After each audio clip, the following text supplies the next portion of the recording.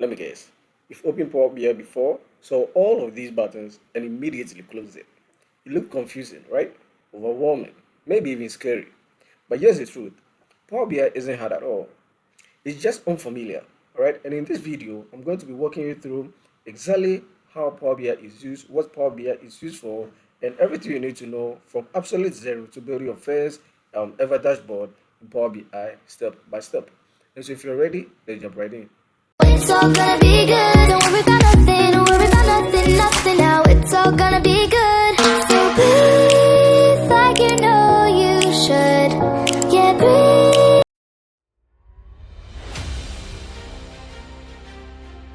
Now, what is Power BI? So Power BI in simple terms is actually one of the most powerful tools in the world for turning raw data into clear, meaningful insights. Alright? And companies, almost all companies, use it to make decisions. That is one, they use it to track performance and tell stories with data. And the best part, you don't even need to be a data expert to use Power BI. In this video, like I've already stated, I'll be showing you exactly how to use Power BI from complete and absolute zero right onto building our first ever dashboard in Power BI. Alright, and so if you first open Power BI, this is exactly how the interface looks like if you are new to Power BI. Alright, and so you are going to see something like this. Okay, so we have this is the home, alright, and then we have open, alright. So it says open an existing report. So if you already have a report and you know where it's saved, you can simply go right in here and open that report. Alright, and then we have the sign in option, we have the options and settings, we have the about and then we have about. All right, so options and settings is where you can go in and do a little bit of changes. All right, you can do a little bit of you want to turn some features off, you want to turn some features on. All right, so it's going to give you or show you something like this. All right, and we'll come to this. All right, in a short while. All right, and so now if you come right here, you can see right here it says select a data source or start with a blank report. So in here, this is where you can select your data set. All right, so if your data set is in Excel, then you can select right from here an Excel workbook, or if it's in SQL, you can select the SQL server. And then if you want a sample data set for maybe your project or something, you can simply just select the line with sample data. You are going to get a sample data. All right, it's going to generate a sample data for you that you can practice with. All right, and then you can also get data from other sources. So if your data set isn't what you want to work on, all right, the project you want to work on is neither of these, all right, that is, it's not in Excel or SQL, all right, you can simply just go in and select this to go and select your data source. All right, your data set from the right data source. All right, so what I typically advise is to first select the blank report. So we are going to simply go in and select the blank report. All right, and that is going to give us this interface. This is where our work is actually done. All right, but currently we do not have our data set and all of that, so we are simply going to say this. All right, now if you come right here, up here we have the file. All right, we have the file, which is going to simply take you back to where you can save or share or get data and all of that. All right, and then we have the home tab. So this is the home tab. So we have, and then we also have the insert, all right, which shows you a number of other features, all right, where you can write in the text box. You can use buttons and shapes and images. You can get all of that in the from the insert tab. All right, you can also use Power Apps and Power Automate. All right, but we are not doing that in this video. And then we have modeling, all right, where you can add a new table, new parameter, and all of that. All right, we also have views, all right, where the bookmarks and the selection, all of that is. All right, then again we have the optimize, all of this, and then the help. All right, so we are simply going to go to home, and now once we are here, you can see we have get data, Excel workbook, we have one link, catalog, SQL, and all of that. Now if you look right here at the left corner, you can see we have the report view. So currently we are in the report view. This is where we build our report and our visualizations. All right, so this is the report view. And then if you come down here, this is a table view. So if you happen to have a data set in our Power BI, the table view is going to show us the entire data set, all right, what we have in the table. All right, and so the table view simply gives you a glimpse of what you have in your data set. All right, and this is the model view. So in the model view, this is where you do your relationships and data modeling. All right, so let's say you have more than one table or data set, and you want to link all of them because you need to perform analysis on all of them as one data set. All right, this way you can come and then you create your data modeling, all right, so that you can use all three, all two, all four tables in your data set, all right, as one whole data set, all right. So this is data modeling. We'll look at that in this video as well. Then we have these two new features that we added, which is DAX query view, and then we have the TFDL view as well, all right. So we're going back to our report view, okay. So now if you look at the right side of this as well, you can see visualizations, all right. And so one thing I want to point out is that if you have a data set in here, you see the data set pop up right there, all right. So if you've imported a data set, all right, from either Excel or SQL or CSV or wherever that we are importing our data set from, you are going to see the data set right from here. Now in this instance, we've not yet imported a data set, so everything is showing as blank, all right. I will come to that later. But if you look right here, this is where we have our visualizations, all right, and our visualizations are a lot. We have the stack from the stack bar chart, we have the stack column chart. So this is what you can use to do your to show your analysis, all right, or to tell the story. Okay, so you know in Power BI we tell stories using visualizations, all right, and so these are the visualizations that you can employ to tell your story, all right, depending on what you are looking for, all right. So we have cars, we have cars, we have slices, we have maps, we have bar charts, we have tree maps, we have all of these visualizations that we can use, all right. And so yes, there's simply the interface of Power BI, all right, that you can get used to. So now that that is done, if you want to import data set into Power BI, how is that done?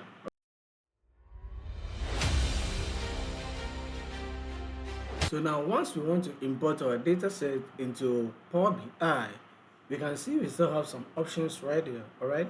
So we can see import data from Excel, we have import data from SQL, all right, paste into a blank table, and then use again a sample, all right.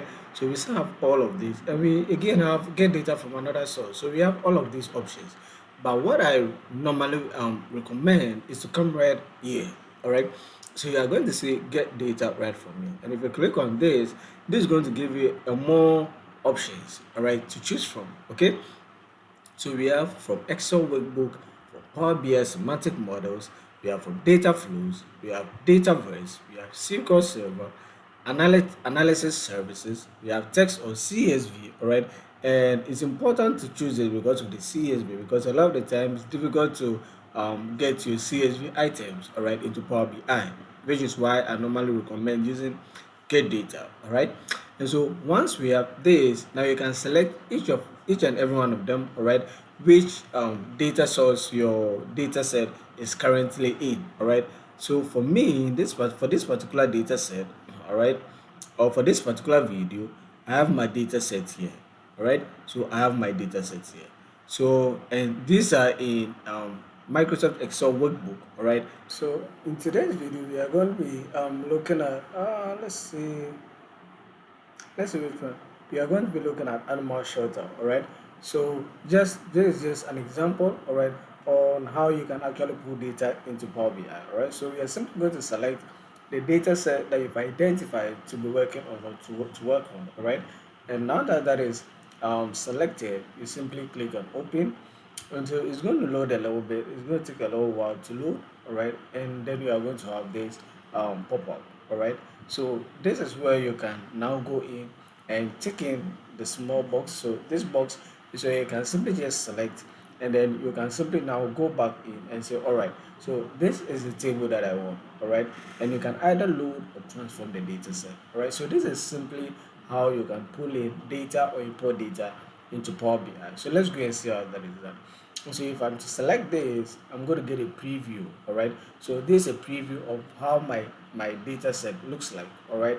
So this is a table in this is a table that is found in this particular data set, all right, that I want to be working on. Then this is a preview on how it looks like, all right. So you can simply just go through and see how it looks like, all right. So once you are certain that this is a data set that you want to work on, then now you can move on to the next phase, all right. So you can either load or transform data. Now you load when you are sure everything is clean. Now you transform data when you want to clean or transform the data set, all right. So in this view, let's just click on load and see what is going to happen. All right. So now that I've gotten my data set, assuming everything is clear. All right. So I'm simply going to click on load, and it's going to load it right in here. All right. So it's going to take a few seconds, I believe. All right. It's going to just take a few seconds. And you can see it says data DNA data set challenge. So animal shelter. All right. So this is a table or the data set. So it's syncing schema. All right. And so it's loading. And once that is done, you'll see it pop up here on the far right. All right. Or at the right hand side. All right. And now we'll go in and see how we can use the table view to check or to inspect our data set. All right, so let's give it a few minutes. It's loading, it's taking a while, but now it's finished downloading. All right, good. So now this is our data set. So this is essentially how our data set is imported into Power BI. So now you can see our data set here, and it has all of these columns. All right, and so if you want to actually go in and look at your data set, like I said, you simply go to the table view. All right, so we have the table view here. Click on the table view, and it's going to give you everything that you need to know about the data set. So you are simply going to see your entire data set, all right, in all its glory. All right, so this is the data set that we were looking, all right, to import into Power BI, and this is the data set that we are seeing. All right, so we have the data set right in here, but like I said, sometimes you have to clean and transform the data set before you are able to import it in here your report view. All right, so that you can start perform your analysis. All right, and so in the next phase we are going to be looking at how to transform data set.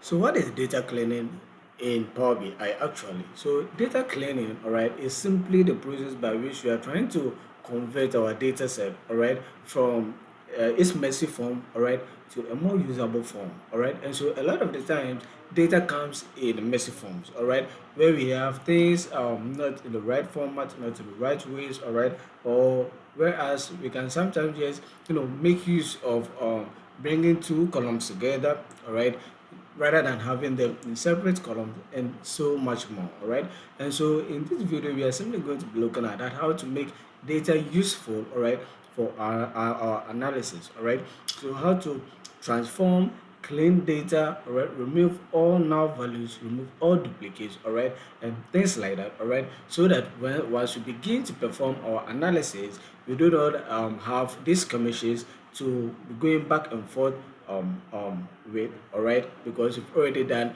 the necessary cleaning in our data set. Okay, and so for this particular phase, all right, or stage of our video, we are simply going to go in and, like we've already looked at how to import data set, we are going to go in and import the data set that we are going to be using in this particular phase. And like I've already established, that I'll be leaving the data sets in the description box below. You can download them and follow along in each of the stages. All right, so you are able to get a good grasp on how to use Power BI. All right, I'm here for you guys. So this particular data set is called the salary of workers data set. All right, and so I've selected that and open. All right, so we have that. Okay, and so now that we are here, now for data cleaning and transformation, if you recall, in our importing phase, we simply just went to load. But in this case, where we want to transform and clean the data set, once we come here, we are simply going to go to transform data in order for us to be able to transform our data set. Now, if you look at this is a preview of the data set. From here, you can simply say that, hey, data set is really messy. All right, you can see the data set is kind of messy. All right, and so there's a lot of things that we need to tackle and look at solving before we can actually load this data set and start working on it. All right, so once I'm here, I'm simply going to go to transform data and click on transform data. All right, and now we have this. So this is simply Power Query. All right, and so in Power BI, the tool or feature that we use to clean and transform our data set is what we call Power Query. All right, so this is Power Query.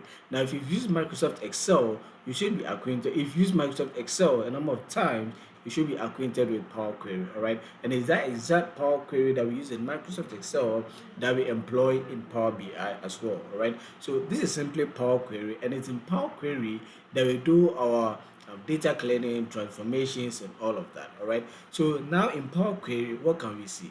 Now, if you look right here, we can see a number of features. All right, so for the home tab, we see the close and apply. So this close and apply is simply when we are done with everything. All right, and we want to now load it into our report view, then now we can go to close and apply. All right, now we have new source. So in case we still need some additional data set into this particular report that we are trying to work on, and there are so many data sets, we can simply go to the new source data, go in, whether it's in Excel, SQL, CSV, and all of that, and simply go and pick those data sets and add them here and then clean them all at once. All right, and now we have the recent sources, we have enter data, we have data source settings, and we have all of these, and all of these are quite useful in their own right.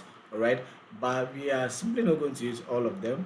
All right, depending on where we are. Okay, and now for the transform tab, we have again the group by, we have use first right this, we have transpose, we have all of these. All right, now all of these are also quite useful as time goes on. Once you get familiar with it and acquainted with it, you will be open to learning more and more and more of them. All right, and so now we have the add column, and this is one of the features that I love the most. All right, because we can do some custom columns and conditional columns and all of that. All right, now we have the views. All right, so we will come to all of these. All right, but I just wanted you to have an idea of the fact that all of these features, all right, have their uses. All right, but it doesn't necessarily mean every single time you need to use all of them. Sometimes you have to use a few of them, sometimes you have to use some other few of them. All right, and so that is that for that.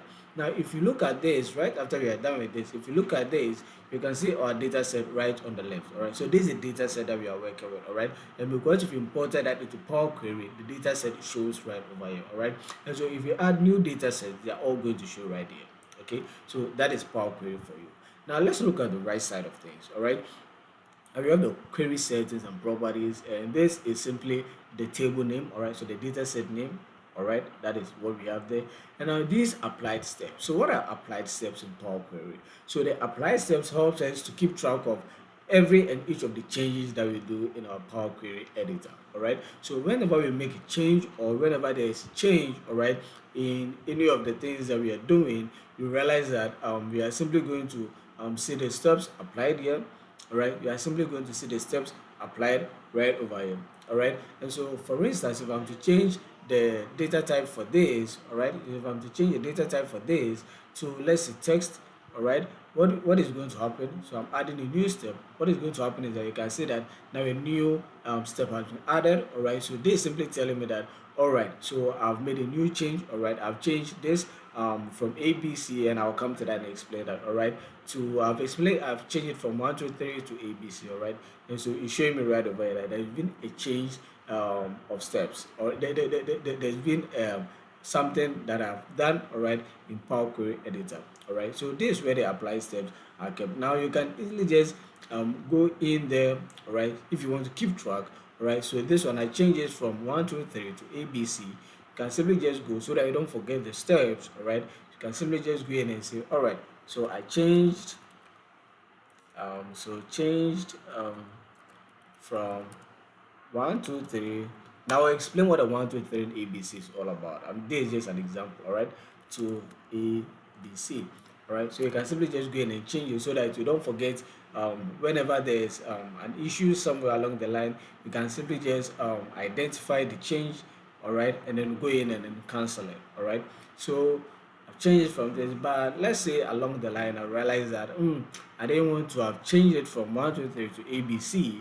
Then what I can simply do is to come to the right side, identify where that change occurred, and simply go and then select the times icon. All right, so this is simply to cancel. So if I'm to select this, you can see that now it's changed and it's reverted to its original form. All right, and so that is what the apply steps column does. All right, or that is what it's all about. All right, so whenever a change is being made there, all right, you can see it apply here, and when you want to go back and then redo the change, you can simply just go and then do that. All right, and so yes, now there's something I like to do. I like to make this data set a little messier. All right, so now we have our new data set. All right, and if you look at the data set, all right, so let's say this is the data set that our manager has now provided to us. Okay, and so we have this data set from our manager or from data entry personnel, and we need to perform our analysis on this. Now we can't perform our analysis on this looking at this particular data set. I mean, this is not a data set that you should perform analysis on, all right, until it's been cleaned. Now, why do I say this? Let's look at the first column, all right, and all the way to the very last column, all right, like I always advise people to do. Okay, so looking at the first column, what can we see? Does this look good enough for you to move ahead with the analysis on? All right, that is what we want to decide. Now, from the very onset, what we are saying is that the very heading, so these are the headers, all right, in Power BI, these are the headers, okay? And the header is showing column 1, column 2, column 3, column 4, etc.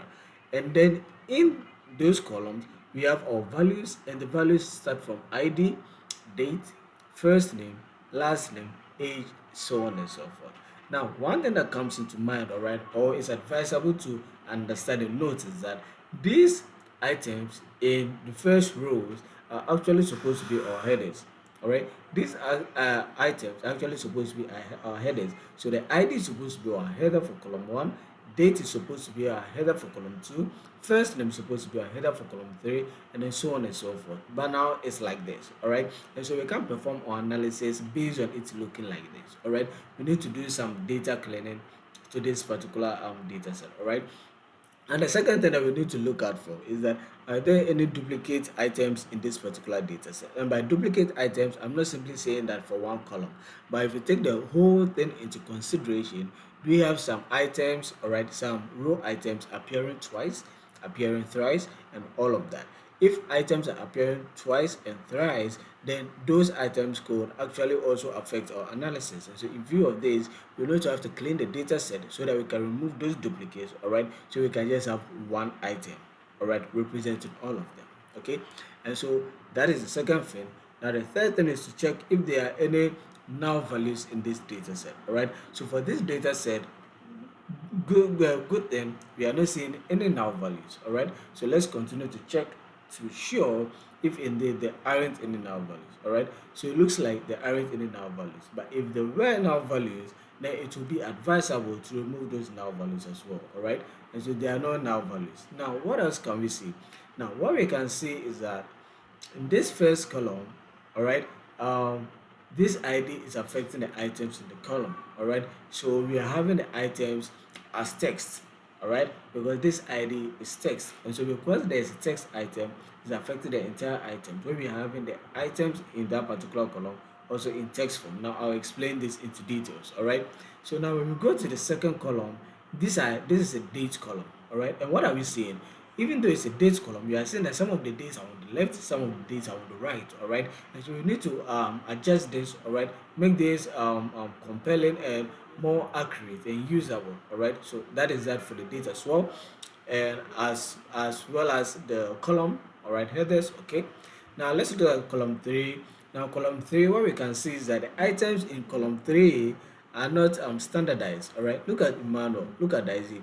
See how Emmanuel is spelled. Emmanuel is spelled with capital letters beginning and then small letters ending. Now this is not advisable. Now Isaac is spelled correctly. We have Kofi Kenata showing all capital letters. Then we have this a mixture of small and capital letters.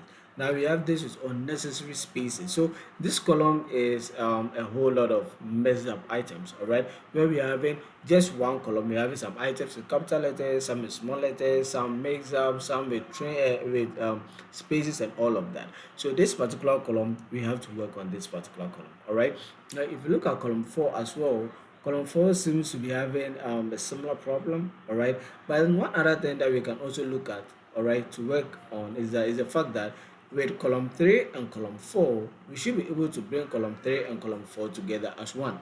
All right, because this is just the first name and this is the last name, and so if you're able to bring column 3 and column 4 together as one, then we can have full name. All right, so we can simply have one column with the full name rather than having it separated into first name and last names, and for God knows if there was a middle name, but probably have a middle name, and that doesn't really make a lot of sense. All right, and so we can bring those two columns together so you can have full name. All right, now these are not just happening to names. Okay, sometimes we have states, cities and countries where we have maybe Ghana, Accra, Tema, all right, and they are all split out, okay. And so what we can do is to bring all of them together, where we can say so Ghana Tema, Accra Tema, all together as one, all right, or Accra Tema, all right, as state and city, all right. And so we can simply do something like that with geographical columns as well, okay. All right, now let's proceed. Now for the age, it looks like everything is fine. And then for column 6, what we can see, what can we see in column 6? So what we can see in column 6 as well is the fact that the items in there are spelled differently, all right. So if you look at this, this is finance, all right, this is finance. However, this finance is spelled differently and with a capital F from this particular one, which is spelled in all small letters, all right, and spelled correctly. All right, and so in view of this as well, we are going to have to change everything to standardize everything, all right, so that we can just have finance one spelling for finance, all right, to not affect our analysis when we load this into our report view, okay. And so we are going to be looking at that as well. Then we can look at salary, and then when we come to salary, there are a number of things you can do. You can decide to leave it as whole numbers, you can decide to leave it as currencies, you can decide to decimals and all of that, and it's all up to you, okay. And so we have geography as well, and then we have this as well. So there are a number of things that we are going to be doing here in this particular case, and if you're ready, we'll be starting. But before we begin, there are a few things I'd like to hit on, okay. Now when it comes to data cleaning, all right, there's something we call data types, all right. Now data types simply shows how a column is represented, all right. So in the particular column, are the items in that particular column supposed to be in text form? Are they supposed to be in numerical form? Are the items in the column supposed to be in date format, all right, and all of that. Now this is important to identify, because if the items in the column, all right, are numerics but the date type is that of text, then what is going to happen is that if you need to do some aggregations based on that particular column, it's not going to work, all right. Your aggregations are not going to function. And why are they not going to function? The aggregations are not going to function because even though the items in that particular column are showing numerics, the data type for that particular column is showing text, and you can't possibly do aggregations based on text. All right, so for text items you can add example, you can multiply first name and last name, you can multiply Emmanuel and Azaglo, all right. It's not going to work, it's going to give an error, all right. So likewise you can add Emmanuel and Azaglo, all right. You can say Emmanuel plus Azaglo, it doesn't work, all right. What you can do is you can say 1 plus 1 is equal to 2, or 2 by 4 is equal to 8, all right. That is what works, all right. And so if your data types are not showing the right data types for each column, then that is going to also affect your calculations and your aggregations, all right. So it's important to identify the right data types for each column, all right. Now how do we identify the data types and change them?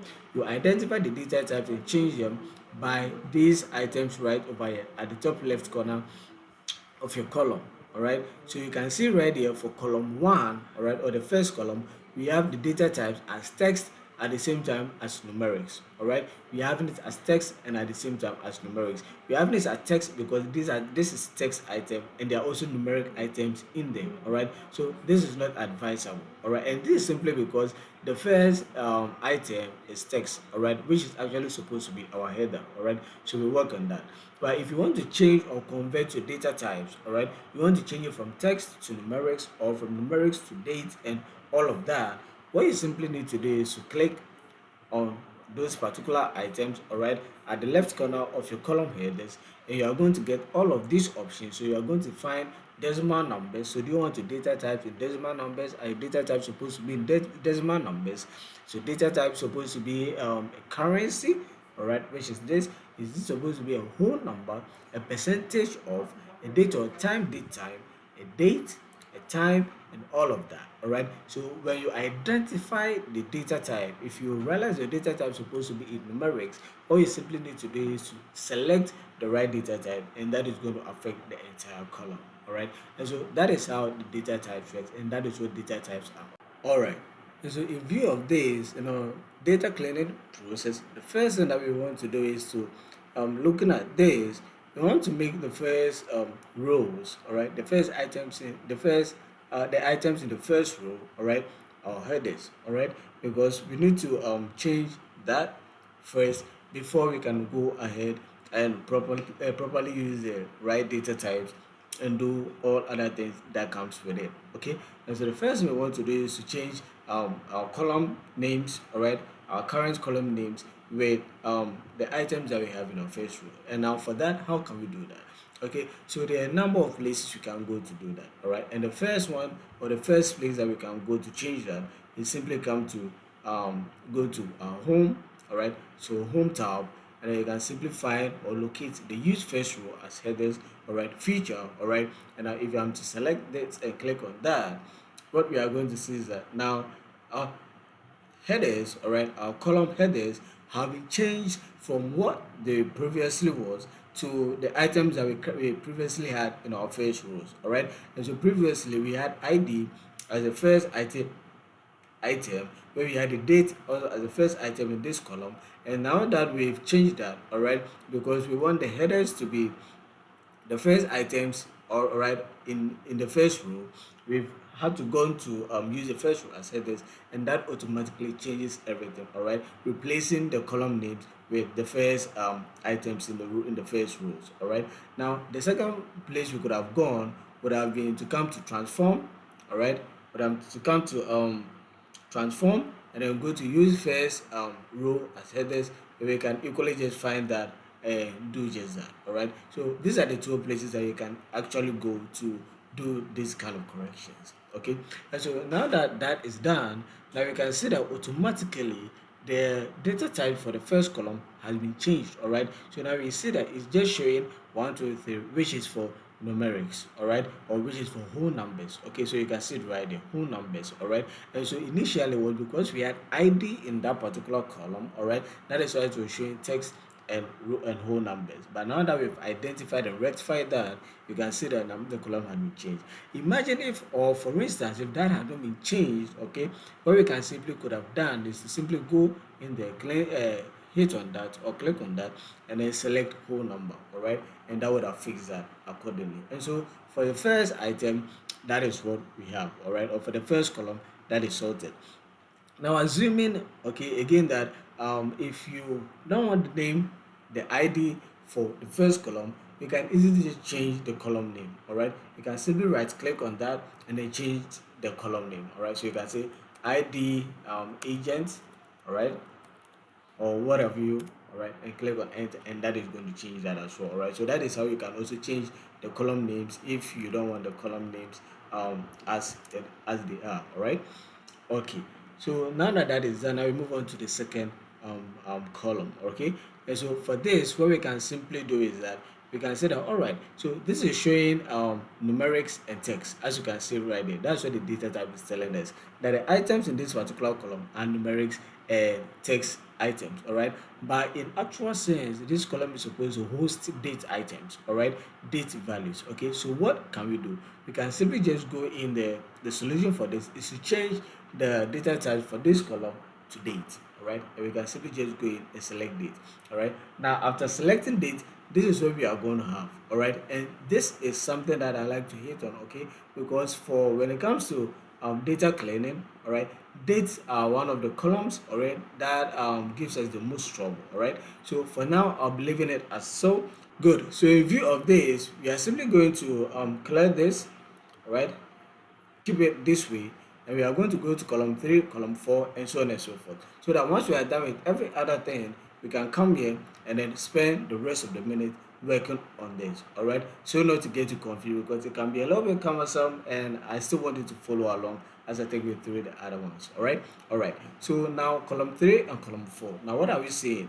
Like we already established that with column 3 and column 4, some of the items in there start with capital letters and ends in small letters, all right. And the items also, we can have them all mixed up, where we have some values in small letters, we have some value in capital letters, we have some values with unnecessary spaces, all right. And the final thing is that we want to bring these two columns together, where we want to bring first name and last name together as one, and then call it full name, all right. And so in this particular stage, that's exactly what we are going to do. So what I'm going to do now, I can take each of them one by one, all right. I can just take the first name and I can take the last name, All right, so I can finish working on the first name and finish working on the last name, but that's still going to take a lot of time. So what I want to do is I want to take first name and last name, all right, and work on them simultaneously. Okay, so I'm going to go in there and select first name by selecting the column, and now to select the next column, all right, which is last name, I'm going to hold down Control key on my keypad and select last name. All right, so that's going to select both of them. All right,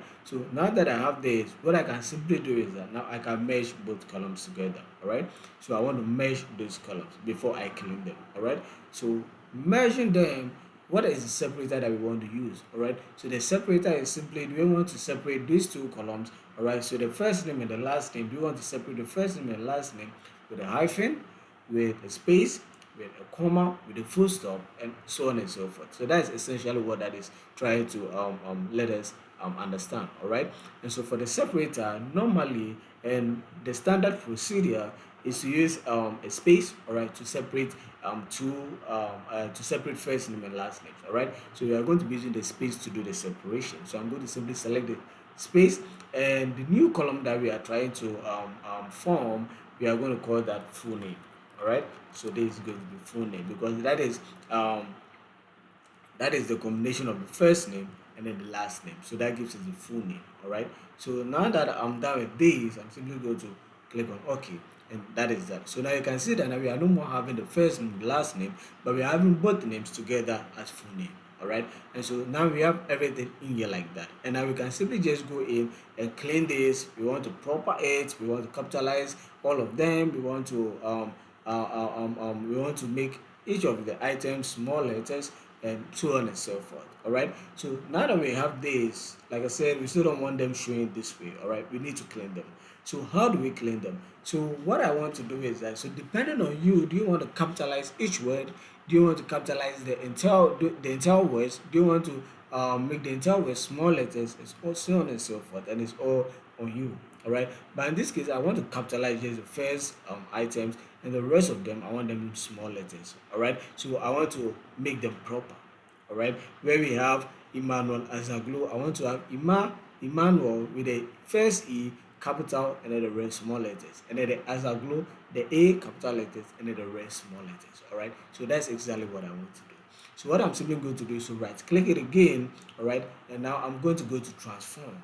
All right, so once I right click, I'm going to go to transform. All right, and in transform, we have the options to use to format all of them to lower cases, to upper cases, to capitalize each word, to trim, to clean, to length, JSON, XML. We have all of these options. So in this particular case, I want to capitalize each word, so I'm simply going to select capitalize each word. All right, so like so. And now you can see over here that it's done that perfectly, where we have the E for Emmanuel starting with capital letters and the remaining words in small letters, and then for A for Azaglu in capital and then the remaining words in small letters, and it cuts across throughout this entire column. All right, but are we done? No, we are still not done yet, because for this particular column we have unnecessary spacings, and it's not just this. I believe some of them also have unnecessary spacings that we can easily tell.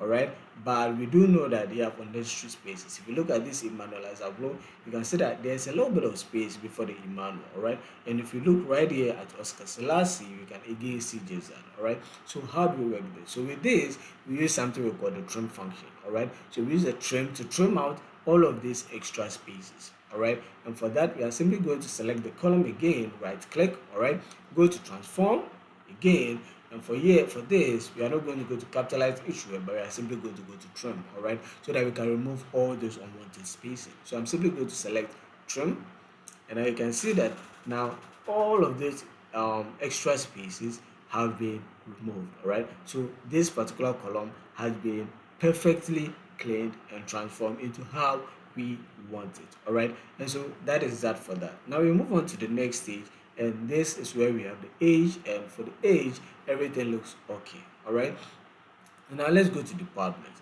Now departments look okay at first glance until you realize that the spellings are a bit different for the same department. Alright, so procurement, marketing, HR, procurement, finance, admin, finance.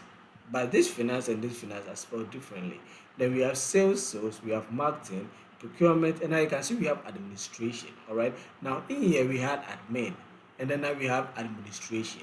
But in view of this, you can say that it's actually the same department.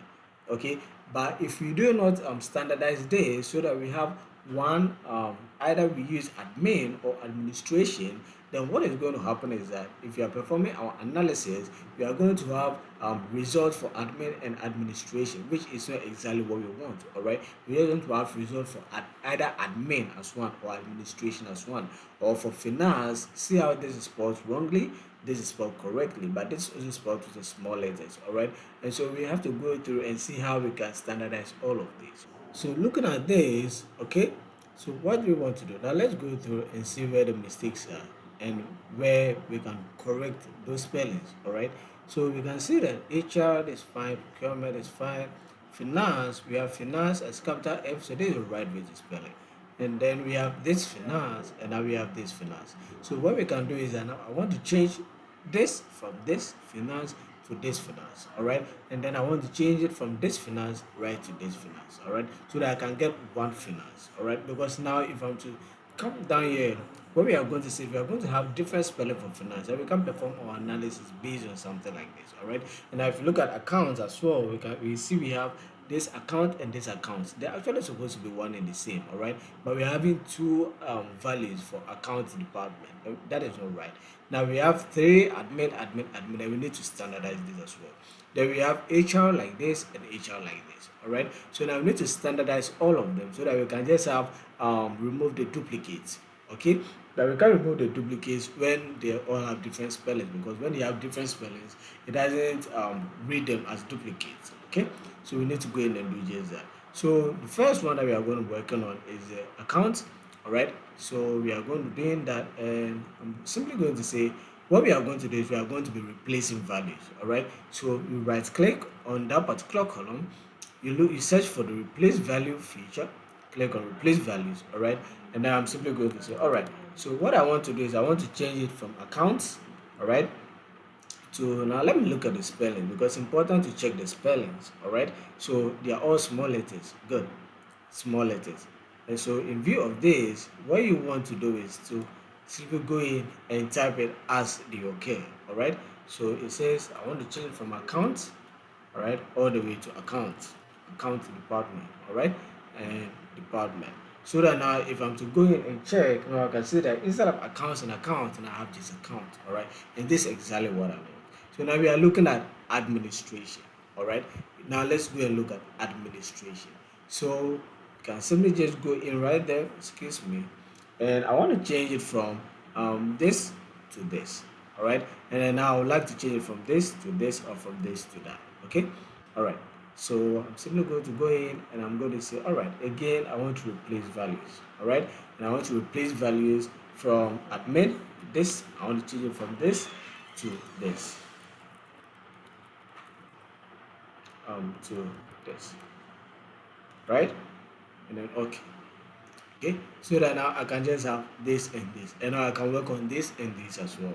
All right, so what do I want to do? So now I want to change it from, I want to go and replace the values and change it from admin. All right, I want to change it from admin all the way to administration, like so. All right, like this. Good. So that now, oh no, let's just say I want to change it from administration to admin. Excuse me, admin department. I want to keep them short, so I want to change it from administration, administration. All right, like this. So admin. Oh, so this. All right, so that I can have this. All right, all right. So now let's say administration, admin. Oh, I didn't look at the spelling properly. All right, so what I'm going to do is, excuse me, I didn't really look at the spelling properly. So I want it from administration. The spelling needs to be right. If the spelling is wrong, then it's going to be wrong. To admin. So administration to admin. I believe that is so, right? So that now if I'm to come here, now we can just have admin. All right, and so you can do the same for all of them.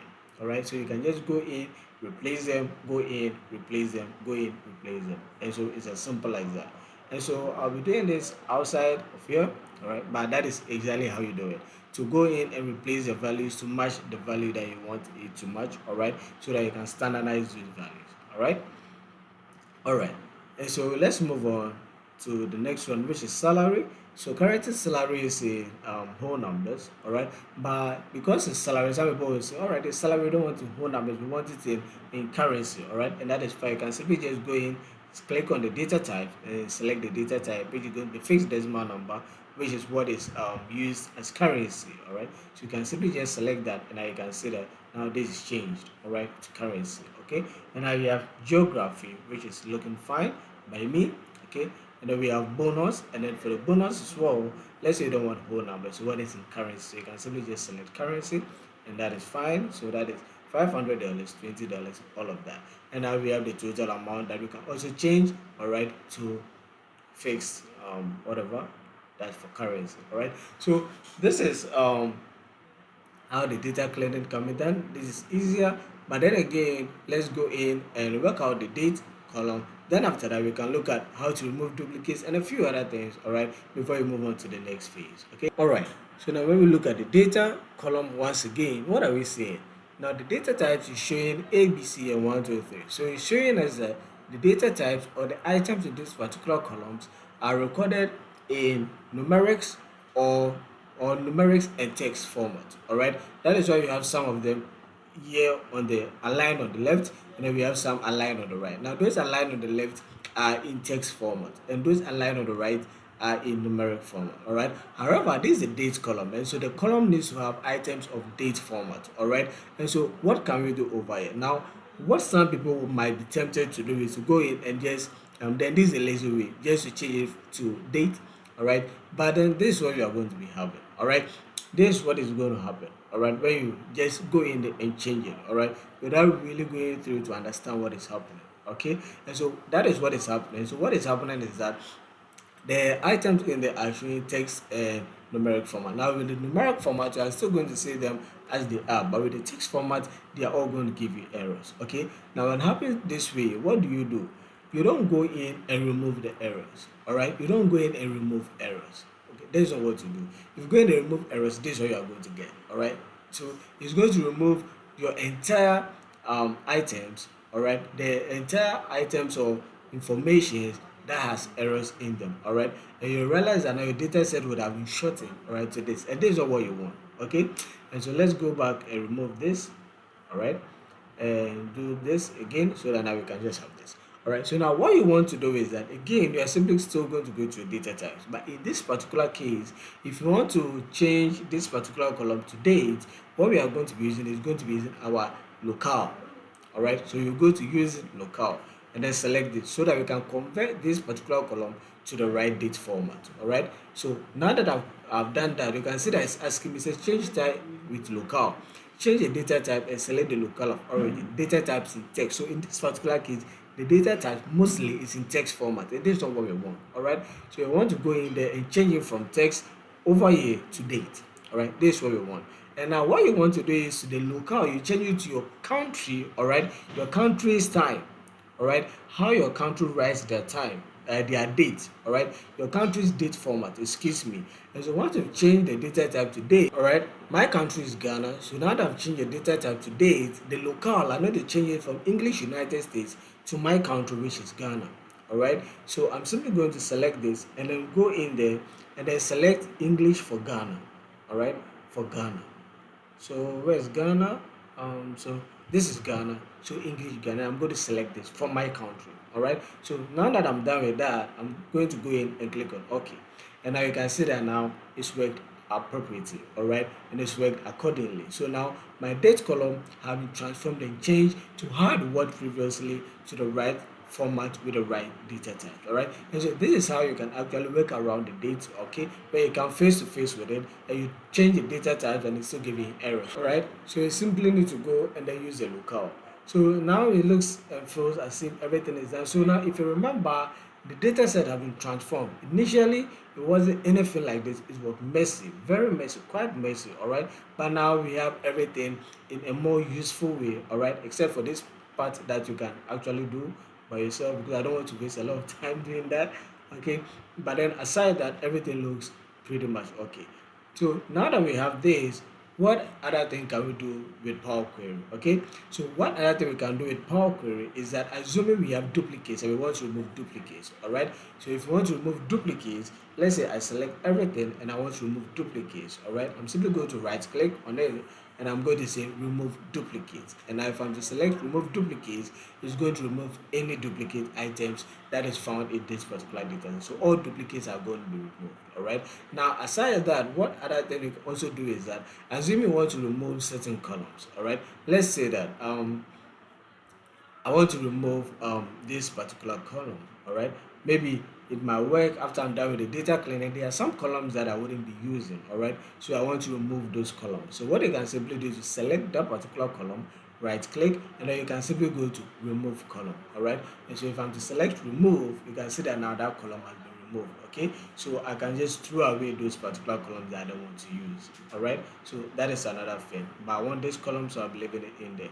Now another thing we can also do with Power Query is that, let's say now we've merged these items together, but there are instances whereby there are some items that we actually want to split them up, all right? We don't want them merged together, but we want to split them up. But our data set comes with them already merged together, all right? So how do we split them up? So in this case, let's use the full name as an example.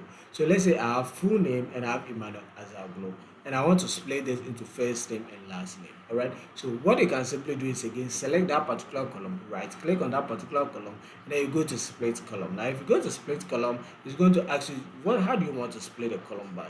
Do you want to split by delimiter, or by number of characters, or by positions, and so on and so forth, all right? And so if you want to split a lot of the times, you have to split by delimiter, all right? Now by delimiter, what do we mean? We simply mean, by delimiter, simply mean, do you want to split by comma, by hyphen, by full stops, by spaces, and all of that, all right? That is delimiter, okay? And so if you want to split, in this particular case, you want to split by the space, all right, between Emmanuel and Azaglo, all right? And that is the space, so that's the delimiter. Okay, so if I'm to come to split column, I'm going to select delimiter by delimiter, and I'm going to get this, all right? Now what you can do is that it's asking you to select or enter delimiter. There are so many delimiters. Do you want to separate them by the delimiter column, or comma, or equals, or do you want to separate them with a custom? All right, so in this case I want to separate them with space, so I come here, select custom and space, all right, and I'm going to simply click on OK. And now what you are going to see is that now it's separating that particular column, which is full name, into full name 1 and full name 2, and we can simply go in there and change that to first name, all right, first name, and then we can just say this as last name, enter. And now we have another column, but we don't need this column, all right, so, and then all of that. So we are simply just going to go back, right? That is how to split the columns, right? But in this case we don't want to split the columns, so we are going to go back and then leave it as it is, all right? And so this is exactly how data cleaning is done, all right? And so now our data cleaning is done, and now we are good to go. We've gone through everything from how to remove duplicates and all of that. Now one thing I want to point out before we move on is the fact that if you look right here, you can see this thing showing valid error empty, valid error empty. Now this shows you whether there are errors in a particular column, all right, or everything is perfect. Now if it's showing valid 100%, it means everything is perfect. From the data types, there are no null values and all of that, all right? And so as you can see, everything is showing as perfect. But how do you get this to guide you into which columns need cleaning and which columns do not need cleaning? Because this simply shows you which column needs cleaning and which columns do not really need cleaning, all right? And so what you simply need to do is that you come to view. If yours isn't automatically opened, you simply go to view and then you go to column quality, all right? So now my column quality is turned on. If I'm to turn it off, you are going to see that I'm not seeing that anymore, all right? But if I'm to turn it on, then it's going to show me my column qualities. All right, so this column quality simply helps us to understand or deduce which columns need cleaning or transformations and which columns are good to go.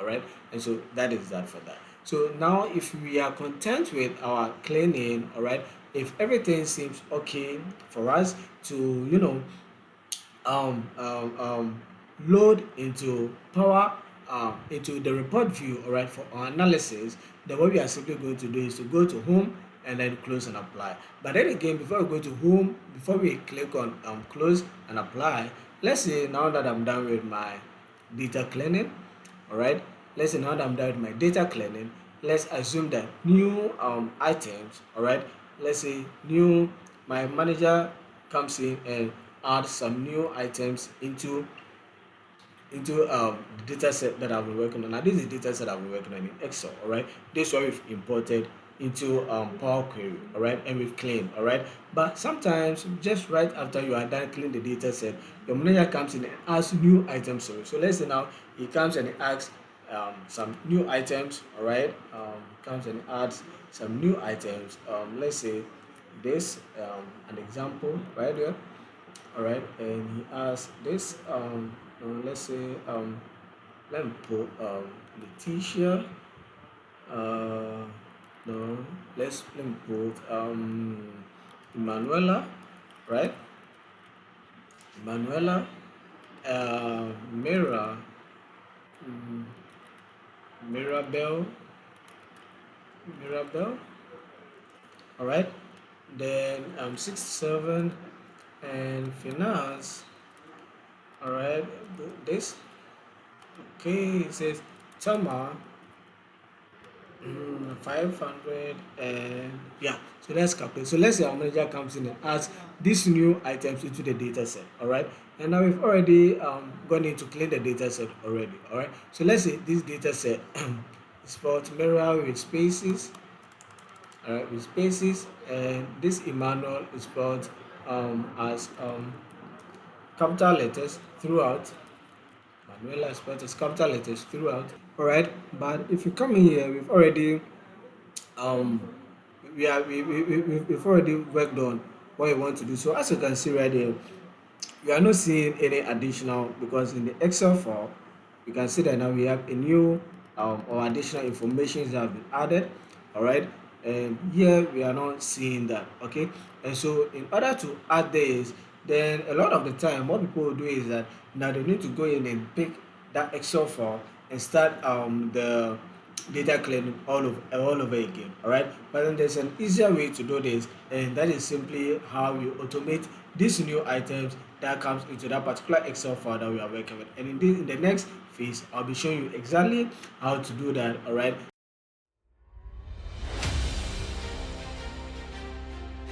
All right, so in the instance whereby you are working on the data set and a new data is being added to that existing data set, what you are already working on, how do you go about this? All right, and that is what I want us to look at. So in view of that, what you simply want to do is that, so we have the Excel sheet right here, and you can see right there that new data set has been added for 23 Manuela, Mirabel, and all of that.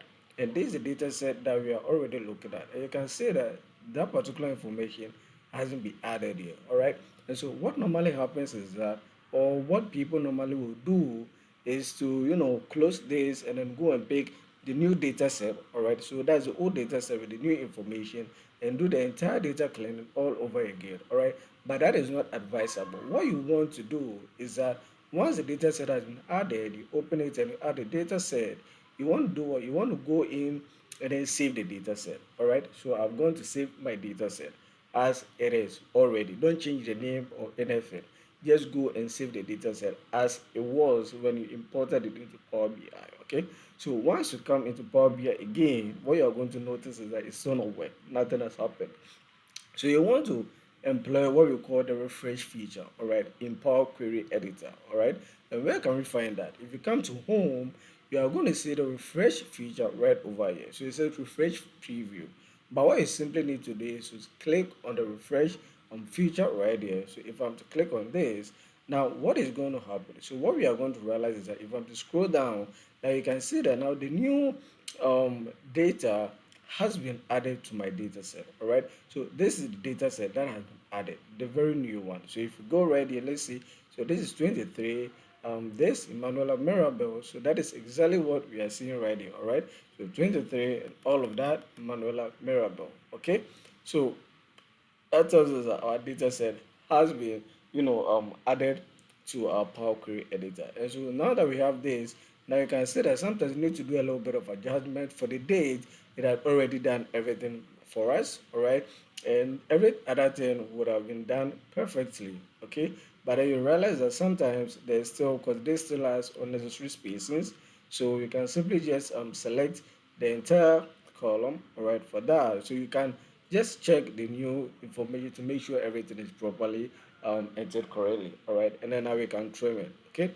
And so once that is done, now we have our new data set entered correctly.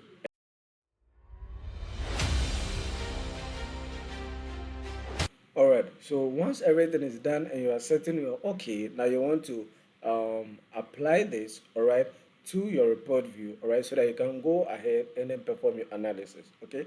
And so for this, we are simply going to go to the home tab, all right. So home, and now you are going to see this feature which is saying the close and apply, all right.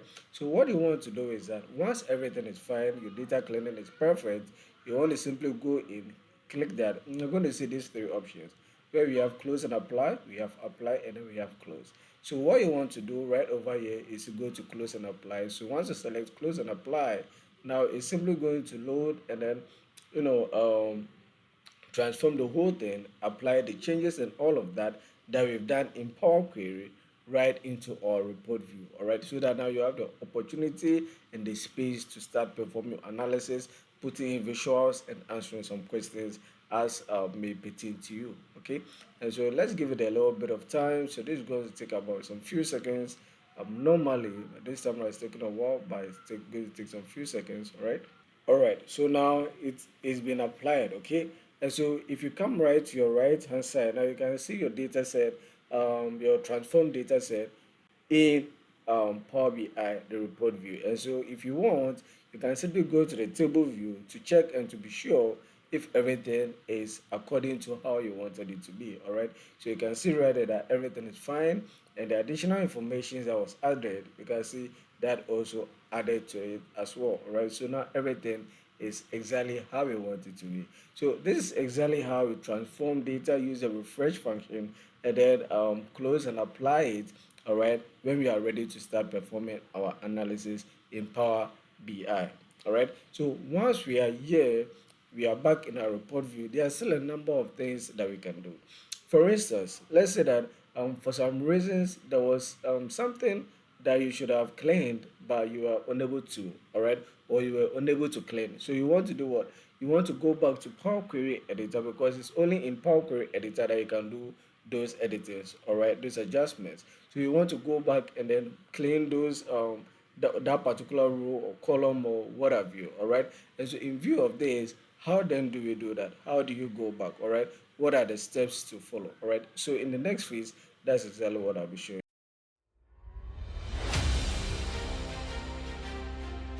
All right, so assuming there have been an instance where you still need to do a little bit of data cleaning, or maybe you were trying to correct some values, all right, replace some values, and you still couldn't see some of them to clearly or rightfully work around, okay, and so now you've realized that in your report view, in your visualization, okay, and so you need to go back and then contain those mistakes, all right, redo those mistakes, all right, and then clean them properly.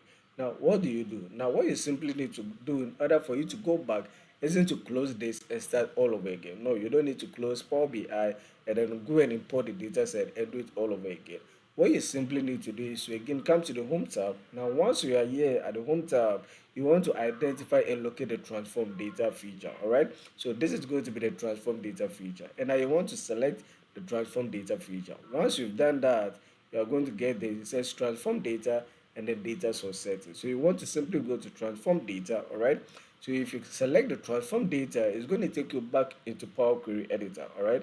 So there's your Power Query Editor, and now the changes that you want to make, all right, you can simply just do your changes right away. So for instance, In this case, I just want to change this and make this fixed decimal number, right? So once I've selected that, all right, fixed decimal number, now what I can simply do is that everything is fine and I'm okay with that. So I can simply just go back, close and apply, and then do that again. And that is going to bring me back to my report view once the changes have been done appropriately. Now, once you're able to import your data set and then do your data clean, everything, and then you've closed and applied it to the report view, now what a lot of people will be tempted to do is to simply just go ahead and start doing their visualizations and all of that. And now, honestly, they are not wrong.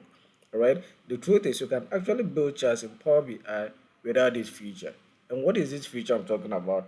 I'm simply talking about data analysis expression, all right, which is popularly known as DAX. Okay. However, if you really want to create real calculations and dynamic insights and also smart reports, then you really need to be able to use DAX. However, don't worry, a lot of people are quite scared of DAX and they try to bypass that. But I'm here to take you through exactly how DAX is used, the various type of DAX formulas and all of that.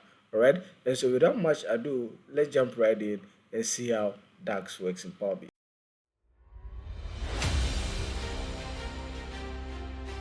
Now DAX in Power BI, alright, is simply an engine that makes Power BI powerful.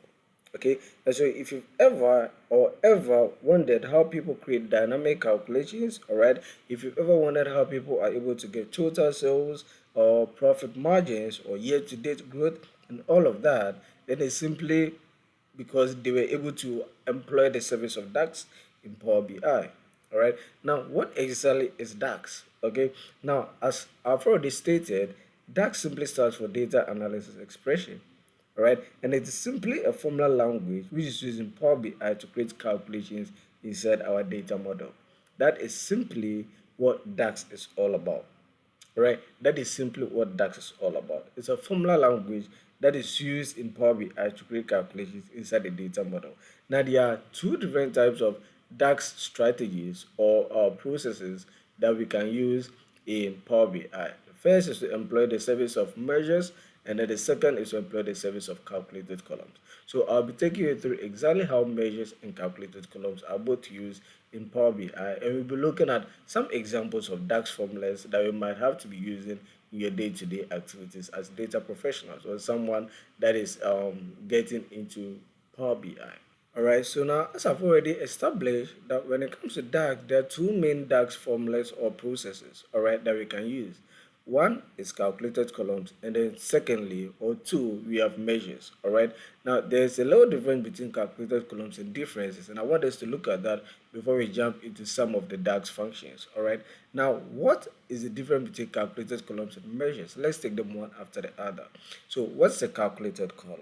All right, in DAX. So, a calculated column simply creates a new column inside your table using the DAX formula. All right, so that's exactly what a calculated column is. So the calculated column is going to create a new column inside your table, all right, using a DAX formula.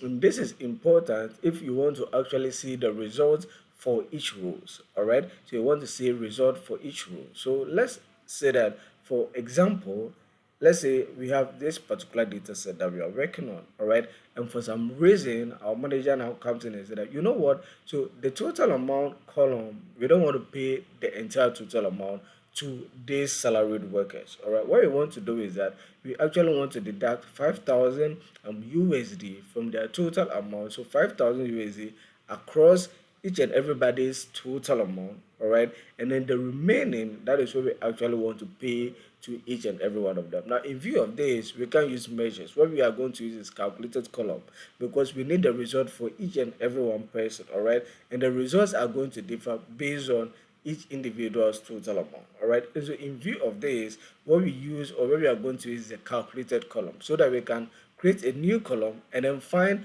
the total amount to be paid after the deduction, which is 5,000 US dollars. All right, and so let me just quickly show you exactly how we can do this so that you get an idea of how calculated column works. All right, and so for you to begin writing a calculated from DAX function, what you simply need to do is that, like I've already stated, that with calculated columns, you need to have created a new column, all right, inside the table already, all right. So this is our table, and now we need to create a new column.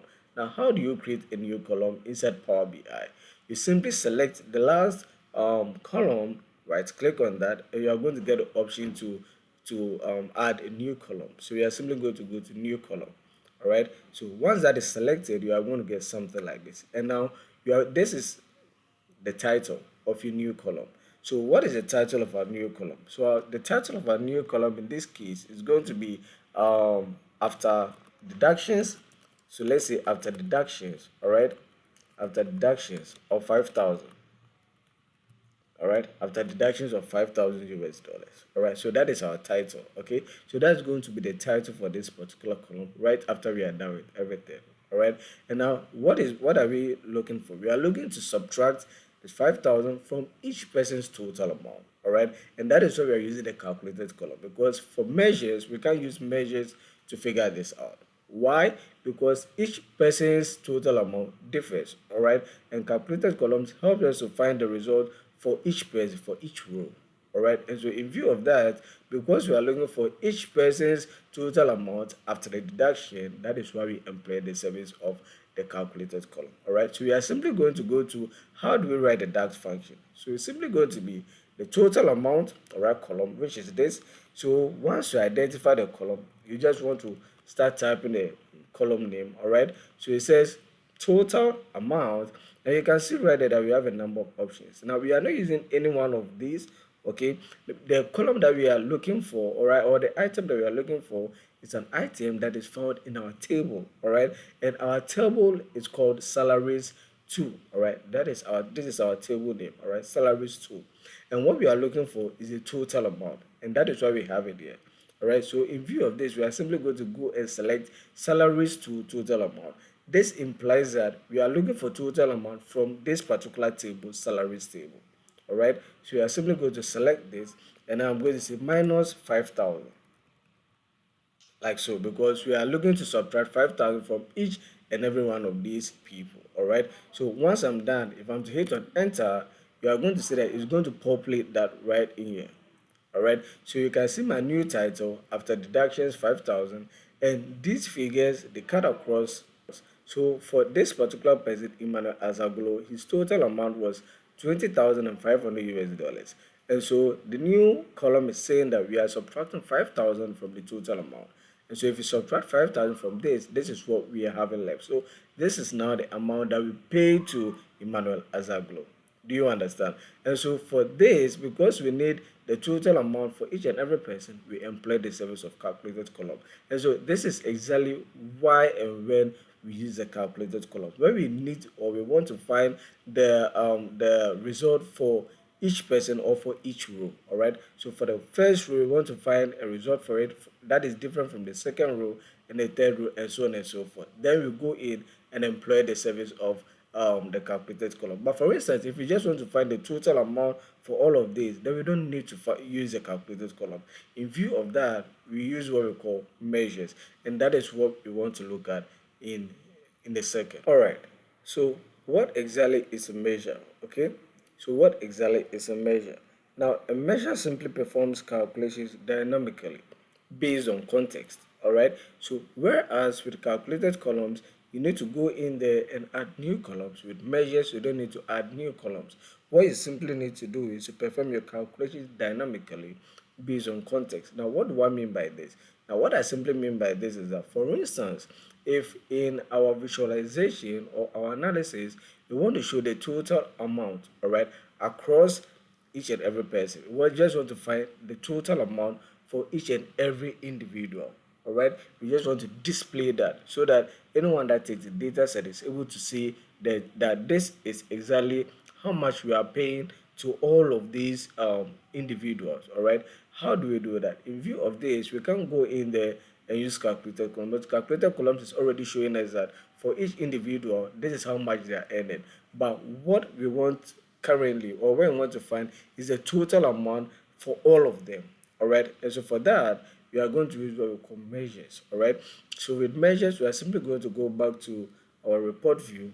All right, And what you want to do when it comes to measures is to go to your table, select your table. But what I prefer to do is to select this and then see what I have. All right, I go through my columns.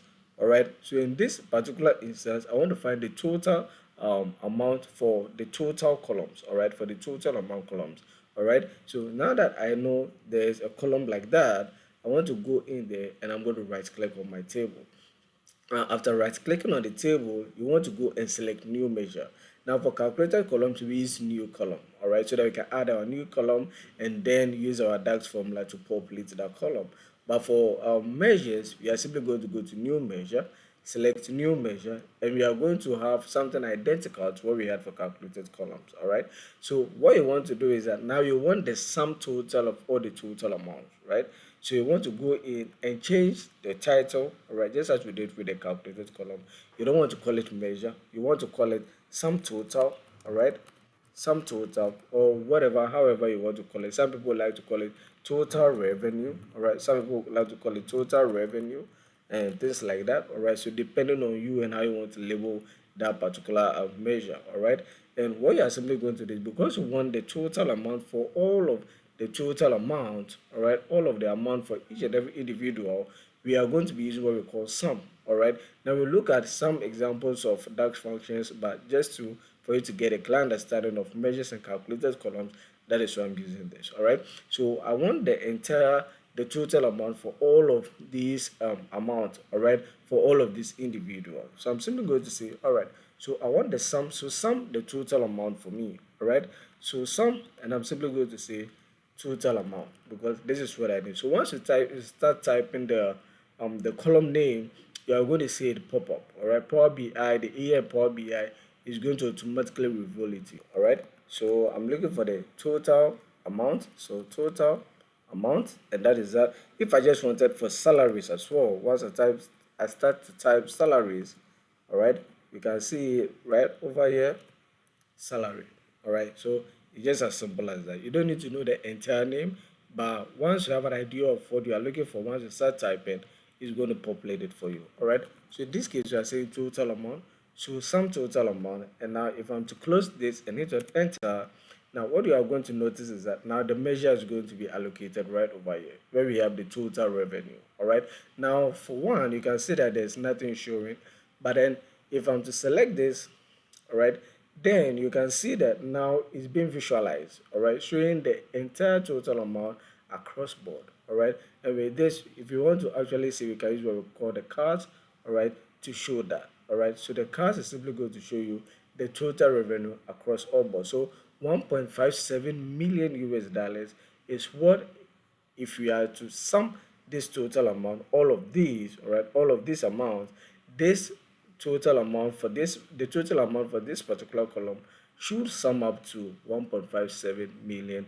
USD. And so this is exactly how the measures also works in Power BI when we are using DAX functions. All right. And so what is the difference between the calculated columns and then the measures? All right. So the calculated columns simply serves to identify to help us with row level calculations. All right, that is they are static after refresh, so they simply help us to make row level calculations.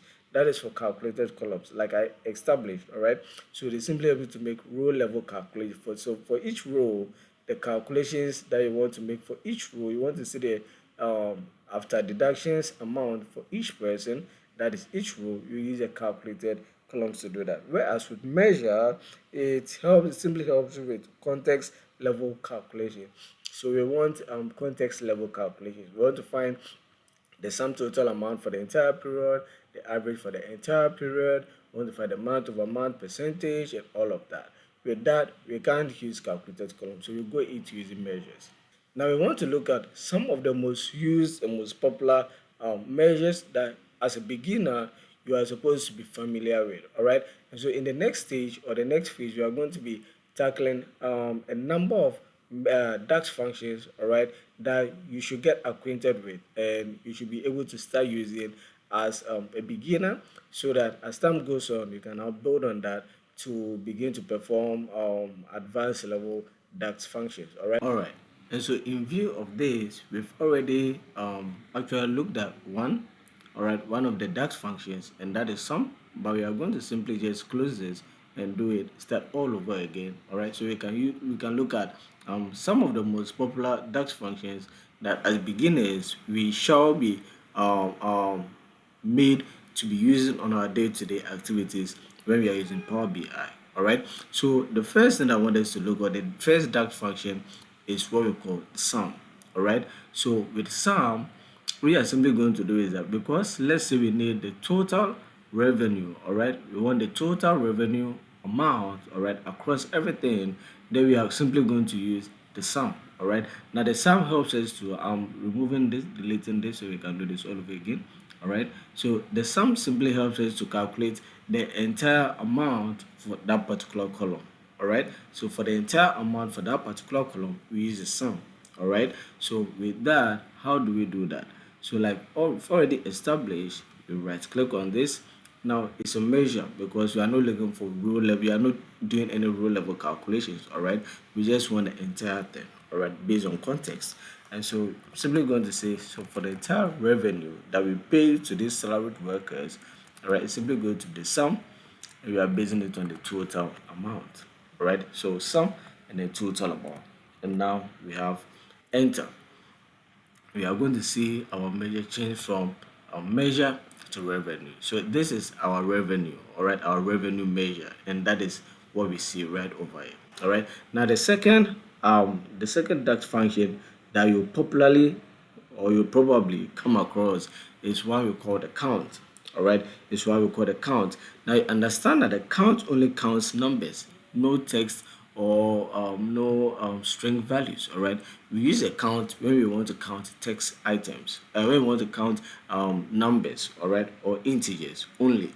All right, so let's put that into perspective and say, all right, so now we have this entire data set and we want to actually know how many records that we have in the entire data set. All right, we want to see how many records we have in the entire data set, how many records from 1 to 20 or 23 or what have you. Now in this case we have from 1 to 23, but in case we have so many records that we can't count all of them, all right, or go through all of them, when we just want to show that right over here at the home page at the report view. So anyone that looks at the report view is able to identify and tell that, oh, okay, so for this particular period, the transactions that came in are actually this amount. All right, and with that we can use a count. All right, and we use a count, we base the count on numbers. Okay, so how do we do that? So we are simply going to go in again and use a measure. All right, new measure, and I'm going to go in and say, all right, so I want the count of records. All right, so the count records of records, however you want to name your title, all right, it's up to you. And we are going to be using the function count. So once you select or you start typing count, you are going to get the options. We are going to select count. All right, and I want to count by the unique value. All right, and so the unique value in this case for me is the ID. All right, so the ID column. All right, so I'm going to say I want to count. So now that's that. So you can simply just go right in there. So I want to count by ID so that I can find the total number of records that we have. All right, so I'm simply going to go in and select my ID, and if I'm to close this and enter, what are we going to have? So you can see that now I have my count records. So if I'm to select this, let's say I select this and I show it using the cards, then I can see that I'm having 23 records. All right, and that's exactly the number of records that we have in this data set. All right, from 1 to 23. Okay, and so this is also another one of the functions that you should be familiar with. All right, as a data professional. All right, so the count function. Now another one that we have is the max and then the min. All right, so we are looking at, let's look at the max and then the main function. All right, now what is the max function? So the max function simply helps us to identify the highest value in a particular column. All right, so the highest value in a particular column, whereas the main function helps us to identify or locate the lowest value in a particular column. All right, and so assuming we have this entire data set once again, and I look at the total amount and I want to say, or I say that, you know what, I actually want to find the highest amount in this particular column. All right, I want to find the highest amount in this particular column.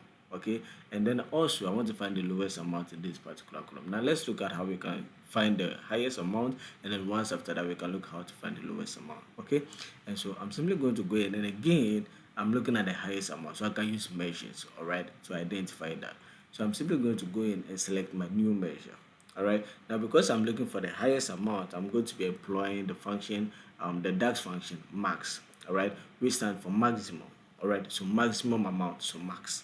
All right, so I'm simply going to say highest amount. We can say maximum amount, but I simply want to make it highest amount. All right, highest amount, so the highest total amount. All right, and we are simply going to say max, and you are going to find that right in there. All right, so the max, and we are basing this on total amount. Right, so total amount. All right, and now if we want to close this and hit on enter, now we are going to identify the highest total amount. And so you can see the measure is formed already in here, and if I'm to select this, okay, it's going to tell us that, so in that particular record, all right, in that particular record, the highest total amount, right? So in that particular record, the highest total amount is 729,000. Now let's go in and see if that is true. All right, so we are looking at this particular column. Do we have a 729,000? All right, so you can simply try to search 729. So that is that. So 729,000 is our highest amount in this particular column, and that is what we've been able to identify. All right, okay. So now, right after that, we can simply just do for the minimum amount. All right, where we go in and say new measure. All right, so new measure, and now in this case we are looking for the lowest amount. All right, in that particular column. Right, so lowest amount. All right, lowest amount, and the opposite of max is min, so we are simply going to say min. All right, so min, we are going to go in and select total amount. All right, so that we can find the lowest amount in that particular column.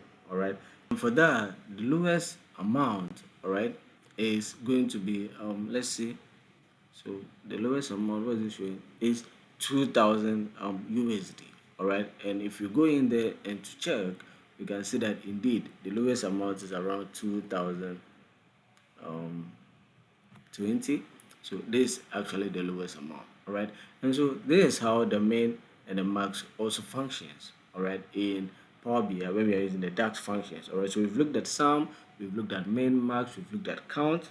All right, and there's so much more. All right, let's look at this, another one of the DAX functions that we call distinct count. All right, so what is a distinct count? All right, so the distinct count simply helps you to identify distinct number of items. All right, so for instance, if we come right in here, we can see that this particular department, all right, or no, let's do the geography column.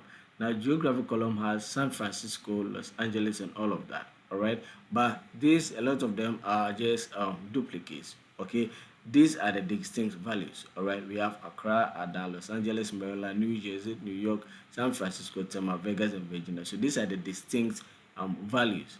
All right, so we want to actually know how many distinct values that we have in this particular data set, because if you have to count this, we have 1 2 3 4 5 6 7 8 9 10.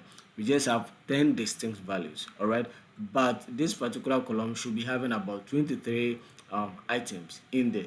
All right, and so sometimes what we want to do is that we just want to find the number of distinct values in that particular column, and just that. All right, now in view of this, how can we do that? So now for that, we can simply employ or use what we call the distinct count. All right, and so how do we do this? So I'm simply going to go back in there where we've been doing it, say new measure. All right, new measure, and I'm going to say distinct geography. Right, I'm simply going to say distinct geography, because I want to know the distinct number of geographical locations that I have in my data set. All right, I'm simply going to, and what I'm going to do, I'm going to say distinct count. All right, so we have distinct count, so I'm counting the number of distinct geographical locations. All right, so distinct count, and I'm going to say geography, like so, like so. All right, well, I'm Meshak here, and still in the course of the video, just wanted to take a minute and to let you know that if you're a small business owner or someone trying to break into data analytics, hey, you should know that I can help you move faster without confusion. Over here, I offer one-on-one data analytics coaching where I teach you practical skills in Power BI, SQL, Excel, Python, alright, and business insights tailored to your goals. Whether it's for improving decisions or landing a role, you are at the right place. I also needed to know that I've also created a Power BI beginner ebook that breaks everything down step by step, no jargon, no overwhelming. And so if you are ready to actually understand data and use it with confidence, I'll ask you to check the links right below. I've attached it to my video. Alright, and you can see so this is my one-on-one coaching where you can book a coaching session with me and you can get to ask me questions directly and I can help you to solve any problem that you are looking to solve when it comes to data analytics. You can also find my ebook here, right? And so if there is something that you like, you can simply go in and then you can purchase it, and it's quite affordable. So you can just go in and purchase it, and trust me that you are going to get the value that you are looking for as you buy this book. All right. So without much ado, I digress. Let's move back to the video. All right. So now I can go right in there and select that, okay, and then let's use a card to show.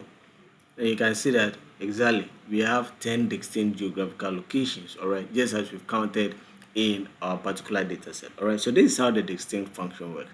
But assuming we don't want to find the count and sum, we actually want to find the average of our total amount, or the average of our total bonus. All right, so we want to find the average for this particular column, the average for the bonus column, all right, the average amount, all right, for the bonus column. Now how do we do that? Again, we are going to be employing what we call average, all right, so average and then bonus. Okay, so I'm simply going to go in right there.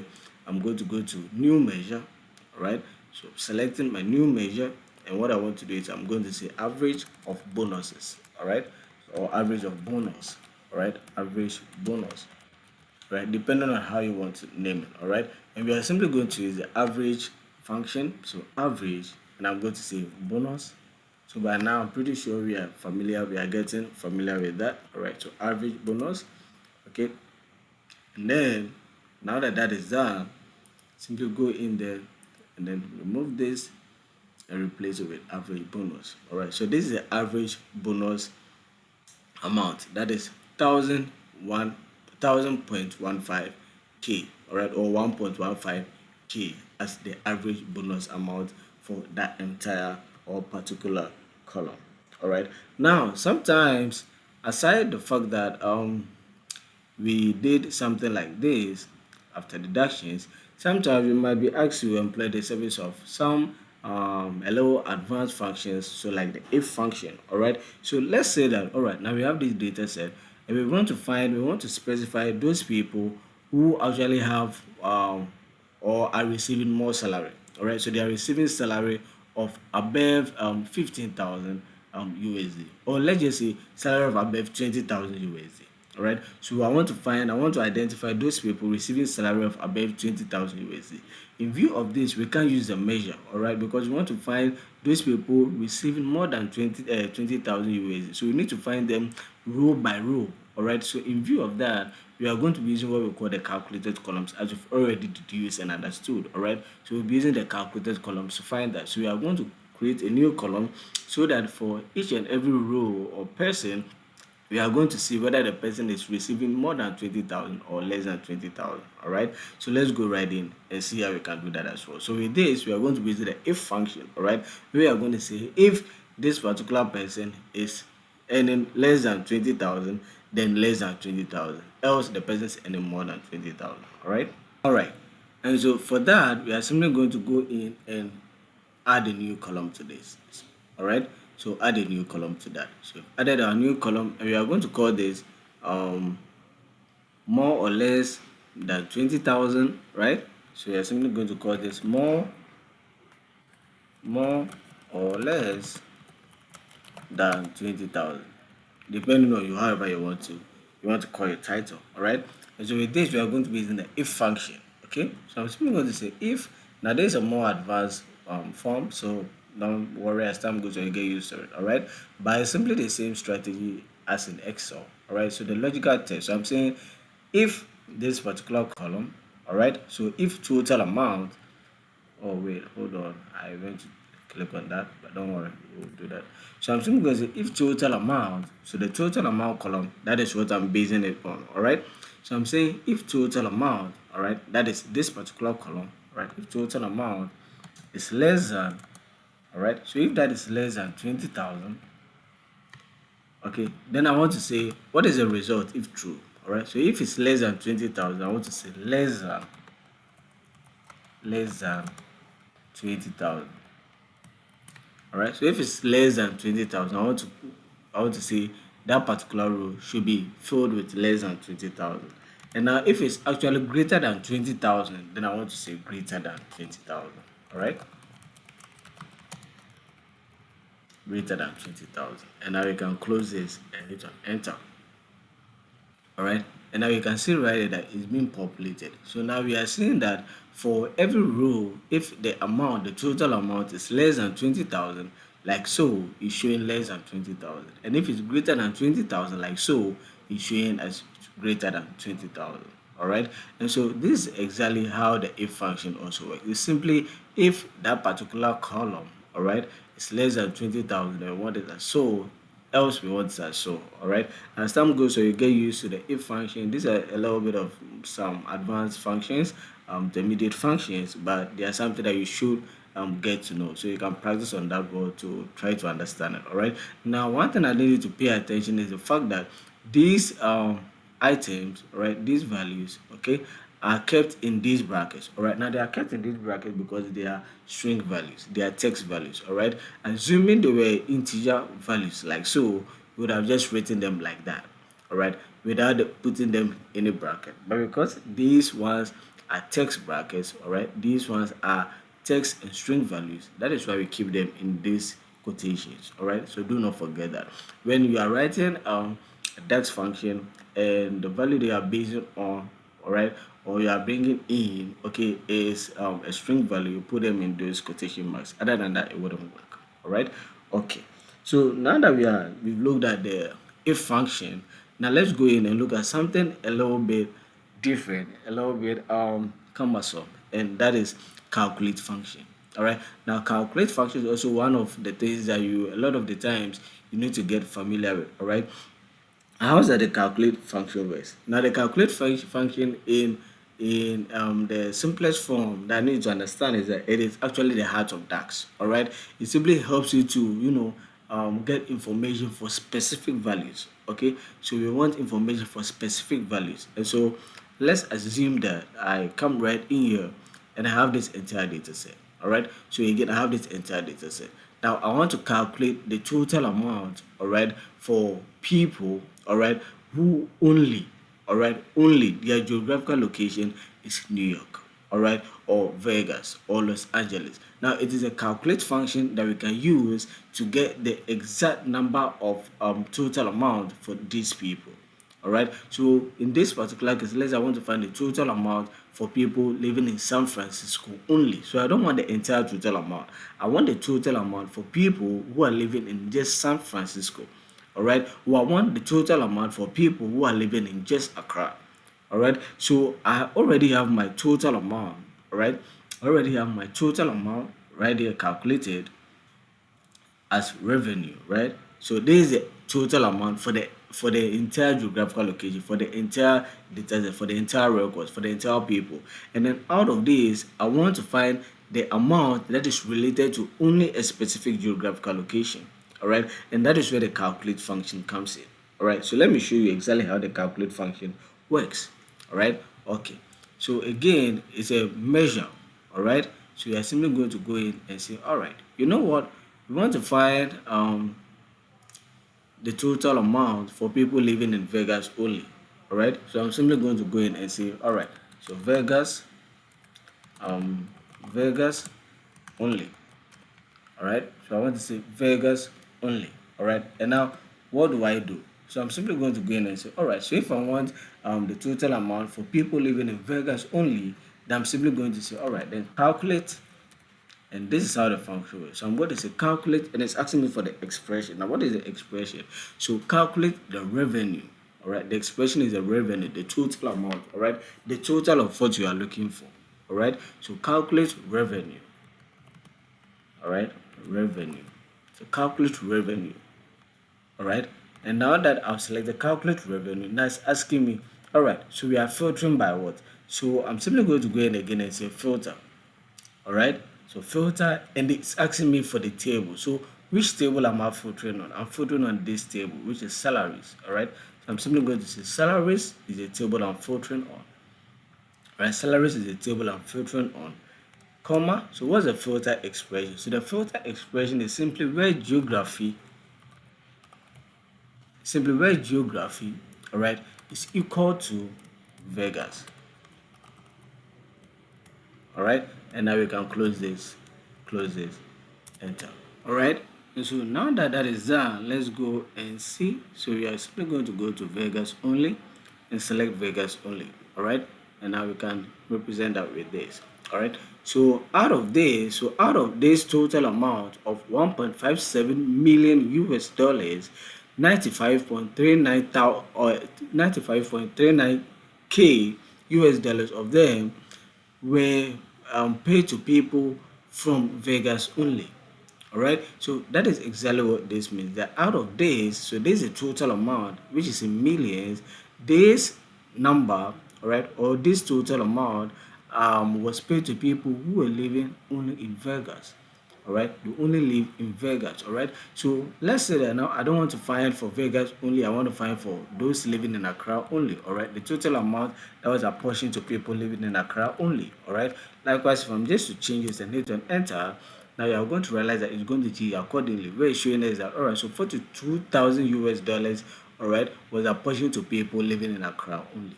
All right, so this is how the calculate function works. It helps you to, find results pertaining to particular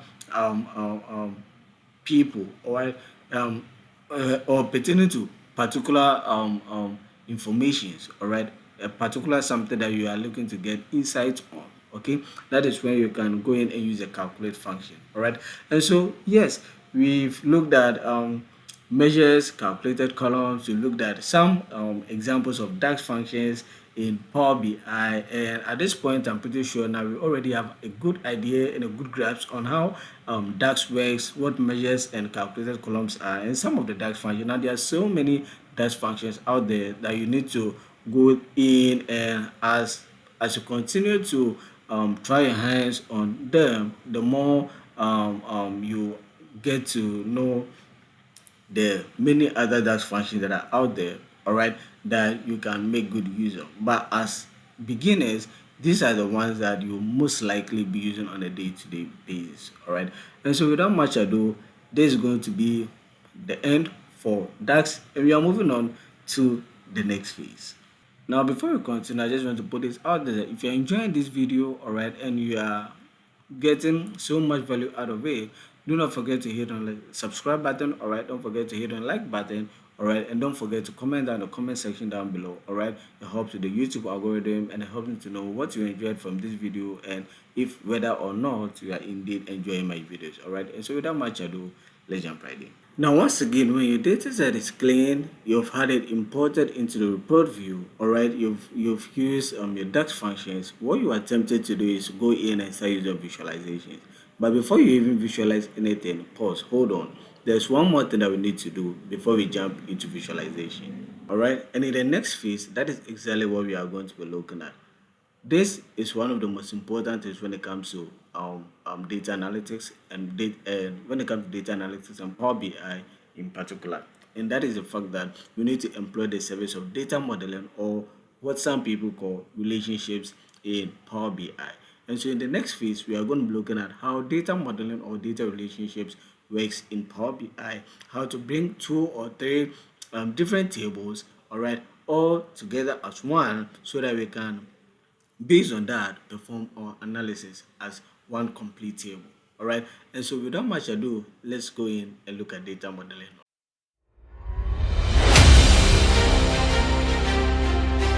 All right. So for this next phase, we are using different data sets. All right. So we have three different data sets. We have the Think Analyst Mesh Tutorial Power BI Customer Info. We have the sales Think Analyst Mesh Tutorial Sales Table. and then we have the thing analyst mesh to our store table. All right. So if you come right in here, what we are simply going to notice is that each and every one of these tables comes with something different. All right. So for the very first one, all right, for the customer info table, this is what we have in our table. All right. And then for the store, this is what we have. And then for the sales, this is exactly what we have. All right. So now what is important, all right, is to know what data modeling and relationship is and how it is used. All right. So what is data modeling and relationship? So data modeling, all right, in its entirety is simply the process of connecting tables together properly so Power BI understand how your data relates. All right. So that is what data modeling is all about.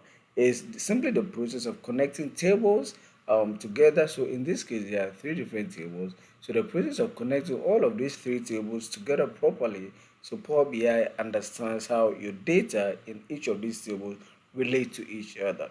And so in simple terms, it is how we define relationships between tables so Power BI can calculate correctly or properly. All right. So that is essentially what data modeling is. And so the most important features, all right, or the most important things when it comes to Power BI is simply one, data cleaning.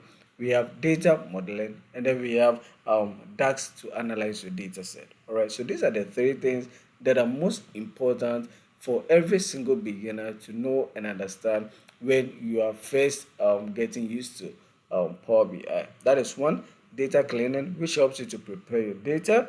Two, DAX, which helps you to analyze your data. And then three, data modeling, which helps you to connect your data. And in this particular video, we are looking at the third one, which is data modeling. All right. So let's see how data modeling functions, where we can go in and find our data modeling and all of that. All right. So now that we have our three data sets in Power BI, what you want to do is to go to the left hand side of Power BI, your report view. All right.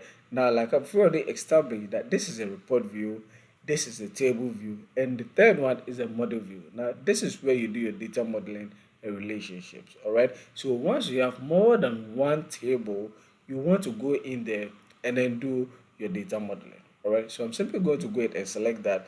And from here, you can see that Power BI has automatically um, related our tables for us, but that is not what we want. All right. So we are simply going to go in and uncheck that. All right. We are going to delete them. All right. We are going to delete our relationship so that we can all see how we can do that, all right, properly. Okay. All right, so I'm deleting this because sometimes Power BI does a good job by relating our tables together already for us. Okay, but there are times that you go in and you realize that no, it hasn't done that. And so in the case where you go in and find that it has done that for you already, then that is hallelujah. That's a good thing. But in instances where you go in there and find that it hasn't done that, then how do we go about it? All right, or how do we solve that? All right. And so in view of this, these are our three tables. We have the Think Analyst Mesh Store, we have the Think Analyst Power BI Customer Info, and then we have the Think Analyst Sales Data Set. All right. So this is what we have. Now, there's something in Power BI when it comes to data model I need to be aware of. And so as you saw initially, you saw the relationships and the connections that are there. That is what we call a star schema. All right. It's simply what we call a star schema. All right. So it's simply in the sense where one central table, that is the facts table. All right. So there's one central facts table. All right. And there are multiple surrounding dimension tables. All right. Linking to that facts table. All right. So there are multiple other tables. So there are two tables linking to one particular table. All right. And that we call a star schema. All right. So it's just as simple as that. Okay, so when you hear of star schema in data modeling, it's really nothing big. All right, all you need to understand is that there's one factual table. All right, there's one table. All right, that is linking various tables. All right, so that we are able to perform our analysis. It's as simple as that. All right, so that is essentially what data modeling is all about. All right. Now, one thing you need to understand when it comes to data modeling is that you don't just go and then start creating models and relationships, and that is where a lot of people get wrong. And I need you to understand this. Now, if you've ever used Microsoft Excel, if you've used SQL, there's something in SQL that we call joins. All right. So there's something SQL we call joins, and there's something in Microsoft Excel we call VLOOKUP. All right. So VLOOKUP in Microsoft Excel, and then joins in SQL. Right. Now, they all work in similar functions or similar ways as data modeling in Power BI. And they all have one thing, just one thing in common. And that is the fact that with all of these tools, if you need to perform a joins or data modeling or relationship, the thing that stands out is that the tables that you are connecting to, they must all have one common column in each of them. All right, so must be a common column. All right, or a column that can be found in table A and at the same time in table B. It is only then and then alone that you can link these two tables together. If there isn't a common column, all right, between two tables, you can't link them together. And I'm not talking about a common table, I'm talking about a common column. All right, so what I simply mean by this is that if I have this table right here, all right, so let me put this right in the middle. So if I have this table right here, all right, and there's a column and there's no column that can be found here and here, then I can connect this to this table. All right, look at it as you are home, all right, and then you have a sibling. All right, now what makes your sibling your sibling? Now what makes your sibling is the fact that he or she is born by the same mother and father as you. All right, that is where you can say that, all right, so this particular person is my sibling. All right, if you are home and this particular person's parents are not your direct parents, even if they were at the orphanage and you went to adopt them, you can call them siblings, but they are not biological. All right.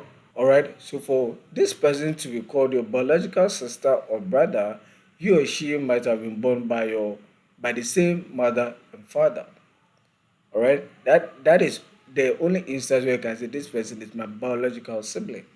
All right, and so in data modeling is the exact same thing. All right, unless there's a common table or there's a common column, excuse me, in table A and table B, data modeling cannot take place.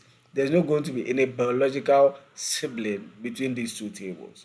All right, so before you can connect two tables together so that Power BI sees the table as one data set, in order for you to be able to perform the right analysis, you should make sure that there is a particular column that is found in table 1 and at the same time is found in table 2, and you can link that particular column from table 1 all the way to table 2. Do you understand? And so, in view of this, if you look at Think Analyst Mesh Tutorial Store, and we look at Think Analyst Mesh Tutorial Sales, what is a column, all right? What is a common column that is found in here and in here that we can base on to link these tables together? And so, if I go to look at price, I can see price here in this particular table. Can I see price here? No, I can't see price here. So, I can link these two tables based on the price. All right, so I can link these two tables based on the price. It's not going to work. Now, if you look at product ID, there's product ID here. And do we have product ID here as well? Yes, we have product ID here as well. And so product ID is going to be the common column that links this table to this table. And it is only in this instance that we can say data modeling can take place. All right, so what we are simply going to do is we are simply going to carry that particular column, all right, that can be found here, and then we are going to put that in the column, all right, that common column in the other table. All right, so we are going to pick it right from here and we are going to drop it right in here. And now once that is done, we are going to have this like this, and this is a cardinality. All right, so it says it's a one-to-many cardinality. So now we can save that. Okay, so now once you've saved that, you can see that now the relationship is created without any error. So your relationship for this table and this table have been created.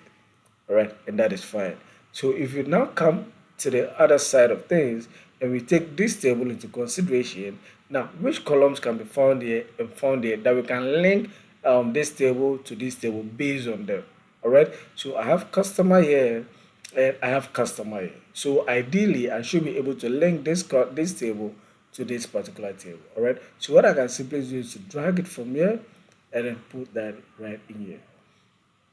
And again, I'm going to get my pop-up. All right, And so now this table has also been what has been created. So now that this table has been created, we see data modeling has taken place. And so in view of this, now I can go in and use this table as one. All right. Now before anything, let's just look at something. So I have price here and customer. Do I have price here? I don't have price there. Now let's remove this so that I can show you some. Let's delete this data modeling. All right, and go back in there and try to find customers by their price. All right, or let's try to find product ID. So let's try to find product ID by price. All right. So let's go in and try to find product ID by price so that you can understand how important data modeling is all about. So this is sales table and this is store. So sales and store table. All right. So let's say now we come here and we go to the sales table. Okay. So this is sales table and we are looking at we've not created a relationship. Remember, we haven't created a relationship as at this point. Okay. All right. So we are looking to find the product ID. All right. We are looking to find the product ID by the price. I don't think this is advisable. So product ID. So let's put product ID in X. Good. So what are we realizing? Now these are the product IDs. The ones at the x-axis. These are product IDs. And these are y-axis. Alright. So these are the prices. Alright. Now what are we saying? Now what we are saying is that across we are seeing the same price for all of these product IDs. All right, data modeling has not yet taken place. So what we are saying is that, excuse me, data modeling has not yet taken place between this and this.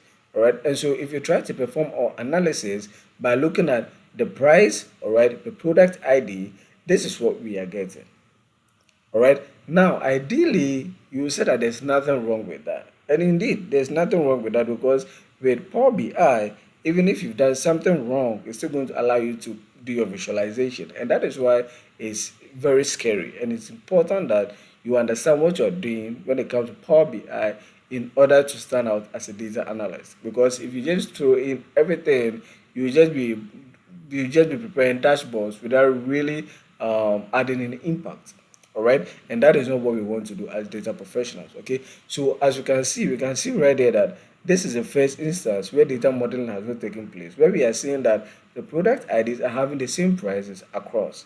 Now let's go back in, all right, and say that, all right, so now we want to create a relationship and let's see if indeed we are still going to get something like this. All right, so now I'm going to go right in and let's create a relationship once again. So product ID. So now we are creating our relationships and data modeling. All right, so now that this is created, if you are to go back, what are we going to see? All right, so what we are simply going to see is that this product ID. So now let's select the product ID once again. All right, and then the price. Okay, and now let's use the same thing. So that is that. So now let's use the same thing. All right, so price right over here. Excuse me. Let's see. So I'm taking the legend out. All right. All right. All right. So now that that has been done and our relationship has been created, you can see that now it's still showing the same thing. All right. And you are wondering now the relationship has been created, measured, or why is it still showing this way? All right. Because as you can see, if I want to expand this a little bit, it's exactly the same thing as the second one. But then again, this is not how it's supposed to be. So if it happens this way, then it means you need to go in and look at relationship closely. All right, you need to pay close attention to relationship. All right, and so what I'm going to do is to double click on this to get my relationship pop up open. And there are a number of things that I can try or look at right over here. But in this case, what I want to do is I want to go to the cross filter direction and change it from single to both. All right, so that my cardinality is one, it's many to one, and my cross filter direction is both. All right, now I'm going to make a complete video on cardinalities. All right, so that you can check that out as well. All right, but in this case, that's essentially what we are going to do. So if after a relationship has been created, it's still not working, you can try cross filtering the directions, all right, from single to both. And now that that is done, I'm going to click on save, and I'm going to save that. Okay, and so if I'm to go back again, now you can see that now it's affected what I did. All right, that is the sum of price by product ID. All right, now this is showing the count of price by product ID. And so if I'm to change this to, let's say, sum by product ID, now you can see that now it's working accordingly. All right, and so in retrospect, this is actually how it's supposed to be. All right, this is what we are supposed to get, and not how it was previously without us employing the service of the data modeling. Now you might be thinking, are we really sure this is right? Now if you are confused, what you can simply do is to use a table. All right, so table, and now you can go ahead and see for yourself. So you are going to select product ID and then the price. All right, so by product ID and price in the table, they should show you if your visualization is right or not. All right, so for 10,007, the sum of price should be 80. All right, so if you come here, you can see that 1,007, the price is actually 80. Then for 10,003, it's actually supposed to be 46, and we can see it right there that it's 46. So this tells us that our data modeling is functioning correctly, and this is how it's supposed to work. All right, and so this is exactly how we want it to be. All right, and this is how data modeling in Power BI works. All right, by helping you to connect several tables together in order for us to be able to perform our analysis. All right, and so in the next chapter, we are going to be looking at how to create visualizations, how to create compelling visualizations. All right, and then right after that, we are going to continue moving on slowly as we continue. Okay, and so if you're ready, let's jump in and see how visualizations work, which of the visualizations we should be using for what and for what analysis. All right, so let's look.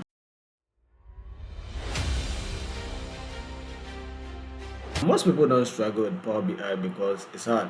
They struggle because their visuals are confusing. You can actually have the cleanest data model, the best DAX formulas, but if your dashboard looks messy, nobody tries your analysis. It's as simple as that. So, in retrospect, what is visualization? So, visualization is simply where your data finally speaks. All right, and Power BI gives you all the tools you need, but only if you know how to use them correctly. Which is why in this chapter, I'm going to be teaching you how to choose the right visual for your data, how to avoid common beginner mistakes, and how to design dashboards that actually tell a story. And so if you're ready, let's clean this dashboard and do some adjustments to this particular thing in terms of visualization. Now, when it comes to visualization, it's important to understand that you don't need to cluster a particular page with so many visualizations, all right? At least 4 or 5 visualizations on a page is more than enough. Now, when I say 4 or 5 on a page, I simply mean on this particular page. So this is one page. Now, if you want another page, then you are going to have to select or click on this, and this is going to give you another page, all right? So this is page 1, and this is page 2. So what I'm simply saying is that on page 1, you shouldn't have, or you should have ideally about 4 or 5 visuals on page 1. And then if there are any other visualization you might want to do, you can then extend it to page 2. All right, there are times that you might even have to extend it to page 3 and page 4 and all of that. But in view of this, you need to understand that whatever you do, you shouldn't cluster all your visualizations on a single page. All right, because that makes it quite and very messy. Okay, all right, so once that is done, it's important to know which visualizations are for what and which visualizations are not for what. Okay, it's also important to identify where your visualizations are found. Okay, and so in Power BI, your visualizations are found right over here. All right, so this is where we can go and select the visualization type that we want to use. Now the visualization type spans from stacked bar chart, we have stacked column chart, we have clustered bar chart, all of this. We have the map charts, field maps, and this is something that I added, ship map, and we'll look at that in a different chapter. All right, all the way to cars, and then we have several different type of cars. We have the new cars and the old car, and they all have their differences. All right. So we have slicers as well. We have the button slicer. We have input slicer. We have list slicer. These are all new features. All right, that have been added to Power BI. All right.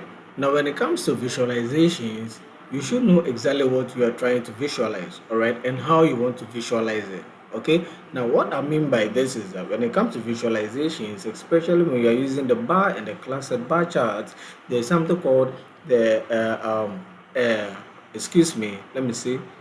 I forgot it. Yes, there's something called the x-axis and then the y-axis. It skipped me a little bit. So you should know what your x-axis is going to be and what your y-axis is going to be. Another thing you need to keep in mind is that you can't just throw everything together. All right, you can only visualize and find y-axis when you have a column that needs to be aggregated, calculated. All right. So what do I mean by this? What I mean by this is that I can't visualize anything. For instance, I can't visualize customer and then product ID or customer and product name. All right. If I want to do this, customer and then product name, right, this is going to not show me anything. All right, so I'm not going to get anything for this. Why is that? Because this, as you can see right here, it's a text column. All right, it's a string column, excuse me, and this also is a string or text column. All right, and so you can't visualize items like this and this together using any of the visualizations right over here. If you want to perform visualizations, it should be one, a column that you can aggregate, all right, and then maybe a string column. Okay, and so in view of this, I can aggregate customer, all right, I can aggregate customer and then unit sold. Okay, so I can get something. Now, why is this so? This is so because for unit sold, you can see this exact symbol showing that it's an aggregation. All right, so this particular column, you can aggregate this particular column. All right, and so that is why we can visualize this. But for columns like product ID, product name, production cost, all right, now I'm not speaking of price because it's something we can do with price. All right, but product ID, product name, production cost, and things like that. All right, things like a city address, we can combine things like that so that we can visualize them. All right, they wouldn't work. They are string values. All right, you can't visualize Ame and Kofi. All right, it doesn't really work well. All right, but you can visualize when one of the columns, okay, is an aggregation column. All right, or it contains numbers, currencies, and things like that, and the other contains string values. All right, and the way you can realize or find out if these particular columns are aggregation columns is that you will probably see zigzags attached to them. All right, now these are not the only ones that you can also create your own measures. That is why we looked at measures and calculators columns. You can create your own measures using DAX functions, and those DAX functions you can represent them, all right, using visualizations. All right, and so for instance, let's say that I have this and I want to find the total units sold. All right, so I just want to find the total units sold. So what I can simply do is to go to new measure. All right, you can simply go to new measure. So let's wait for it to, and I can say, all right, so I want the total units. All right, excuse me. So I say I want the total units sold. Total units sold, right? Okay, I can say this, and can I use my DAX function? All right, this is sum units sold. All right, now I've already looked at this, so you should check that out. All right, so now I can create a new measure, and this new measure is going to have something like this as calculation. So things like this as well, that you have these symbols attached to them, like the calculating symbols, is simply measures. All right, so these ones as well, you can use them to you can visualize them as well. All right, so if I'm to click on this, I can just say, all right, so I just want this and I want to use a card to illustrate this, and I can just show this as so this is my total unit sold. All right, and so this is how the visualization functions actually works. All right, so you can't just throw anything together. Now, one other thing that you need to keep in mind is that when you're using the pie chart, with pie chart, it doesn't have to be clustered with a lot of information. Using pie chart or donut chart and things like that, it requires you to just use minimum information. So you want to find maybe results for maybe 4 items or maximum 5 items. Then you can address it using the pie chart. All right. But if you are looking for items that are more than 4 or 5, then it's not advisable to use the pie chart. Let's see. Let's say I want to find, all right, so customers, so these are my customers, 1, 2, 3, 4. So I want to find my total units sold by customers. All right, I can use a pie chart to illustrate this. Why? Because this is not clustered. All right, these are just some small number of people that we can showcase, all right, using pie chart. So we have 1, 2, 3, 4, and this is fine, all right.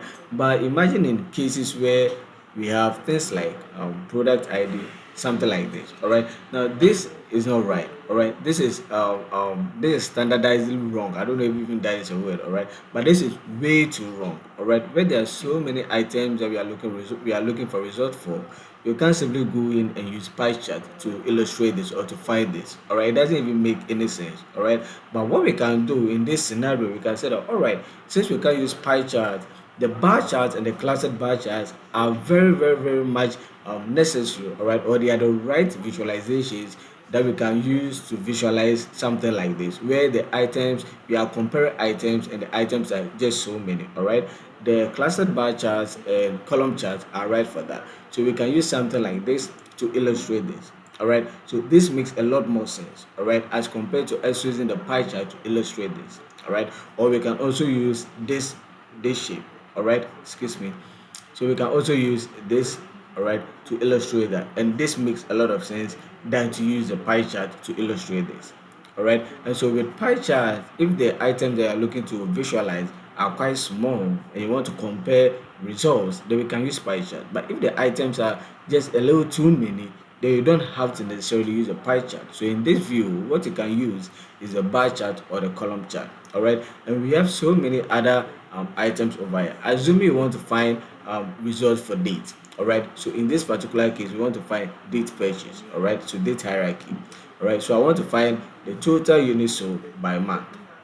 All right. So I want to find the total units sold by month. Now, the rightful visualization that you need to use in a scenario like this is to simply go in and say, all right, so if I want to find the total units sold by month, now because we are looking for the trend, all right, for trending activities, the right visualization that we use in cases like that is at the line chart. So we have the line chart, we have the area chart, and then we have the stack area chart. So these are the charts that we can use to show trending activities. All right, and so in view of this, I'm simply going to use a line chart. All right, and I'm going to use that to illustrate this or to show this. All right, because they're trending items. All right, so for things like month, years, days, and things like that, you probably have to rely on using the line chart, all right, to illustrate the line or the area chart to illustrate things like this, all right.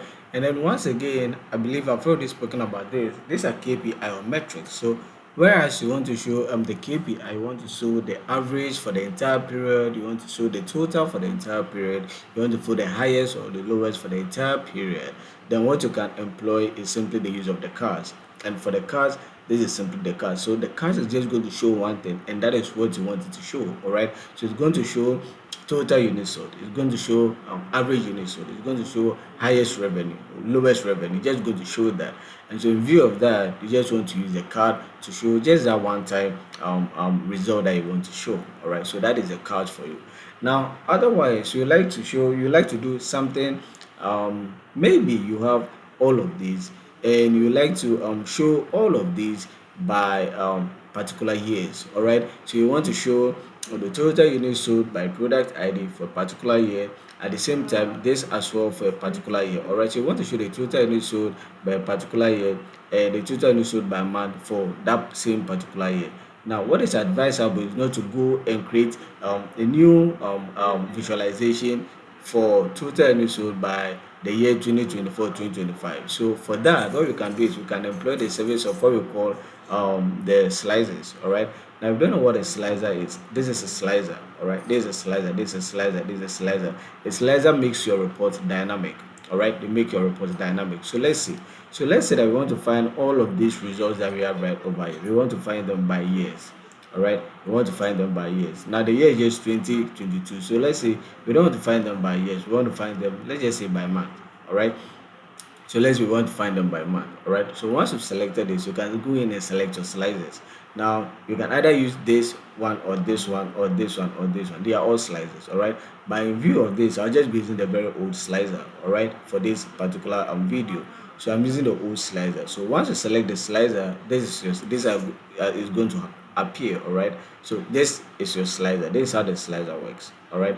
Now for slicer, so what you can do is that now because you want to find all the informations right over here, and in view of this, maybe you want to find information for the month of January only. All right. So once we've selected our slicer for the month, if I'm to select January, now look at this total units sold. This total units sold is a total units sold for the entire period. All right. That from January all the way to December. Now these are all information from January right all the way to December.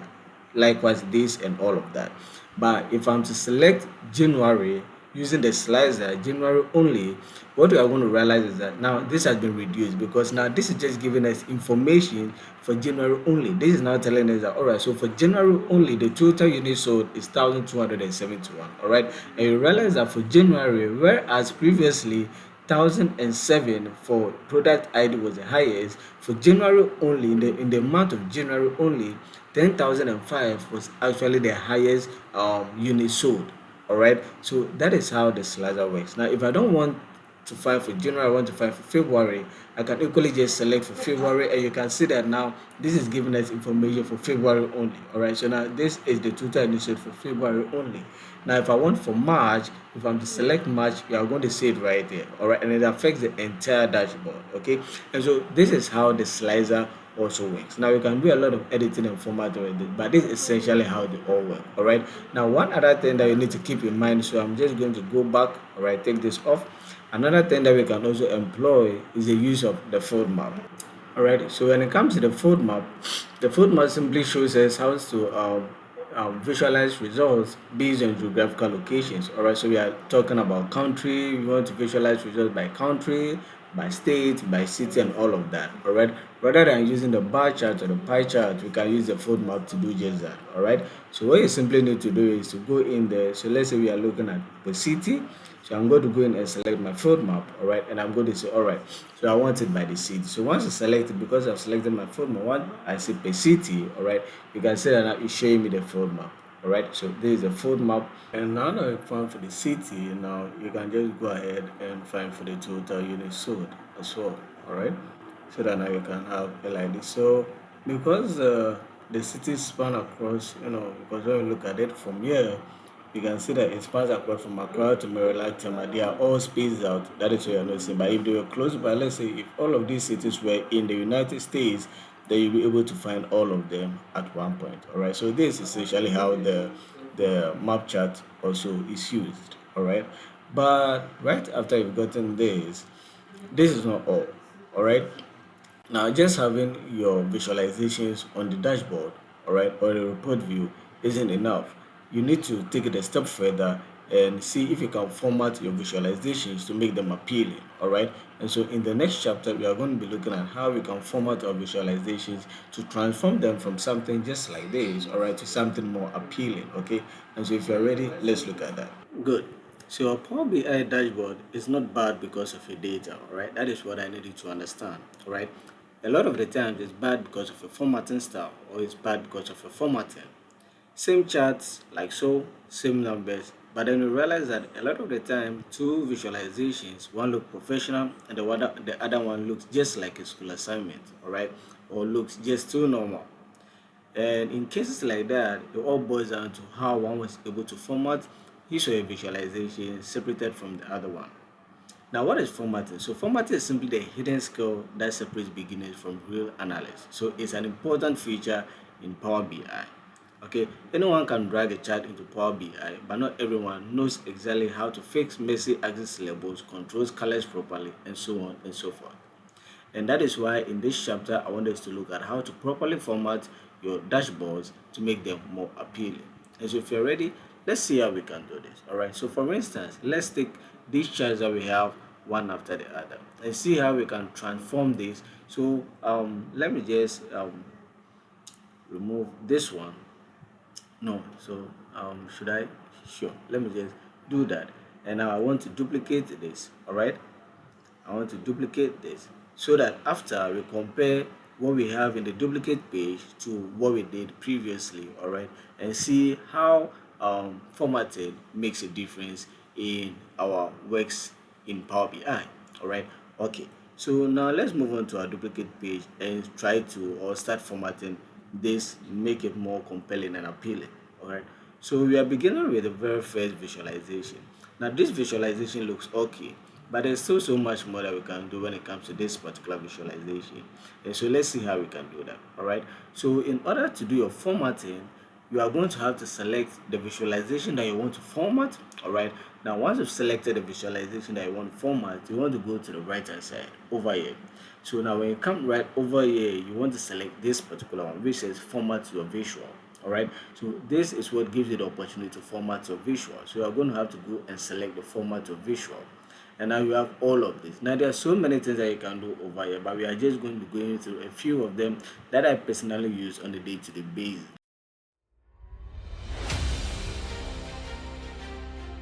Right. So I'm going to take that visualization. I'm going to come here and start doing my format. Now this x-axis is simply what we have down here. So at this particular space, the down part of it is the x-axis. So now what do we want to do with the x-axis? Do you want to leave everything as they are? Do you want to remove the product ID? Do you want to bolden it? Do you want to change the style and all of that? You have the option to do just that right over here. All right. So for that, I want to probably change the format style for what we have right here. I want to change it from Segu UI to Times New Roman.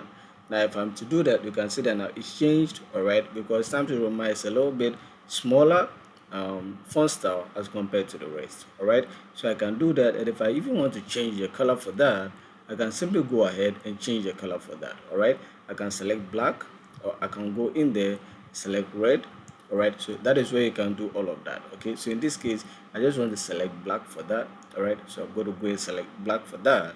All right, and now you are not done. You can simply come down here. You can see we have the title. So the x-axis has title and it has the values. All right, and at the same time the y-axis also have the values and it has the title. All right, so for the x-axis, this is the title. Do you still want to have the title showing over there?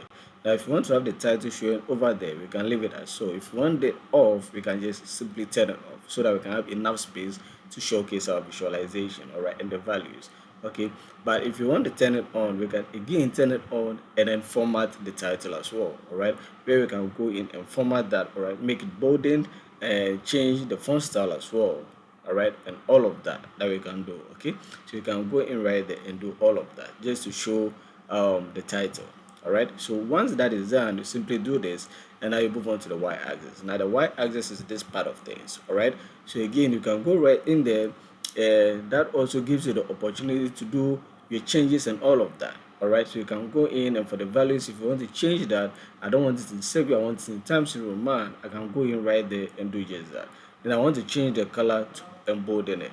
All right, and I can even bolden it again like so. Okay, all right, so now that that is done, I'll go in and say, you know what, I don't want the title, so I can just turn the title off so that I have more space, all right, to do what I want to do. Okay, after that we can move on to the next item to format, which is grid lines. Now you can see we have some grid lines in there, all right, these dots. Okay, and so if I'm to go in and select the grid lines, normally I don't want grid lines for my work, but you can see that we have grid lines. The color is ash, so let me bolden this a little bit so that you can see that they are grid lines. All right, so now you can see them bolden. All right, so these are grid lines, all right, in your work. So if you want them, you can leave them like so. If you don't want them, you can just turn them off. In my case, I want to turn them off. All right, because I don't like working with grid lines. Okay, but I don't know for you. If you like, you can just go and leave them on and format them a little bit. All right, now zoom sliders one I like, so I can just turn my zoom slider on so that I have my zoom slider, all right on the side. All right, makes my work really cool, I believe. Then from there, now the zoom slider, we have the x-axis, the slider labels that you can turn on as well. We have the slider tooltips you can turn on as well. But normally, I just like to leave the y-axis slider on, and then that is fine. Now we can look at the columns as well. All right, so the columns are simply the columns. All right, so the images you're visual, these stand up boxes. All right, so what you can do is you can again go in and change the color for them. All right, or do a little bit of formatting. All right, or something we call conditional format. Now looking at conditional formatting going forward. All right, But what you can do is simply say that, all right, so if I don't want the colors to be this color, all right, I don't want the colors for my bars to be blue, you can simply just go in, select your column, all right, select your column, all right. Now you can see that categories is saying all of them. So if you want all of them to have different colors, all you need to do is select the first one, change the color and all of that. But if you want all of them to have the same color, you just leave them on as all right. And now you can come right in here to your color and say that, all right, for my color, this particular visualization, I want it to be black, so that it changes it to black. All right, so it's as simple as that. Now if I'm to go out, you can see that there are no borders attached to this. Now if I'm in, you can see there are borders, but if I'm out, there are no borders to it.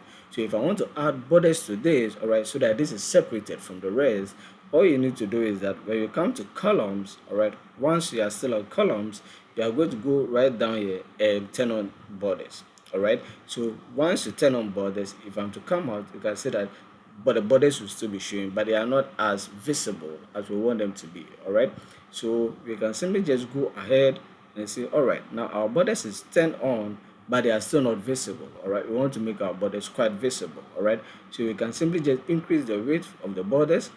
All right, you can increase the width of the borders, and you can go in right there and maybe make the color a little deeper. All right, so that if you come out here, all right.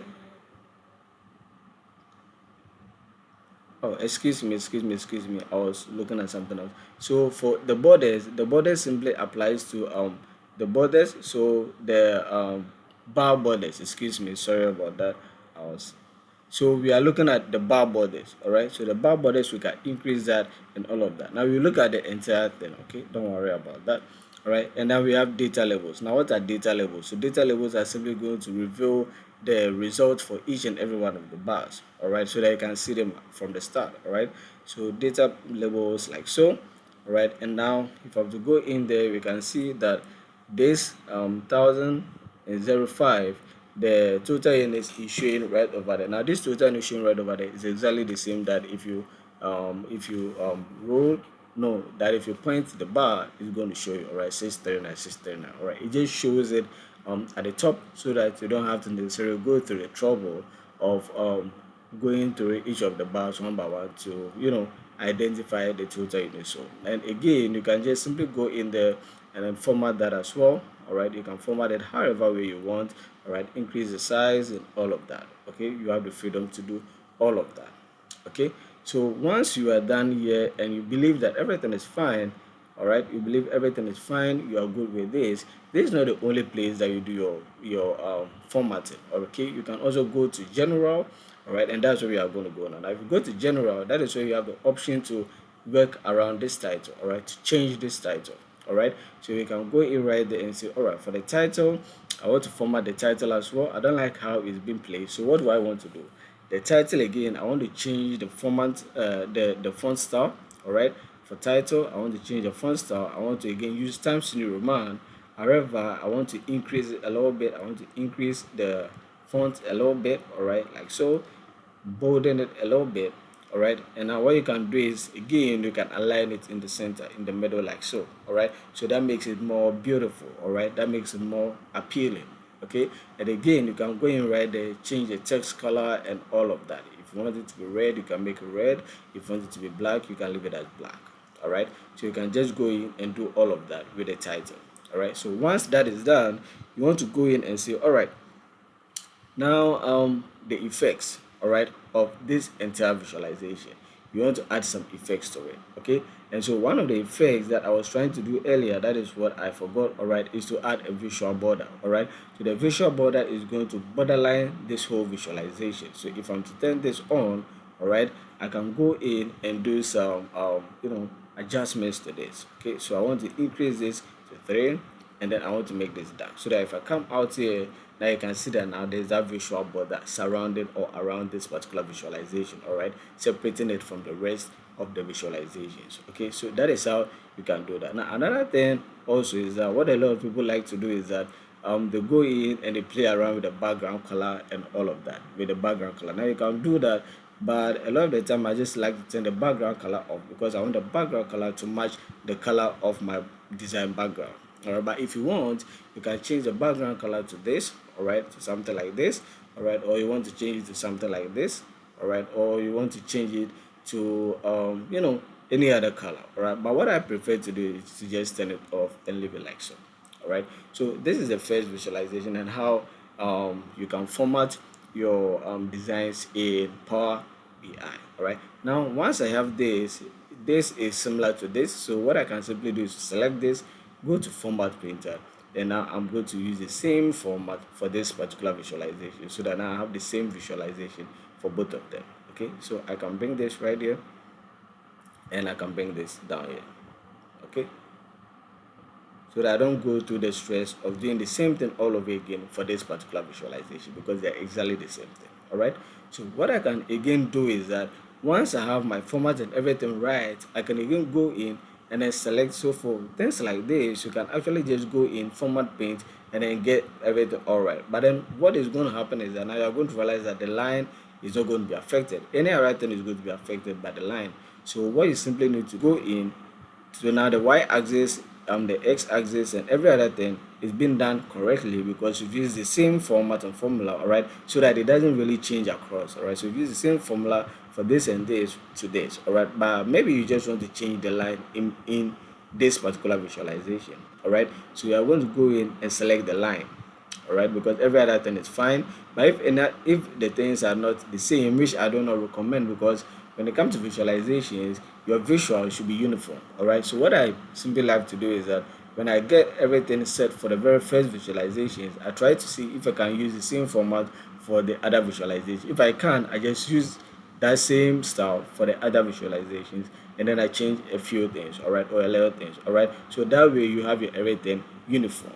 All right, you don't have some things, some formats and styles bigger and some smaller, or you don't have some formats using Times New Roman, some using Segu UI and all of that. All right, so now you have all of them formatted correctly.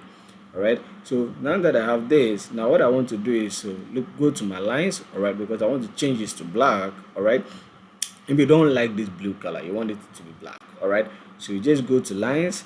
All right, scroll down, go to color. All right, and now you can just change the color from here to possibly black. All right, so like so, and that is perfectly fine. Now there are a number of things you can do. You can do again over. You can play with a lot of things right over here as well. You can change it from solid to dash, or to dotted, or to whichever one you want. All right, but in this case I just want it to be solid, so I'm going to leave it as solid. All right, so that is that for this as well, because there's nothing much to do. All right, because of the power of the format painter that you can see right there. All right, so I'm able to employ that to my other visualizations. All right, but not that does not work with all other visualizations. Some of them you have to manually visualize them. All right, so for instance, let's say this one like this. For cars, let's see if you can format paint cars. All right, so format paint cars. All right, so it's formatted. So again, that is good. Cool chop. We are happy this was able to be done as well. All right, so now what I want to do is that because the values are very small, I can simply just go and then increase the values. All right, so I can go into my call out value and say, all right, it's already at times in Roma, but they are too small. I want to increase it because it's just one item. So I can go in and increase that, all right, so that I have this. Splendid. That is fine. Perfecto. All right. However, you can see that the category label. So this is a category label where we have the total units sold spelled out. All right. So that's a category label. Now you can also go in and say that we want to do a little bit of stuff with that. Now you can see that the category label is showing Segu UI. All right. So what you want to do is to go in and change it to Times New Roman. All right. And again, we can increase this as well. All right. Depending on what you want to do and if there are enough spaces. Okay. So we want to bolden this and we want to change the color from this to dark. All right, so that we have something like so. Okay, so this also is looking good and perfect as we want it to. Now we have the slicer. All right, now we have the slicer. Now let's see if this is still going to work with the slicer. All right, so I'm simply going to go to format paint and paint this, and let's see if it's going to work. All right, so it seems to have worked. However, when it comes to slicer, there are still a lot of things that we need to do. We can do with the slicer. All right, we can go in and say that, all right, I don't want the style to be vertical, I want it to be tiled, and you can just go in and select the tile. All right, so the tile is going to be showing like this. Okay, the tiled is going to be showing in a format like this. All right, where we have everything tiled. Okay, or if you don't want it to be tiled and you want it to be a drop down, you can simply select the drop down. All right, so that now that we have this, if you have to select anything, you can see all of that. So it all depends on your discretion. All right, how you want your slicer settings to look like. All right, and then the values and all of that. Okay, and so in this case, because I want it to be vertical list, I'll just leave it as vertical list like so. And then what I want to do is that now you can see that even though the format printer worked, the month is still at the left hand side, and maybe I just don't want the month. All right, I don't want to see the month. All right, so I'm simply going to go to the slicer header. So the month is a slicer header, and turn it right off. All right, so that now I have just something like this. Okay, so now I have something like this. So this is how I want it to be looking like. All right, and I'm good to go. All right, so now we move on to the map set. Now for map, there are so many things you can do with map. So we are simply going to go to format visual, and for the map settings, depending on how you want it, there are so many styles you can choose from. We have the road, which is currently this. We have the aerial, and if you select that, you can see it change according to, we have the dark. Okay, so this is going to give you the dark. All right, we have a number of things. We have light, we can go with light. All right, we can go with grayscale. All right, or whichever one you want. In my case, I simply want to go with the dark, so I'm simply going to select the dark. All right, I'm going to select the dark. Now one thing you need to keep in mind is that when you're using the map chart, your internet connection needs to be on. If your internet connection is off, the map chart is not going to work. All right, it's not really going to work. So you want your internet connection to be on when you're using the map chart. All right, that is one thing that I like to point out before we continue. And then we have these four colors now, because the items are so let's see if we can do something about this. So let me just select all of them, and then I'm just going to select so what I want to do is that I just want to show one. All right, so I just want to show for Maryland. All right, so that is why I did that.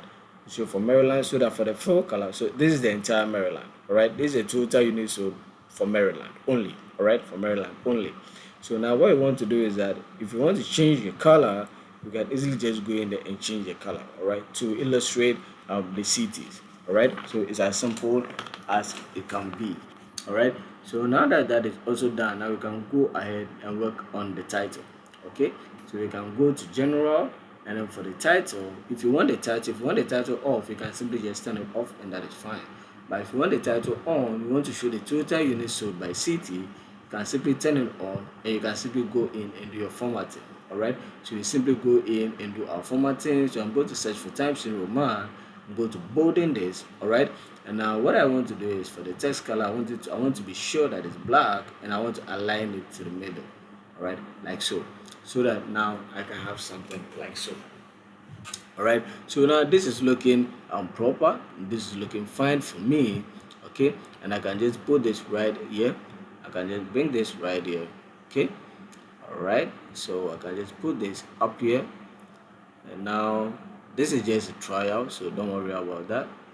All right, so let's bring this right here, and then bring this right here. All right, I just want to separate them so that I can show you. All right, okay, so now let's just say now we have something like this. So now if you compare this, or if you look at this and compare it to what we have right here, all right, let's say that I arrange this as well. All right, let's say I arrange it properly, just for the sake of someone saying that, hey, this was arranged properly, this was arranged properly. So let me just arrange it properly. Okay, all right, so now we have this, all right, good. So now we have this. So if you look at this, all right, if you look at this page one visualizations, how they are being portrayed, and we look at this particular one, now what does that tell you? So that tells you that indeed this person is working with the mindset of a role analyst, all right, a role Power BI user, all right, as compared to someone who is just living it at this level, all right, without going further to do our formatting, all right, to properly format and style the visualization as well. All right, and so this is exactly how formatting is done. I do hope you learned a lot from how formatting is done and the importance of formatting in Power BI. All right, now the next step you are going to be seeing or looking at how to design our background, because that is also a part of formatting. All right, designing our background. All right, and then using the right background for our analysis. Okay, and so we are going to be checking out the various ways by which you can use background designs in Power BI. So let's jump right in and see how that is done. So I'm going to be using these two different pages as well, so that at the end we can know exactly what we are talking about and how useful these things that we are learning, these skills, are important. All right. So let's do that. All right. So you've seen that we've looked at how to visualize or how to use visualizations. We've looked at how to do our formatting. All right, and that is exactly what most beginners will do once they open Power BI. Even though these are really important aspects. All right, but do you know what professionals do? Professionals, they design their layout first. All right, they design their backgrounds. All right, because the backgrounds control the spacings, it controls alignments, the visual grouping, the focus areas, and the overall user experiences. All right, and so the background is one of the most important aspects when it comes to Power BI and then your work as data professionals using this particular tool. Okay, and so this video I want to show you the entire or the various ways, excuse me, I want to show you the various ways by which you can create your designs in Power BI. All right, I'll take you through what you can do in Power BI itself and what you can do with the external tools as well. All right, and so if you're ready, let's see how we can design our backgrounds.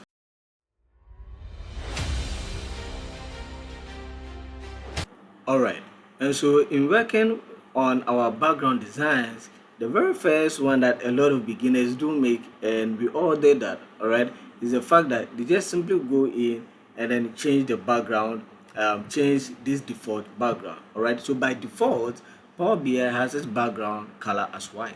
Alright, so that is what you can see right there. So this white color that you see right here, alright, is by default Power BI's background design color. Alright, but probably you are working on something a little more flexible, and you might want to change the design background. Alright, you don't want it to be this color white.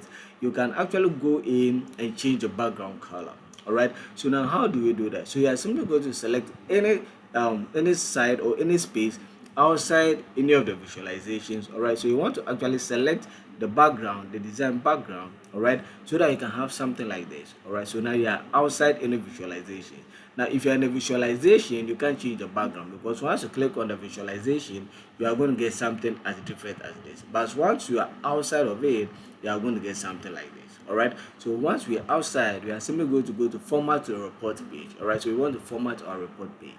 So you are going to go to format your report page, and what you want to do is to simply go to canvas background. All right, because this background is a canvas background. All right, you want to go to canvas background, select the canvas background, go to color.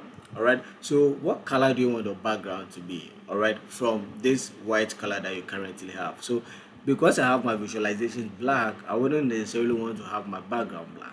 All right, so what I can say is that, all right, so I want my background color to be ash. Okay, now once you've selected the ash, you can see that still nothing is showing, and that is entirely fine. That is actually fine. Okay, what you want to do is that after you've selected your color, you want to come down here and reduce the transparency from 100 all the way to 0. And now once you've reduced the transparency, now you can see that, all right, now your background color is showing. All right, so now this is a background color that we want to use the background color ash. All right, so this is our background color. So this is the first way by which you can actually work with background colors. All right, or design your background color. All right, but there are two other ways that you can design your background color. Now the second one, or the second way to design a background color, is by using what you call an image. All right, so if you want to use an image as a background, then you should have gotten or gone to download an image, all right, that you can use for your background. Okay, all right, and so for that you simply need to go to Google and download that image. So in this case, I want to download salary. All right, I'm just downloading any image at all. So depending on the project that you're working on, you can simply just come in here and download that image. All right, you can simply do that. Go to Google and then just download any image at all. All right, any image of you choosing. So let's see if this works. All right, so you have my image. I'm going to save my image as. All right, so I'm going to save my image as. So right click, go to save image as, and you are going to see right here, and I'm going to say salary. All right, so this how I want to save my image. All right, so that I can use it. Okay. All right, so now that that is done, if I'm to go back in here, I can see my image. All right, so I should be able to see my image, right, as salary. So this is my image salary. Okay, this is my image, the image I've just downloaded. All right, so that is salary. So that is what I want to use as my background. Okay, so now I don't want my background to be this color. I want my background to be the color of the image, or I want it to be the image. I want my background to be the image. Okay, and so once again, I'm simply going to come right out of any visualization. Okay, go to format. All right, format your report page, go to canvas background once again, and this time around, instead of going to color, I won't go to color. What I want to do is I want to go to image, go to browse image. All right, so I'm going to select that. All right, I'm going to select this, and then I'm going to have a pop-up which is going to ask me to pull in my image. So I'm simply going to select my image saved. All right, so salary, and I'm going to go to open. All right, so now that I have that, now you can see that now my image for the salary, this picture, now that is what I have as my background. All right, now this is not really the nicest, but I'm pretty sure you understand or you get the point. All right, that we can use an image, all right, as our background. Okay, you can use an image as our background. All right, so that is exactly how you can use the image again as your what, as your background. Now one other thing that you can do, all right, one other thing that you can do is to say that, you know what, I want to use the image as my background, but I want to use the image and a color, all right, as my background. All right, I want to use this image that I've pulled and a color as my background. So what I want to do is that, because the image is fade, that is why it's covering the entire thing. All right, because the image is fade, so it's covering the entire thing. So what you want to do is to say that, all right, you don't want the image to be fit, you want it to be filled. All right, so now if it's filled, you can see that now it's a little smaller. All right, you can see that it's a little smaller. All right, so now it fills the entire dashboard, makes it a more usable picture than when it was fitting. All right, because the fitting was so huge.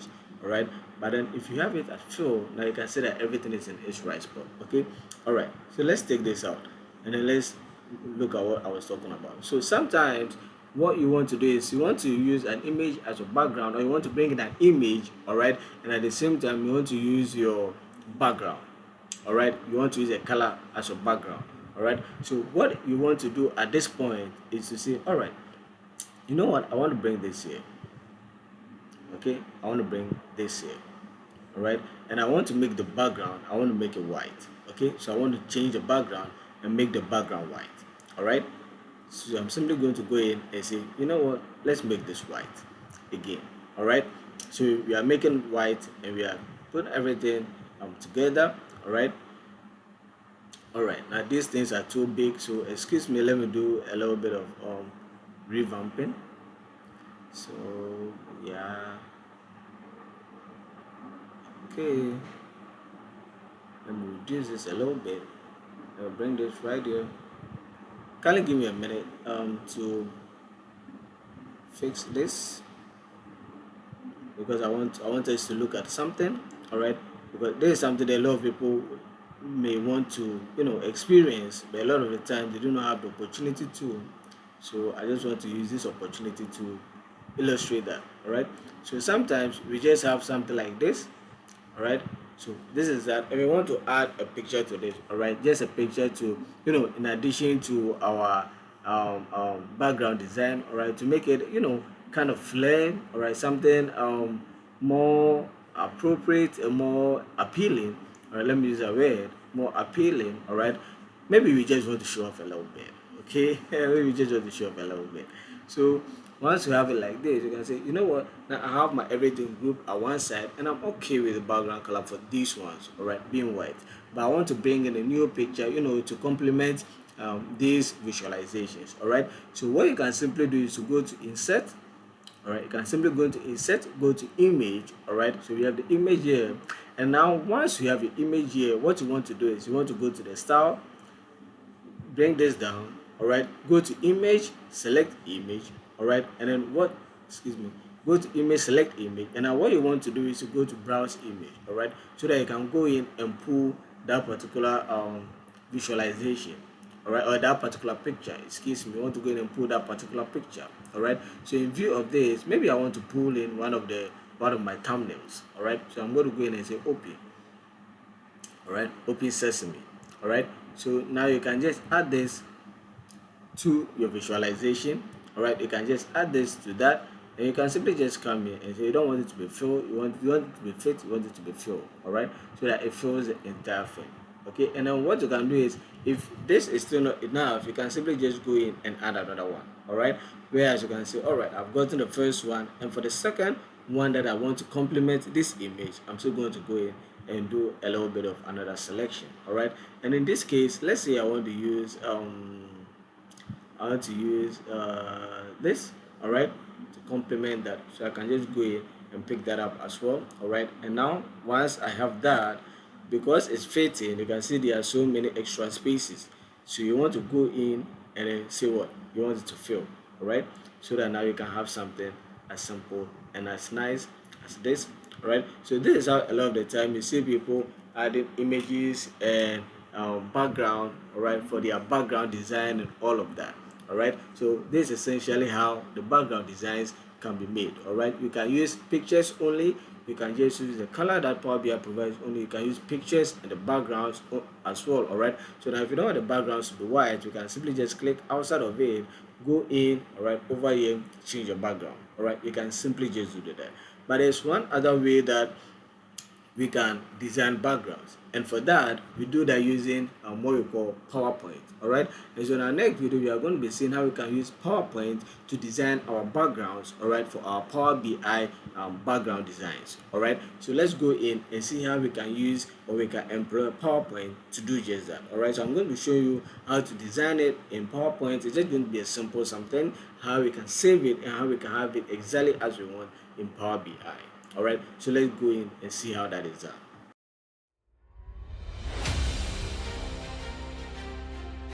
Okay, and so for this to happen, where we are able to employ PowerPoint to design our background, we are going to have to go into PowerPoint. All right, now if we don't know PowerPoint, this is exactly how PowerPoint looks like. All right, so PowerPoint is part of the Microsoft Office collections. All right, Microsoft Excel, Microsoft Word, and then Microsoft PowerPoint. All right, so this is exactly what we want. All right, so once you have it opened, this is what you are going to see. So let me just begin from the start, just so you can have an idea. So I'm simply going to select PowerPoint.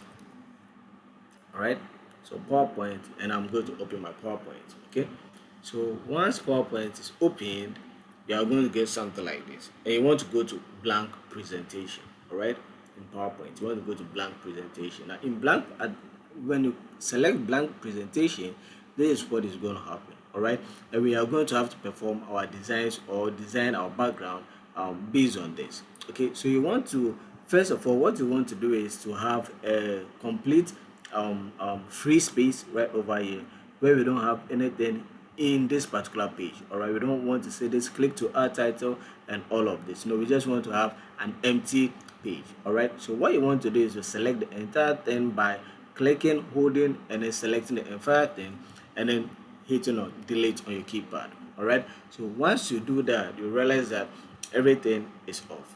Okay, and this is what we want. Okay, so at this particular point, what else can we do? Now we want to go in and start doing our editing and designing our background. Okay, so the first thing that I want to do is that I want to change this empty page. I want to change the color from white to maybe something like black. All right, so what I can simply do is to right click, all right, on my keypad, and I'm going to go to format background. All right, so once you go to format background, you click on format background, and you are going to have these options.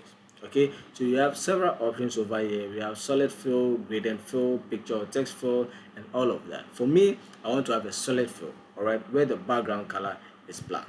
All right, so the color, I'm going to go in and select black so that I have something like this. Right, so that I have something like this. So this is the first step that I want to do. Now the second thing that you might probably want to do is to start adding shapes and all of that. All right, you can also add pictures and all of that. So let's say that now from here you want to add a shape, and for the shape you want to put in a picture. All right, but even before that, there's something else you can do. You can still even add another shape to this particular page, where you now change the color from black to something else. So how do you do that? What you simply need to do is to go to insert. All right, so once you go to insert, you want to go to shapes. All right, so I'm going to select shape, and there's so many shapes over here that you can use. All right, you can use rectangular shape, you can use oval shape, you can use square shape, and all of that. All right, so depending on what you are doing, you can select any one of them. These are all shapes that you can use. All right, so I'm simply going to select this, right, and I'm going to just go in and draw my shape. Right, I'm going to draw my shape, so you can make it smaller or bigger, and it's all at your own discretion. All right, so once I have this, now I want to go in, select this, and maybe I don't want this color. All right, maybe I don't want this color, I want something different from this color, so I can select this. All right, or maybe if I don't want this, I can go ahead and select this. All right, so you can just go in and select whichever color that you want. All right, and use whichever shape and however you want the shape to be. All right, so once this is done, now I want to go in and add another shape. All right, so I can simply just go in and add another shape. All right, so you can go in and draw another shape like so, right over here at the right hand side. Okay, we can go ahead and draw another shape over here, and we can do so many things with this shape. So one thing we can do, you can say that now we are currently at shape format. So if you are not on shape format, you can simply just click on that particular shape, and then it will take you to shape format. Now when you come here, there are so many things that you can do. You can change the shape fill. All right, so the shape fill, this fill inside, do you want the fill to change from this color? All right, maybe in this case you don't want it to be this blue, you want it to be this black. All right, so you can change that. All right, do you want a shape outline? If you want a shape outline, you can add a shape outline to this. So for me, maybe I want to add a shape outline orange, so I've added a shape outline. All right, I've added a shape outline. You can still go ahead and increase the weight or reduce the weight, however one you want. All right, so let's say I want to increase the weight. Now I've done that. All right, and then for shape effects, a lot of the time I don't use shape effects, but if you want, you can use shape effects as well. All right, so once I'm done, this is my first shape. Okay, and I might want to add an image into this particular shape. Okay, so I can simply still just go in and say I want to add an image to this. So I can go in, excuse me, go to pictures. All right, go to my device. All right, and then go and pick my picture. All right, the picture that I want to put into that. All right, so you can simply just go in. If you've saved the picture, you can go in, select the picture. So let's say in this particular case, this is my picture. All right, so I simply just go in, select my picture. All right, and this is my picture. So I can reduce the size of the picture, pick this and put this right in here. Okay, so that it fits. All right, so depending on you and what you are doing, all right, you might want to have it fit or not. Okay, so it depends on you. All right, and then voila, so that is that for the first one. Now let's see which other things we can do. All right, so right from here we can simply go in and do several other things, add several other visualizations. But before we do that, it's important to go in and check how many visuals you are going to be needing. All right, for your particular dashboard that you're designing. All right, so in this case we need 1, 2, 3, 4, 5, 6. All right, where 2 of them are level ones, so 4 big spaces and then 2 little ones for our slices, and then for our total unit. So okay, so you need to pay attention to how many visualizations are going to be needed on that particular dashboard that you're designing. All right, it's important to keep that in mind. Okay, so once I know this, now what I want to do is that I want to simply go in and say, all right, so I need about 4 stuffs. All right, so I need to add about 6 more shapes to what I'm preparing. All right, so the first one that I want to do is I probably just want to add the first, but before you even continue, do not forget that you need to add a title. All right, do not forget you need to add a title. Now you can add a title to this. All right, or you can do that in Power BI. So let's just say we want to add a title first. All right, so let's just say we want to add a title here first. So for that, we are simply going to go to insert once again, and we are going to go to text box. All right, we are going to go to text box, and I'm simply going to say that, all right, so for that I want to add, maybe I want to add my title down here because I didn't really think about that once I was creating this. So I want to say my title is down here, and I want to say Power BI complete tutorial. All right, so I just want to add that down there, and I can go in and do a lot of formatting with this. All right, I'm going in, do my formatting. You can do that here on a Word. All right, so I can go in, do my formatting, and say, you know what, I want to make the font this type.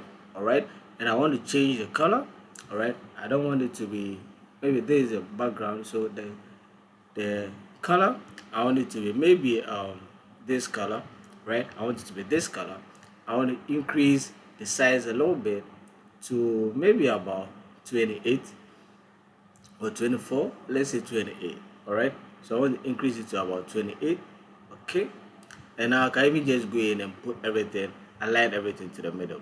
All right, so I can have something like this. All right, so you can put this, you can bring this on top, you can bring this downward, depends on you. All right, okay, so now that I have that, I want to go in and add my six visualization, my six shapes. All right, for my visualizations. Okay, so I'll just go in and say, all right, so for the first two, I want it to be here.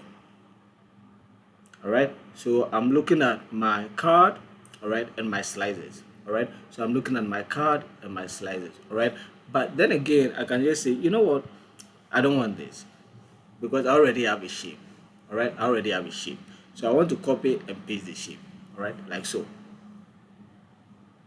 All right, I want to copy and paste the shape like this, and now I want to copy this and paste this as well like this.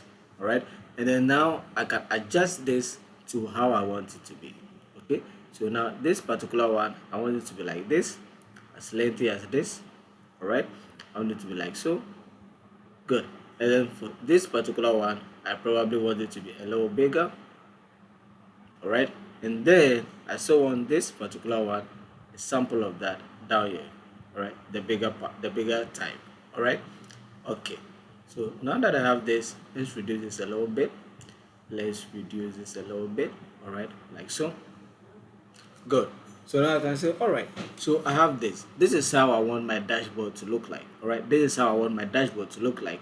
So now I have something like this, and what can I do now? After I've gotten this, what I can simply do is to say that, all right, now that I have this, I'm done with everything. So I want to now import this into Power BI. All right, I am looking for a way to import this into Power BI. All right, so that I can use that particular background, all right, design background, as my design background in Power BI. All right, and so for that, what you want to do is to simply go right here to file. So we are going to save it. Okay, we are going to save what we've just done. So we are going to go to save as, and it's important to follow this instruction carefully, because not following it and doing it the way I'm doing it can affect how your shape appears in Power BI. So it's very much important that you follow this. So I'm going to go to browse. All right, and where do I want to keep this? So I want to keep this at let's say downloads. All right, so I want to keep this at downloads, but before I save this, let's change this to tutorial.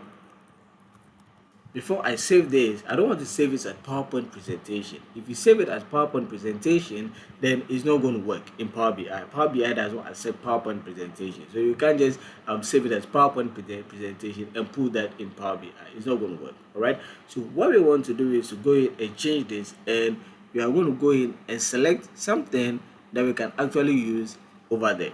All right. So you want to go in and select what we call PNG, portable graphics format.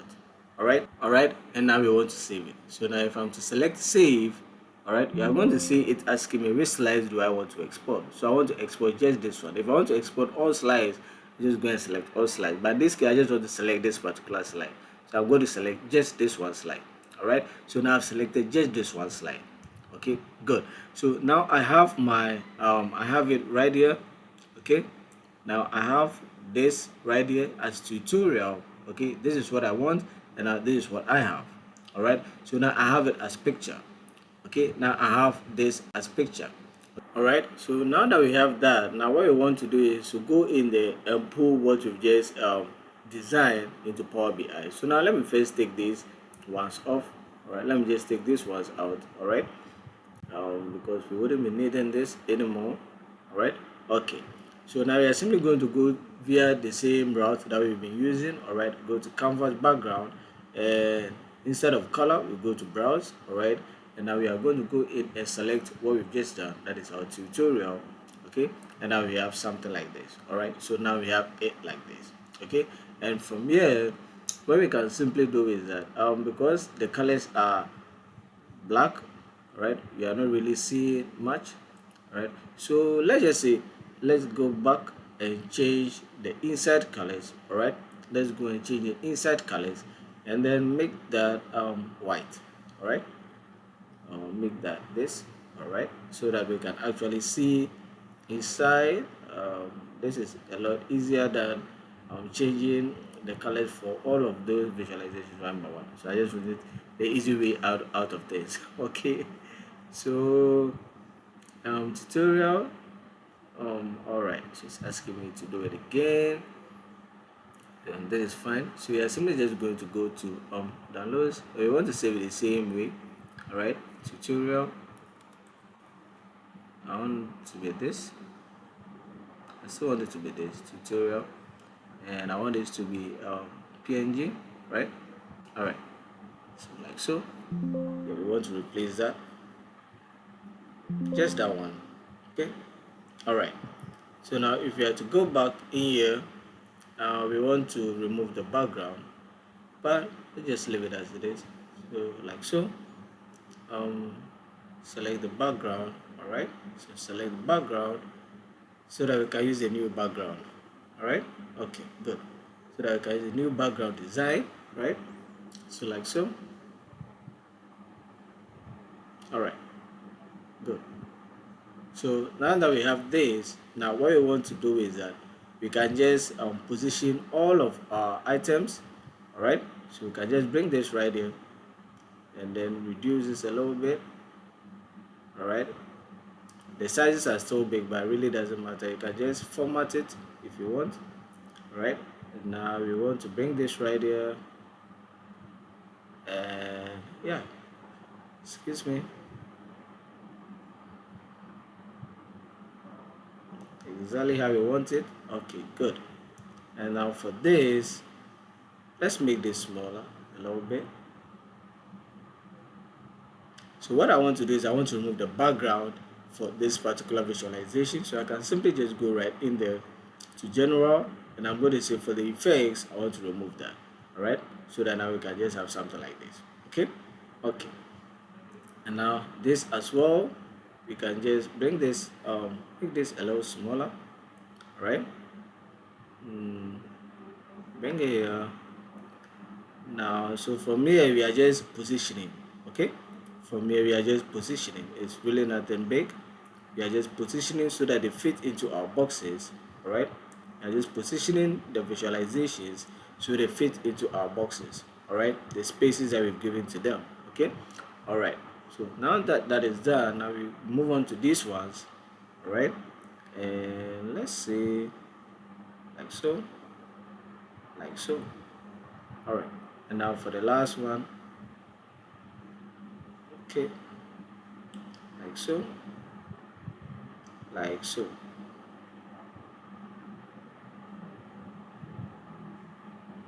And then voila, that is essentially that. I'll bring this down a little bit. Voila, so that's essentially that. So this is one way you can also design your backgrounds in Power BI. Now I didn't pay much attention to the design, but this is just a step towards the right direction on how we can design the background when we need to use Power Point to assist us in designing the perfect background design. All right, and so I do hope this video was also helpful to you, or this phase, this stage of today's video was helpful to you. Don't forget, if it was, do not forget to hit the like button. All right, don't forget to subscribe. All right, and share the video as well. All right, do not forget to leave a comment down in the comment section below if you found this helpful and you'd like me to know. All right, you can do that right in the comment section down below. All right, so now let's move on to the next phase. So it says, each year the company launches a massive seasonal campaign offering items such as decorations, games, electronics, clothing, toys, and various holiday essentials. All right. So now the leadership team, all right, of this particular company, okay, wants us, okay, or they want to understand the sales pattern, the consumer behavior, and the profit drivers during this year's Christmas period. Okay, they also want insight that will help them in refining price, inventory planning, and marketing strategies for the following years. And so, attached this particular video, all right, you'll find the data set for this particular video or for this particular project in the description box below, and then you can go in there, download it, and follow along as I take you through this project. All right. Now, these are the business questions or the business objective that the management is actually looking for us to, help answer. Okay, so it said management wants a comprehensive understanding of consumer behavior and sales performance across the countries, including. So management wants to see the total sales, what the total what the total sales is, excuse me, what the total cost is, the total profit, and the total tax. All right. They also want to see sales trend, all right, by daily and hourly. Then which age group buys the most, etc. All right, and NCL. Okay, so this is our business objective, and as data and business analysts, it's our main responsibility and duty to go into this particular data set and derive the information that businesses or management is looking for. And so this is what we are looking at, and I'm going to take you through answering all of these particular questions. Okay, and so if you are ready, take get something, all right, excuse me, get ready as we dive in, all right, and as I take you through this amazing project. All right, so let's jump right in.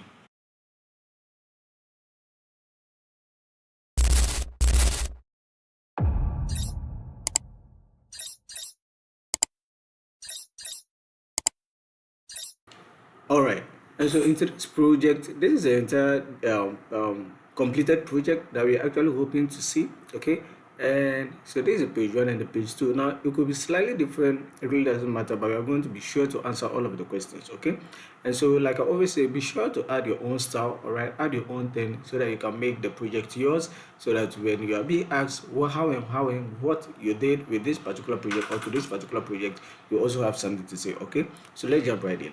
Now to begin with, I'm going to go right in and I'm going to select my design background. Now my design background has already been created in PowerPoint, all right, so you can see it right there. This is my design background. Now don't be scared, I'll be leaving the design background for this particular project in the description box below alongside the data set, so you are free to go in and check it out. All right, I'll also probably be making a video on how to prepare and create something like this and how to save it before probably this video goes live, so you don't need to be afraid. Everything will be sorted out for you. All right, all you need to do is to pay attention and then try it out, all right, during your free times. Okay, so I'm going to come right here and I'm going to go to canvas background because I have it as picture. Okay, and so this is the first one, and I'm going to select this. Now once I've selected it, all I need to do, excuse me, is to reduce the transparency, and voila, we have it here. Now I'm going to go to the other one, all right, and I'm going to select the other picture, all right, the other design background picture, and again I'm going to do the same thing. And yeah, so now we have our background design for this particular project sorted out. That was so easy, and it's easy because I'd already done that in PowerPoint, and in fact it's actually easier to do it in PowerPoint, and PowerPoint is more reliable than if you are doing it in Power BI. In my that's in my experience. All right, excuse me, in my experience, someone's might be different, but that's what I think. All right, and so we have our design background, and now what we are going to do is we're just going to go right in and start answering or helping the business solve the question that is provided for us. All right, and so we are going to go right in and let's look at the first question. So the first question says, now manager wants a comprehensive understanding of customer behavior, sales performance across the countries, including. So the first question is, what is the total sales, total cost, the total profit, and the total tax, all right, during this period. Okay, so that's what the company is looking out to find out, to understand. They want to know what the total is, the total cost, profit, and the total taxes. All right, and with this we are going to be using what we call DAX measures, all right, to find them. All right, and so I've already created my DAX measure, so this is my measure table for it, and I have my profit, so this is my total profit, my total revenue, the total tax, all right, and the total cost. All right, so I've already created them. Now I'm going to show you how the syntax or the formulas are, so that you can keep that in mind and follow along, especially if you're a new beginner. Okay, so for total profit, it's just profit is equal to, so you're just going to change the title to profit, or you can also make it total profit, that is fine. And then we are going to use the aggregate function sum. All right, and then once you use the sum, I have a video on all of this on DAX and all of that. You can check that out. So sum, and then you are going to select the profit because we have profit in our data set. All right, the reason why we can use that is because we have profit in our data set, and this is it. So we are looking for the summation of all the profit. All right, and so that is just the logic behind this. Okay, all right, so the total profit, that is how I found it, and then revenue as well, we are looking for the sum. So that one again, total sales. All right, so total sales are total revenue, so you can just change this and make this total sales, which also total revenue. That is fine. This is also the same formula.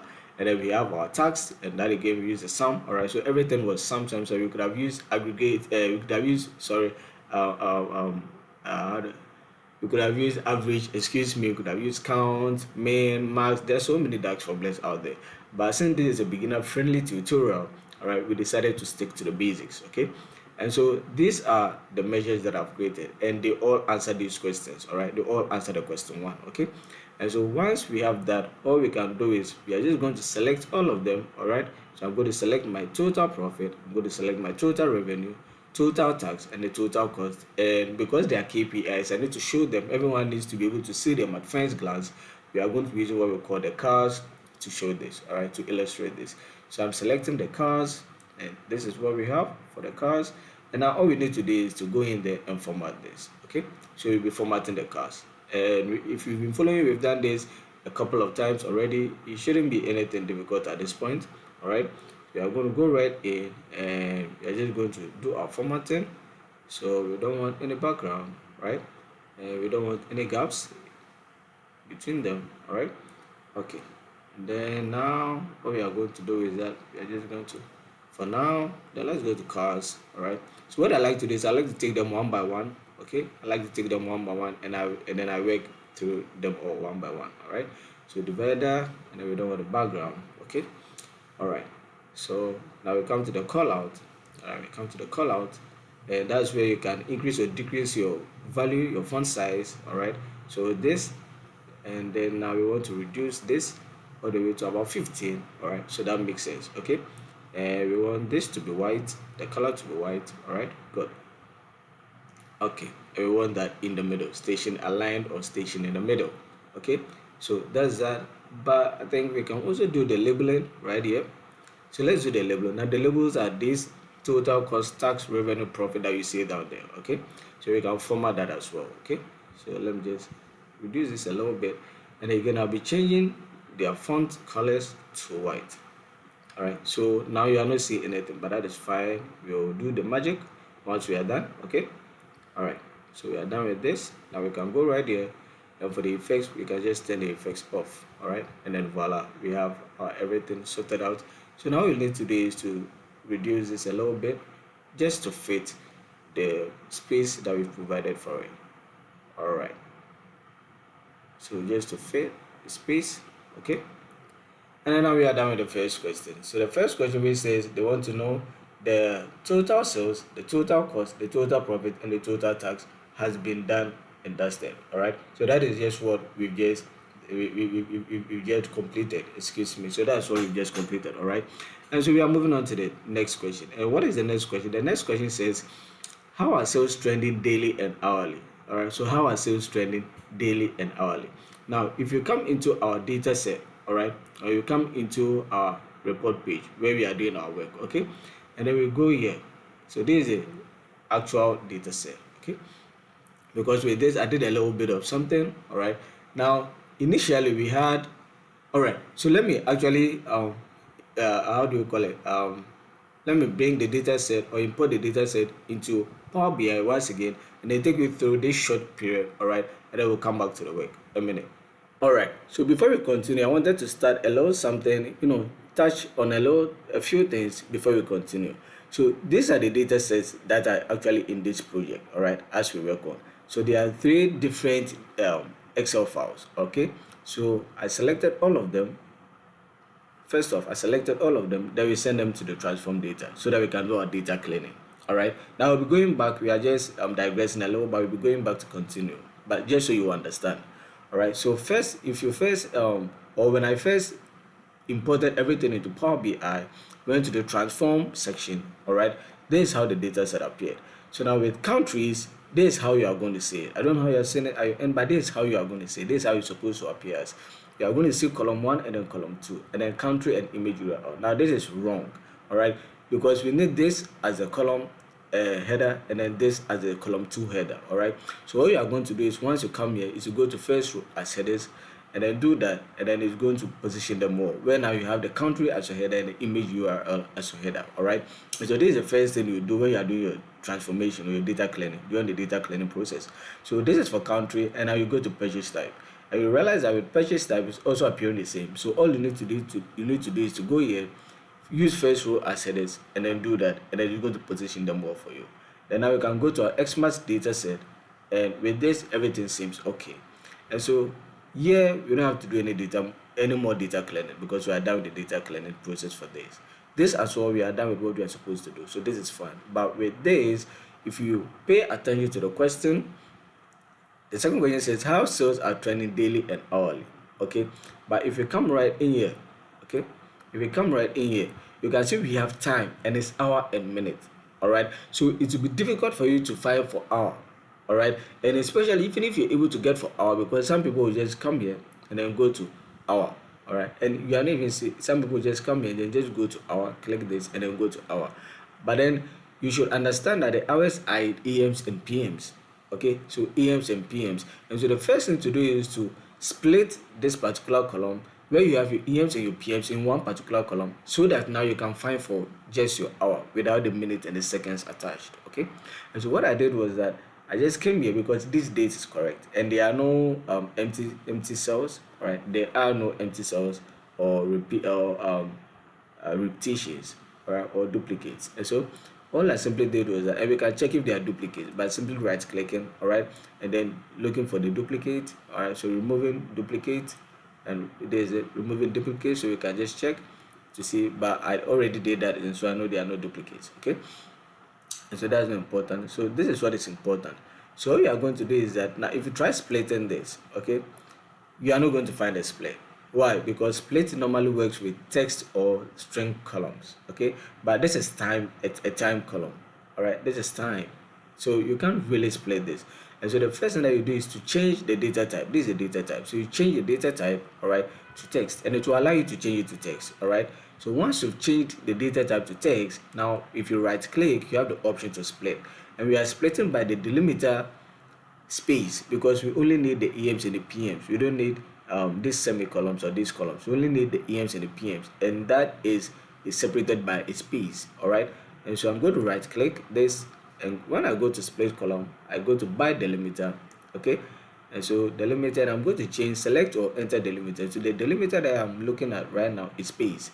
Okay, and then I'm going to click on enter.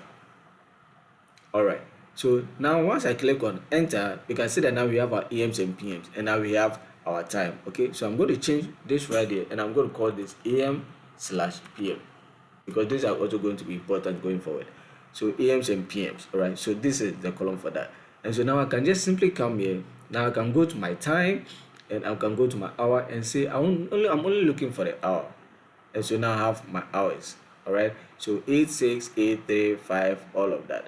But I'm just going to change this, because if we just leave it as integer and you are not like, you might end up summing it and then making the whole thing confusing. So I'm just going to select the text for this. So I want this as text. All right, I want this as text. So this is the first thing that we did. All right, when we were cleaning or doing our data transformation for this project. Now there are a few more things that I like to talk about. Okay, but as we go on, I'll come back and then I'll take you through. And so we are done with that, and that is how I got my time, hour, all right, and my AMs and my PMs. Okay, so if you don't know, that's how we got that. So I'm going to come right back up, and the question says you want to find, so let's answer the question. It says how sales are trending daily and hourly. All right, okay, all right, so now we've gotten for the hourly, but what of the daily? All right, what of the daily? And so for us to get by daily, that is when we prepare the calculated table. All right, and so what I did was that now that I've gotten this, we are just going to close and apply. All right, so that we can get the updated data set into our Power BI.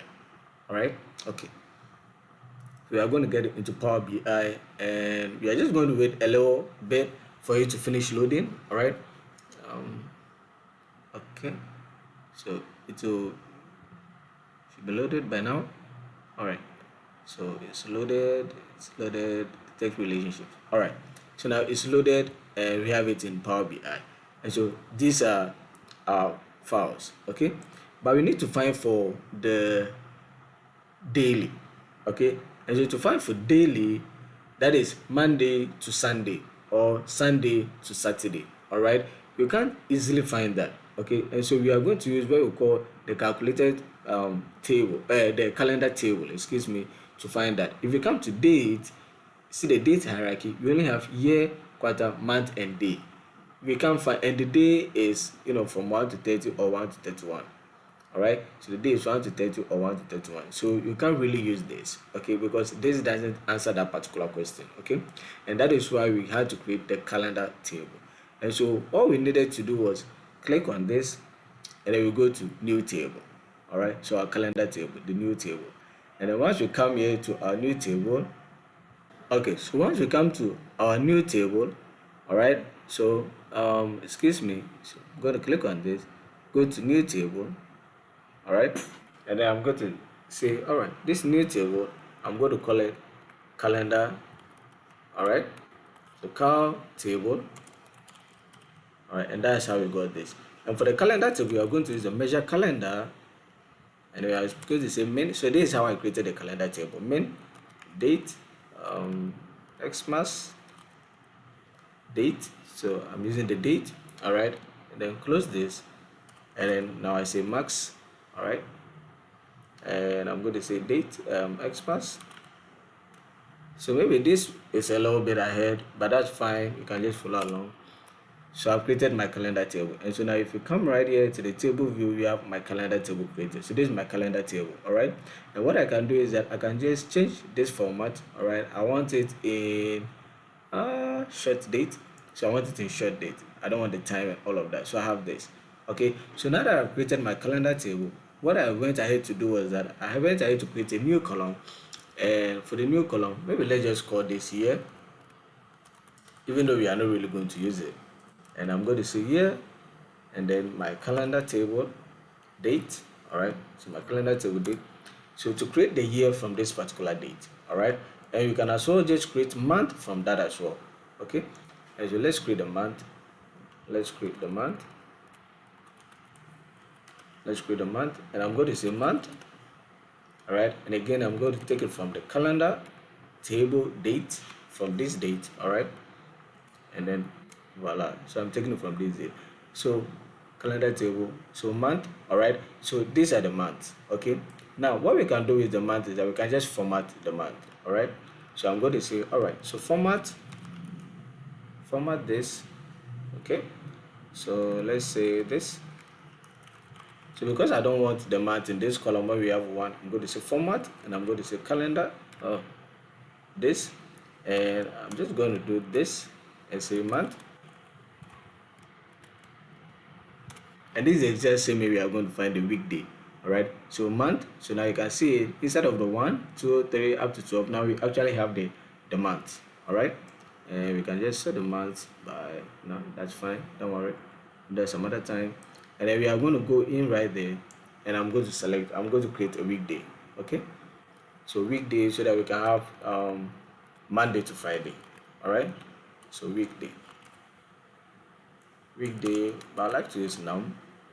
Okay, weekday num, and I'm just going to say weekday from calendar, please, from this. All right, and I'm creating this for a reason. Excuse me. So we have our weekday from 1 to 7. All right, from 1 to 7, but I don't want it this way, so I'm going to create another column, and this column I'm just going to call it weekday. Weekday. Excuse me. And I'm going to say format. All right, format the calendar. Oh, all right, and then go to say day 1, 1, 2, 3, 4. All right, and I'm going to close this. All right, so now we have our Monday, Tuesday, Wednesday, Thursday, Friday, Saturday, Sunday. All right, and so I did this because I want to categorize this. I want to sort by the weekday number. All right, so that when we are using it in our report view, we are not going to get the days mixed up. Okay, all right. So that's how we arrived at this particular weekday. Okay, that's how we arrived here. All right, so I just want to take you through that process so that you understand. All right, and so now that we have this, now what we need to do is that you need to come to your relationship. You need to create a relationship for it.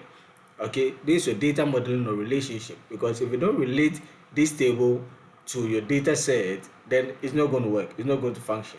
Okay, because it's a new table that you've added and it doesn't have a relationship, so we need to relate this.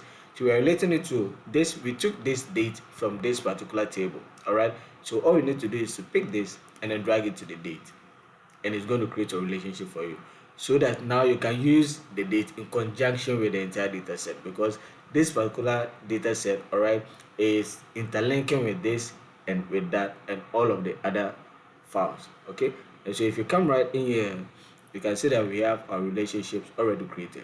Okay, so this is our relationship, so these are just the measures, then the fourth parameter. So these are relationships created. All right, so there's a relationship created, and so that is how it works. And so that's how I created the weekday. Okay, which you can see right there.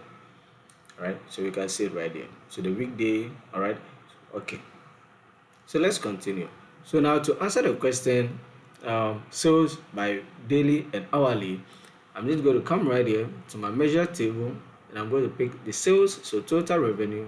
All right, by, I'm going to come here, so to my, so we are looking for the AMs and then the hour. All right, so first I'll pick the hour, because already created this. I showed you how to create this, right? And then I'll pick the AM, and then I'm going to come right up here, and then I'm going to pick the weekday.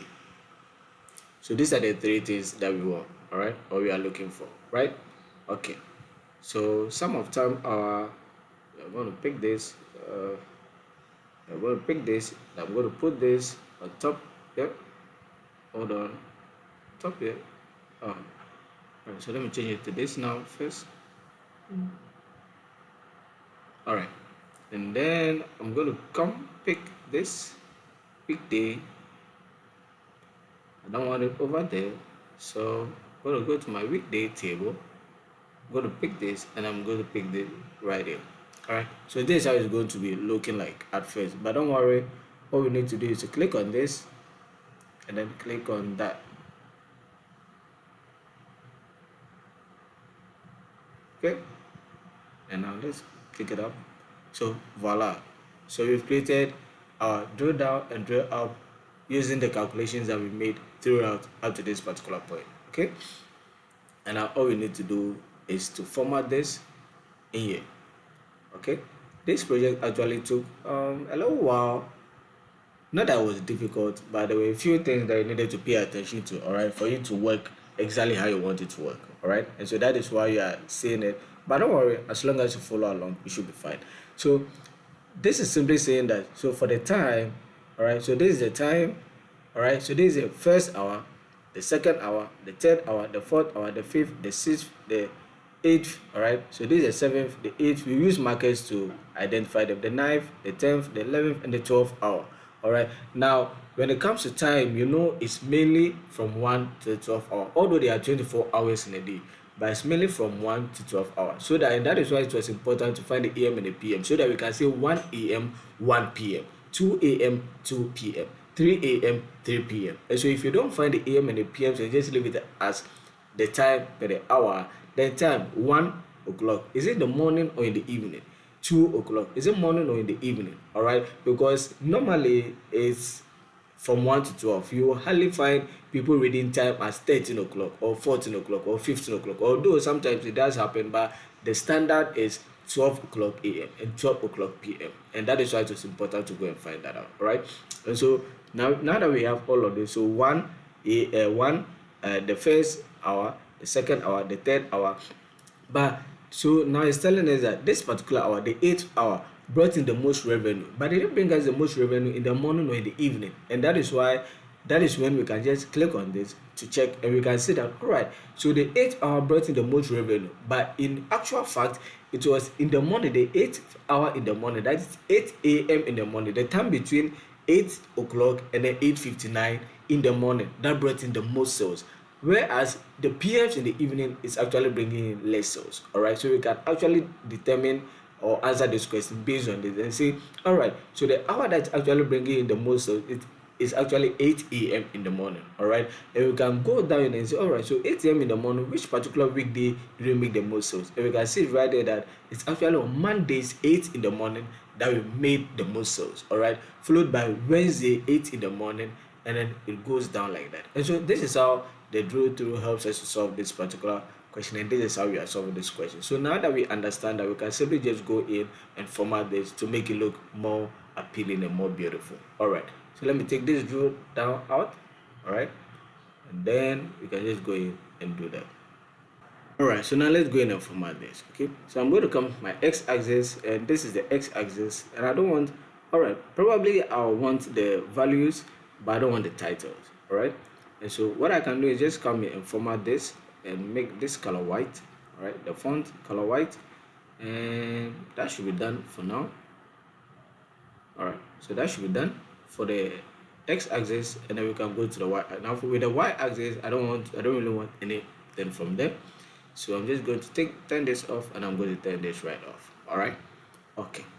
So the secondary axis, let's check if there's anything for secondary axis. So I've taken this off as well. I don't want anything for the secondary axis, and I can see some gray lines, and I don't like gray lines in my work, so I'm going to turn my gray lines off. All right, and that should be the vertical gray lines. All right, sure. So I'm going to turn that right off. Okay, and we should be done with that. Now we turn on the zoom slider. I really do love zoom sliders. And then for the line, let's just say we are going to use white. All right, the line color, let's just say we are going to change this to white. All right, don't worry, I don't see anything, but that's fine. You see them real soon. All right, now we don't want any shaded area, but we want markers. All right, and for markers, let's just assume in this particular case, for markers, I'm going to use black. All right, as markers. Okay, so that we can see, because if you don't use black, it's going to be difficult to see. Okay, and you can use whichever marker that you want. It depends on you. And I'm going to change the color, and I'm going to make the color black, so now you can see the markers, right? Okay, and then let's go right up here. All right, so data labels, let's add some data labels to this. All right, it looks good, so I'm going to add some data labels to this. And for values, I'm just going to make this dark, and I'm going to make this dark, or should we make it white? Let's make it white. All right, okay. All right, so now that that seems okay, we can just come here, remove the effects. All right, the background effects. Okay, and then for the title, yeah, I'm just going to say sales trend, hourly, uh and weekday. All right, so sales trend by hour and by weekday. Okay, and then now you can just change this, make this a little smaller. All right, and change this, make this white. And yeah, this looks pretty good. Let's align it to the middle. All right, now if you want with the markers, you can make it white. It depends on you. You can make it whichever color, it depends on you, but I just wanted to make it black, you know. And so yeah, that's our second question solved. So sales trend, hourly and weekday. And I do hope you understand the process that we took to get there. All right, because it's very much crucial and very much important that you understand the process. Okay, so let's move on to the third question, which is which age group buys the most around the season. So we want to find out which age group buys the most around the season. Okay, all right, so the age group that buys the most around the season, let's see how we did it for this.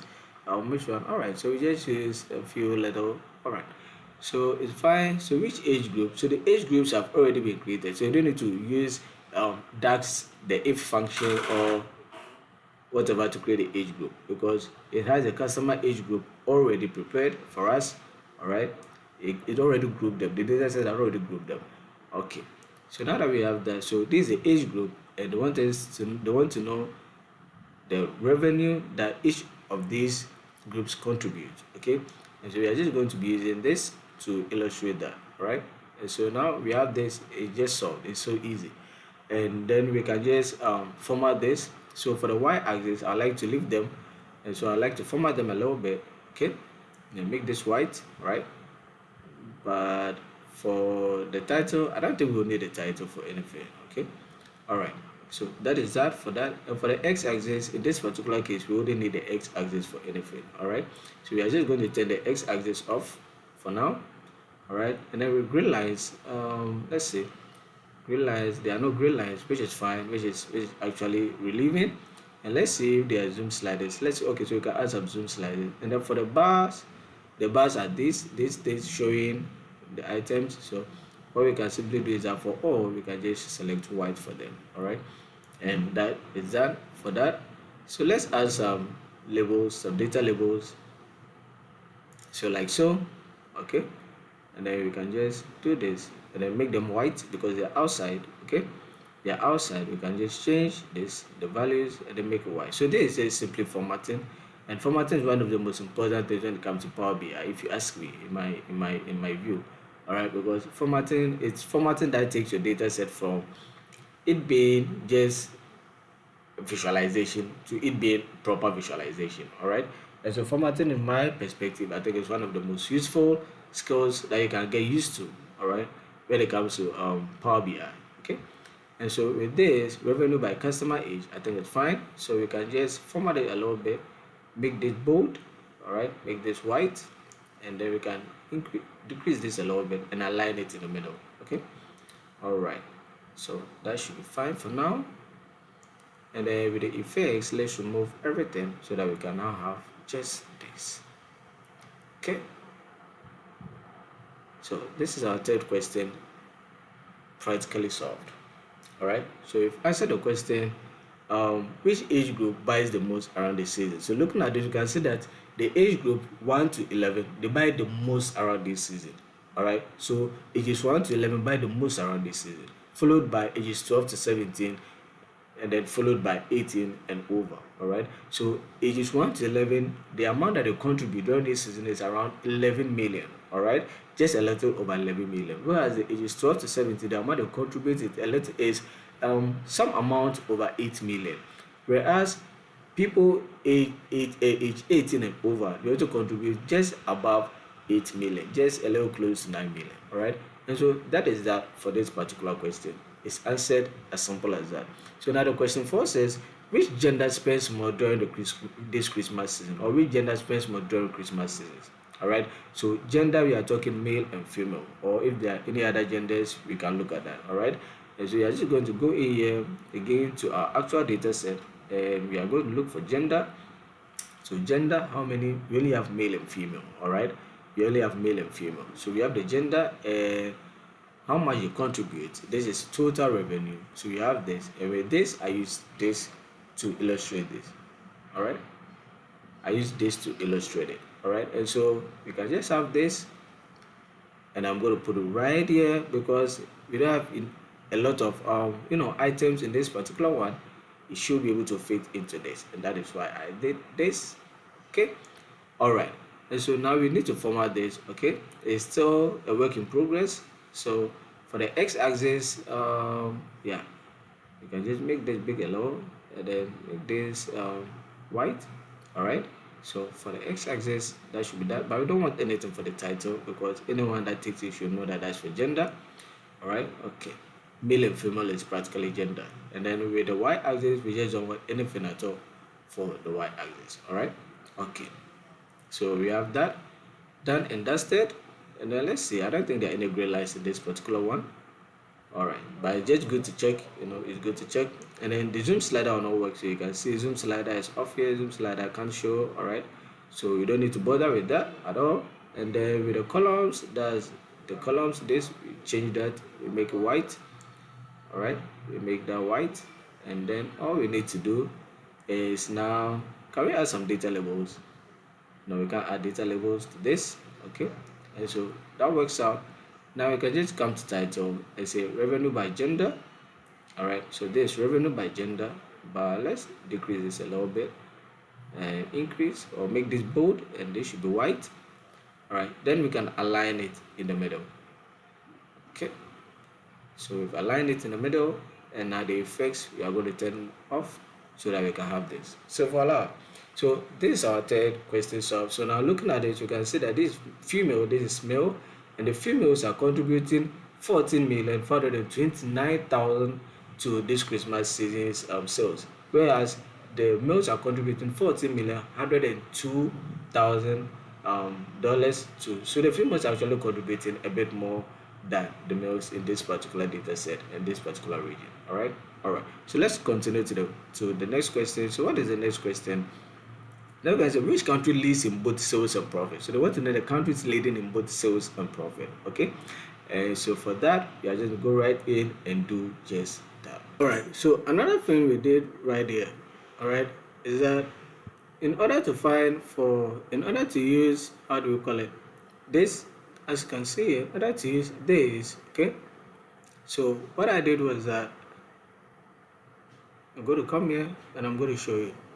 So you can see that we have, for countries, we have the country and we have the image URL. So this image URL is for the countries, all right, it's for the countries. And this purchase type, we also have the purchase type and we have the image URL for the purchase type, all right.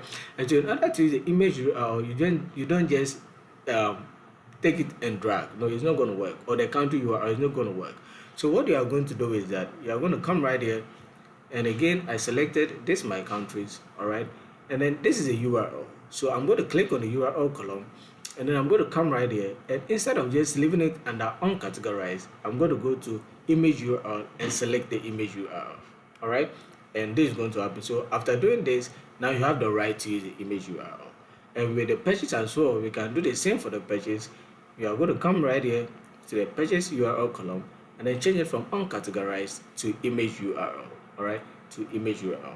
So now that we've done this, it will load, and then now you have the opportunity to use those image URLs, all right. Now sometimes it's web URL depending on how the data set was given. If it's web URL, you change it to web URL. If it's image URL, you change it to image URL. If it's city and you want to use a map chart, you change it from uncategorized to city, or from country to from uncategorized to country, all right.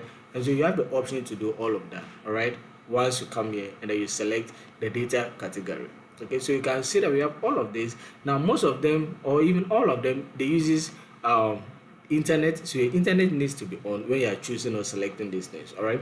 And so for instance, you have a country column, all right, and you want to use a country, you want to use a map chart to illustrate this. It means you need to change it from uncategorized to country, and then from there you'll be able to use your map chart and your countries are going to show, all right. Okay, and so in here I've already done that. So I'm able to use my country image flag. So you see that I've changed it from country, I changed it. Well, you see that as I change it, the country symbol has changed to this, all right. So it will change it. If it's city as well, it will also change to this, and so on and so forth. Okay, all right. So I'm using my image URL. So I'm going to select this. So this is my image URL. I've already done the setup. Okay, all right. And now I can just go for my measures. So the question is asking for total revenue and profit, right? So it's a which country leads in both sales and profit, okay? And so it's total revenue and profit. So once I have this, I can just select my total revenue and then my total profit, all right? And then that is that. So voila. So you can see. So we can just drag this. Let me just drag this. Oh, come on. All right. So you can just drag it and bring it right here, okay? So you drag it and just bring it right here. Okay. So from here, all we can do is that if you want to sort by revenue, all we need to go and do is that we are going to say, okay, so you want to see the highest countries, the highest revenue by country. So we are sorting by this. We are going to say that, all right, by revenue, actually, it's Poland. Which country is this? Is it Poland? I think this is Poland. So this country is actually bringing in the most revenue. I don't know which flag is this. I've not really taken the time to go through the flags, and I'm not really good with countries. Okay, so forgive me for that. So, but we can see that this country right here is bringing in the most revenue, followed by this country, and then this country. This I know is France. So followed by, oh, sorry. So we but should be descending on that from highest to lowest. So yeah, so By revenue, Sweden is bringing in the most revenue, followed by France, followed by Germany, and then Great Britain. All right, and then it goes on like that. Then Portugal, Germany, Italy. This France, right? Oh, this Netherlands. Excuse me, that's Netherlands, and then France, and then followed by I think one of these is Poland, but I'm not entirely sure. You can let me know in the comment section down below. All right. So for revenue, you can just do that, and if you want to also know by profit, which was actually bringing the most profit, you can just do this, and we can simply know you can see that it's actually following the same trend. All right. And so you can see it's actually following the same trend. All right, like so. All right, so now that we have this, we can simply just go in and format this. All right, so first of all, I like to format this. This name is a country. I don't want it as image URL. It's a country. All right, even though I do not know all of the country names. All right, but that's fine. And then with the style, I think I like the style like this. Now with the grid, do we want grid lines? No, we don't want grid lines, right? No, we don't want grid lines. So I'm going to take the grid lines out. And for values, let's work on the values a little bit. So increases, no, bolden it, excuse me. And then I'm going to make this white as well. But this, we are going to make red. No, I don't think there's a color for that. Is it this? No.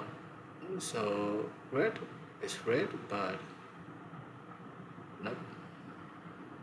Alright. Seems there's a color. So that, and then we are going to make this as well. That. Okay. Alright. So now that this is fine. And then so yeah. And then column headers, these are the headers. So let's work on the headers as well. And let's make this white. Alright. Increase a little bit. And then we are going to align it in the middle. And then for the ground color, we are going to use this as well. Okay. Alright. So we are done with that. I don't want the totals. Okay. So let's take the totals out of it. So I don't want the totals. Put it out. Alright, so we've taken the totals out of it, and what next or what else? So for the image, we can reduce the image size or leave it as it is, but I like to leave it as it is. Alright, for now, so we are going to do just that, and I'm going to come here and we are going to turn off the effect so that everything fits. Okay. Alright, so this is it. This has answered that other question. Alright, so that's answered which country is in both sales and profit. So we are able to see that we know that the country that is leading in both sales and profit is actually Sweden. Alright, and so that answers that. So that says which product category generates the highest revenue, what are the best top selling product, which purchase type drives the highest. So let's look at which purchase type drives the highest conversion, because since they are both going to be the same thing, let's look at that. Now let's check something right over here.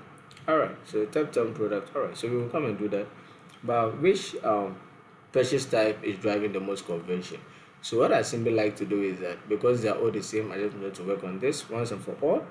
Alright, so now these are going to be slices. Okay, so we are going to use the purchase URL, but we are going to make this purchase type because these are the purchase types. Alright, these are the purchase type, the online purchase type. Let me show you.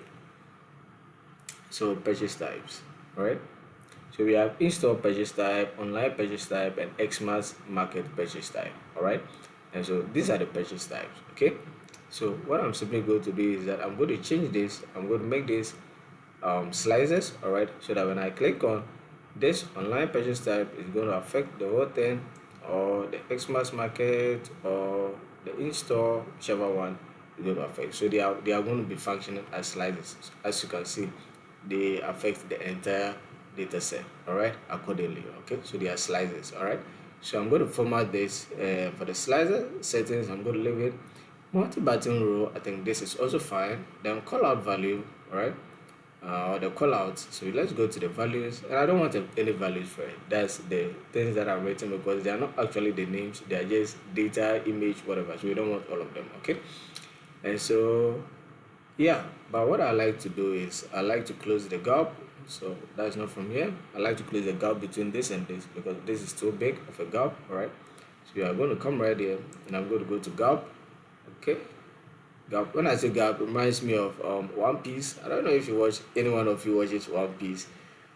Gal, Monkey the Gal. He's like my favorite character in One Piece. All right, just that's just by the way. If you're a big fan of One Piece, you can leave that in the comment section below as well. Or I'm not a big fan of One Piece. One that I'm also really enjoying is Gachakuta. All right. All right. So let's proceed. So now I have this, and I'd like to come here, remove the title. I don't want the title for it. All right. And then again, we are going to remove the effects. All right. So that we just have this. Okay. So now that we have this, we can simply just drag all of this and fix it right on top here. Okay. All right. So that's our purchase. So our purchase type, and that is that for that. So we've answered this question as well. So which purchase type drives the highest conversion? So we'll also be using the food parameter and then using that again. But again, just one, you can just use that to check on this particular page which ones people or countries are preferring the most. All right. Okay. So now that we have this, now let's go back and solve question which product category generates the highest revenue. Okay. You're going to go to product category generating the highest revenue. So product category, we are going to find that here. So these are product category, and there are so many of them. All right. How many are they? 1, 2, 3, 4, 5, 6, 7, 8, 9, 9, 10, 11, 12, 13. All right. So there are 13 of them. And so what we are going to do is that generate the most, is it the most profit or the most total revenue? So which is the most revenue? All right. And so we are going to pick our measure, which is total revenue. Okay. Put that in there. But because we want to know the ones that are actually top performing, let's just say in this case we are going to be selecting the top 7. Okay, because there are 13 products. So let's kind of divide it into two. So the top 7. All right. And then with this we are going to be using the true map as you saw to illustrate this. Okay. So the true map is going to show us the top 7 products. All right, bringing in the most revenue. All right. And so this is it. And from here we can just simply do our formatting. Okay. And so let's just do that right away.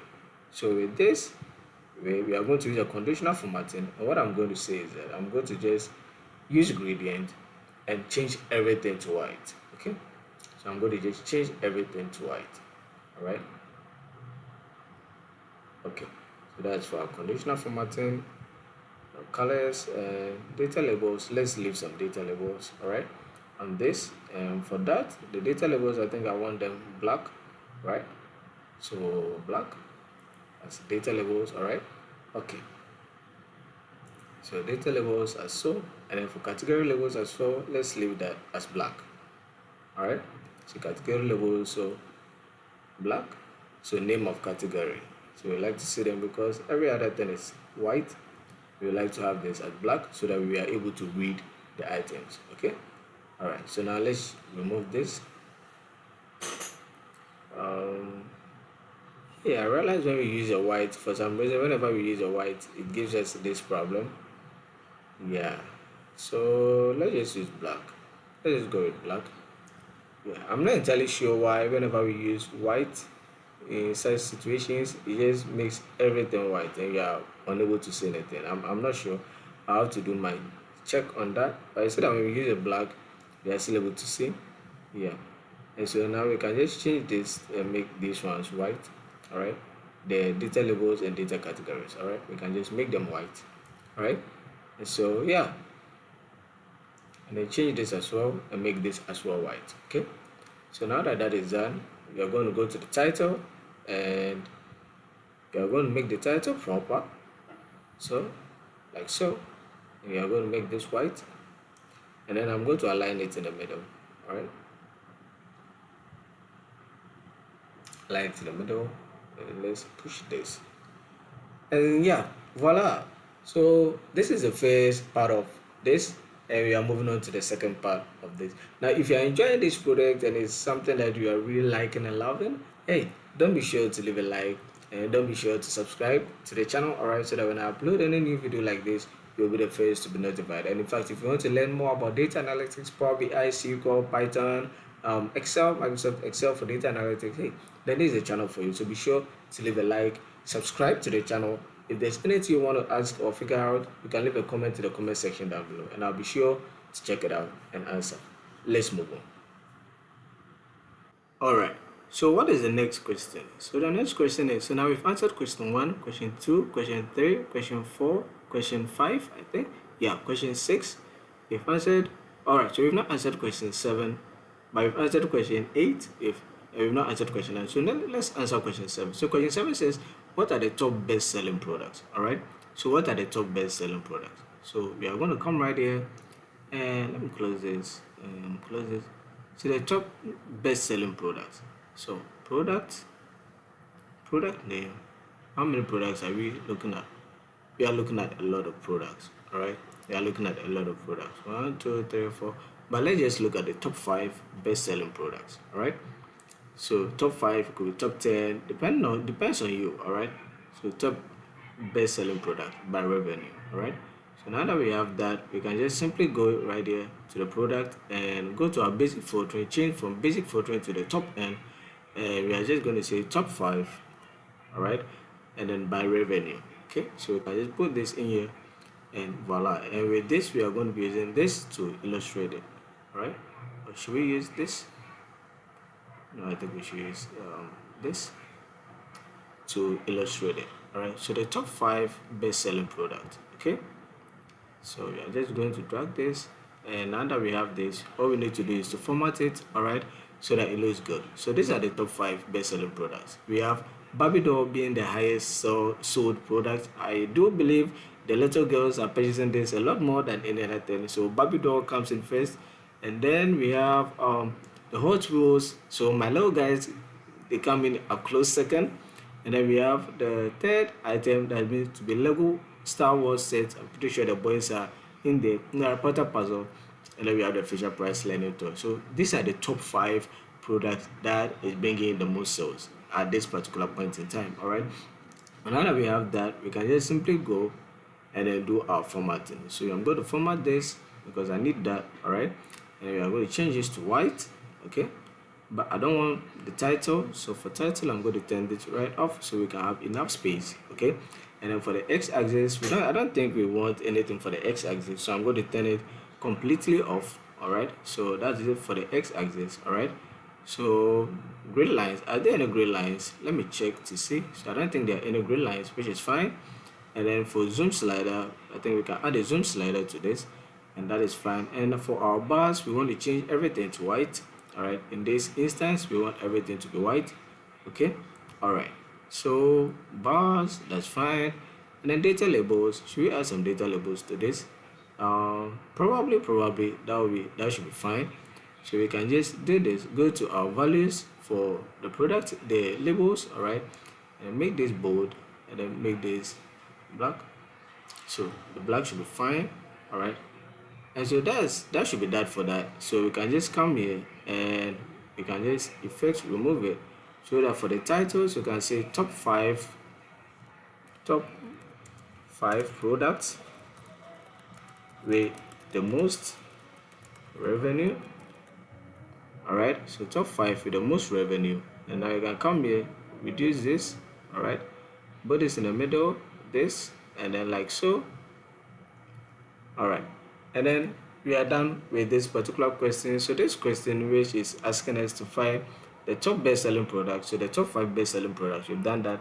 Another question now, because we've already worked with the question now is saying, are high budget customers spending more or less? All right, we want to know if high budget customers are actually spending more or less. And so if you come here, we can see we have budget. All right, Xmas budget.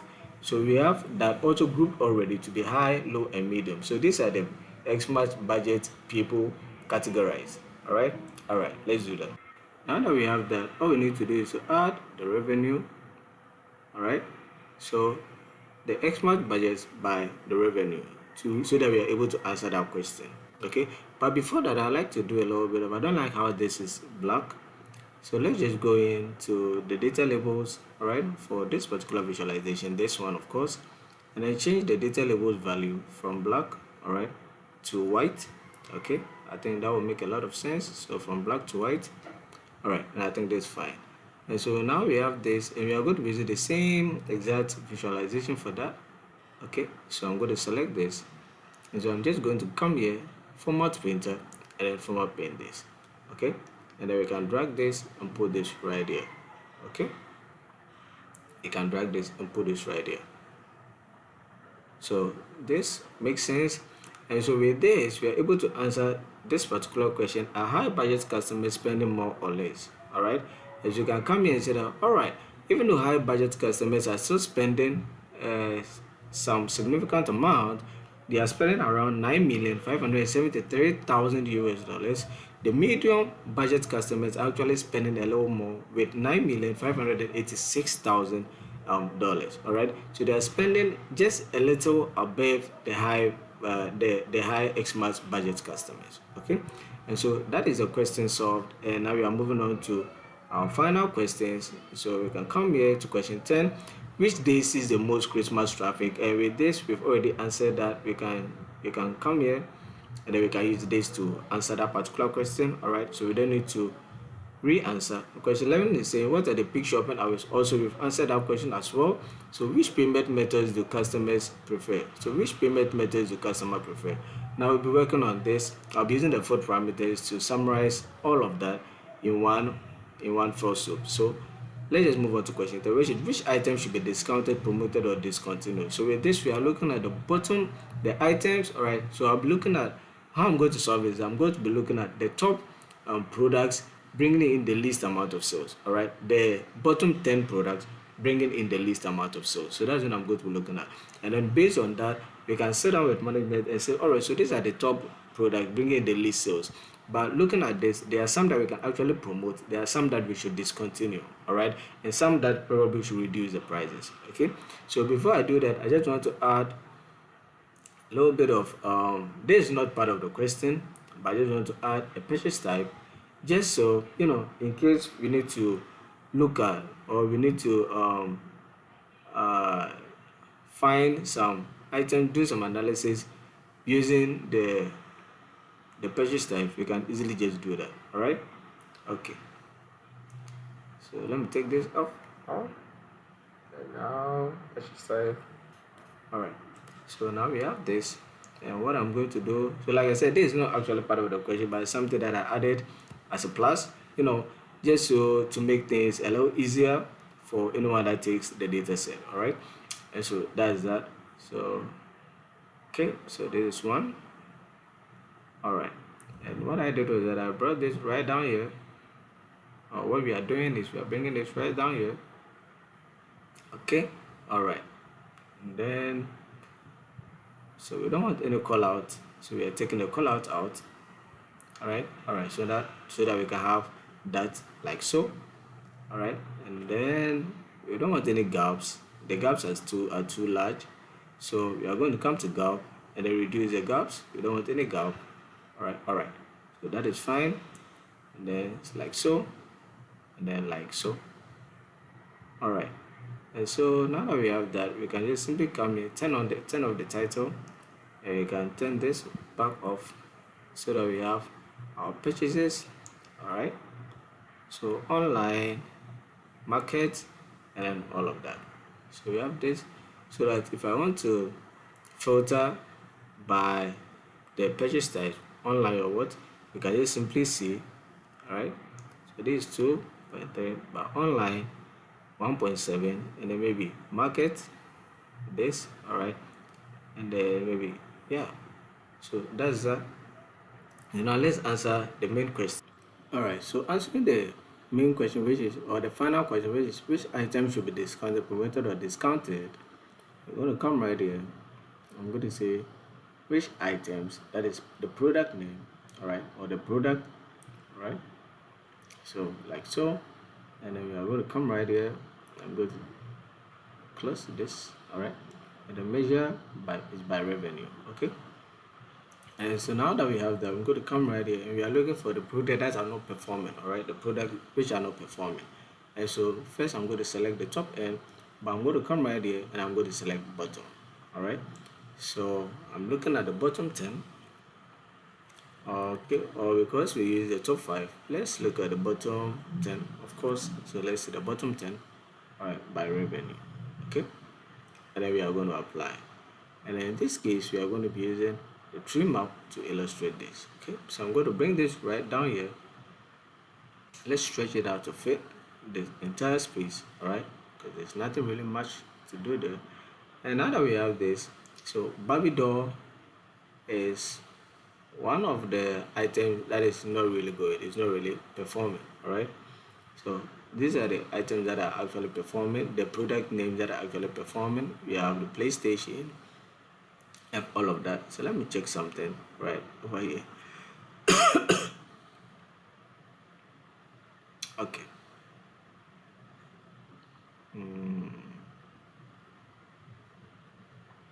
Just checking something. So, all right. Okay, that's right.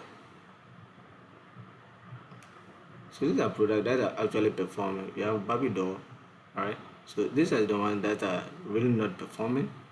Okay. So these are the ones that are really not performing. No, these are the ones that are really not performing. Sorry, the filters were on. I knew something was wrong because the filters were on, so that is why. So we are just going to be formatting this, all right, at this point. All right, so let's do that. Okay, so we are going to come right here, and I'm going to go to my formatting section. Okay, and it's simple. So from here, you just want to change everything to black using conditional formatting. So I just go to gradient, and then from here, the lowest I want to be black, and then highest I want it to be black, and I'm just going to click on OK, just to change everything, right? All right. So now that we are done with that, we want some data labels. Yeah. So this like so. I think that should be done. And we can do the same for this as well. We can just change this to be black. All right, to be white. Excuse me. Then we can go here and then change the title to be products not performing. Products not performing. All right, and then we can, based on that, decide to discount or whatever we want to do. All right, and then this should be white, and I want that in the middle. Okay, and at this point I can just turn this off. All right, so we are done with this question as well. So that's question 30. Which item should be discounted, promoted? So we are done creating the visualization, and from here now we can look at it and see. All right, so this is a total revenue by Samsung Galaxy Keys, and so management can decide, should we continue to, put in more effort in this particular product, all right, or should we just discontinue this product, all right. So as you can see, they want to know which item they should discontinue, promote, or or discount, all right. And so yeah, giving manager this, management can now decide to, all right, so with this particular product, we can say that it has room for improvement. So maybe let's discount the price and see if it will still sell, all right? And then we can also do the same for this. But when you look at items like this, the Gordon Ramsay cookbook, which is making the least amount of sales, management can decide to, all right, so with this particular product, the Levi's jeans and the Gordon Ramsay cookbook, we can decide to discontinue them, all right? But with this and this, we can just discount them a little bit. And then some of them we can decide to promote them, right? So management can use this data set to make informed decisions, all right, on which products they should discontinue, they should discount, and they should continue promoting. Okay. All right. So that is that for this. Now for our time question, our next question. Now you can see that we've exhausted all of the questions. All right, we've exhausted all of them, but there are obviously some questions that management will just want to take a look and then get visualization or answers for. All right, and that is where the field parameter comes in. So I created a field parameter to help management make some really quick decisions at first glance. All right, and so we'll be doing that here. And so what I'm going to do is that I'm going to go select my field parameter. Now I've already created my field parameters. I've created this field parameter, and then the measure parameter. All right, so these are my field parameters. Now if you know what field parameters are, they help you to quickly take a look at the visualization and answer so many questions using just that one particular visualization. All right, and so I have a video on visual on this particular topic, field parameters. You can check that out. All right, and so that you get a hang of what field parameters really is or are, because in that particular video I went into details to explain it what field parameters are. All right, and so in this particular video I'm just going to, now with field parameters, they just work with slicers. So before you even begin anything, you select the slicer or the visualization, which is slicer, bottom slicer. All right, then now you can go in. So I'm going to select my first field parameter, which is this. So this is my field parameters. So if I want information on all of this, if I want the total sales, the profit, and all of tax and anything on this, I should be able to just get it at a glance. All right, and then I'm going to go to my second field parameter and select that as well. So my second is the measure parameter.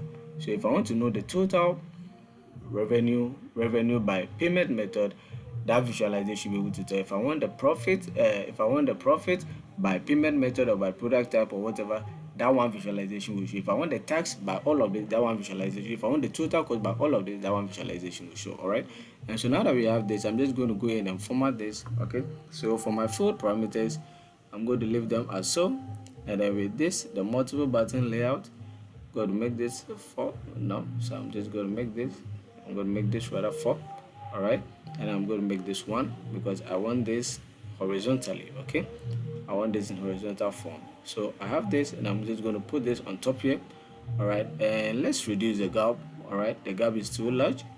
All right, so, and if you know me, you know I normally don't like gaps. All right, I just remove all the gaps.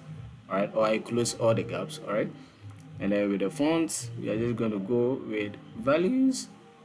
We just want it to be bold, and we want this to be white. We want it in the middle. All right, and so maybe I'll not increase this, I'll just leave it that as so. And we don't want any detail labels or background. Okay, and then we are going to come right here, and I'm going to turn the title off, and the effects, I'm going to remove all the effects. All right, okay, so now we can go back here, and for this we are going to remove the background for this as well. So I'm going to come here, hold on. Oh, okay, so the button, background, so I'm going to take this off, I'm going to turn this off. All right, or if you want, we can add some adjacent, adjacent bars to this, or accent bars to this, excuse me. We can just add some accent bars to this, and we can just make this bold 6, and we can change the color, make it white. All right, just to catch crews, all right, so we can just do that for this. Okay, and then we can just simply click on this, and then come here and then format painter for this. Okay, the only difference is that with this particular one, we don't want it that way. So what I'm going to do is that I'm going to come right here, and then with this, because I want it in a vertical format, I'm going to make this one, and then I'm going to make this 4. 1, 2, 3, 4. Good. So now we can bring it right here, and then we can just close it a little bit, and then open this and open that, and then close it a little bit. All right, like so. All right, so that this, and then with this as well, what I want to do with the accent bar. All right, with the accent bar, I don't want it on the left. Okay, I rather want it beneath it, so at the bottom. All right, so rather than on the left, I want it at the bottom, like so. All right, so I want it like so. So now we've done creating this. All right, so once you are done creating the field parameters, one other thing that is important is that you need to have one visualization. Okay, and that visualization is what is going to show the results for these things that you've selected. So it's more like a visualization that's going to show the payment method by revenue. Alright, but in this case, we are going to have one visualization that's going to show all of this and all of the result for all of them all at once. Alright, and so the visualization we are going to be using in this particular case, I'm going to be using the tree map to illustrate this. So the tree map, now that we have the tree map, we are going to be using our field parameters as the x and y axis. Okay, And so I'm first going to use this, and then I'm going to select this. All right, and then I'm going to come here and I'm going to bring this right here. Okay, I'm going to bring this right here, and then we have the column, so that should be fine. All right, okay, and then we can just increase it. And then once you increase it, now we can just do our formatting. So in this case, we are seeing the total revenue by the payment method, and we can see all of that here. All right, but if I don't want the total revenue, but I want the profit, once I select this, we can also just see the profit. If I want the tax, once I select the tax, we can also just see for the tax. If I don't want the tax and I want for the total cost, we can also see it for the total cost. But if I don't want the total revenue by the payment method by the product type, once we select that, we can also see that right over here. So the product type. All right, or we want it by the product category, so product category.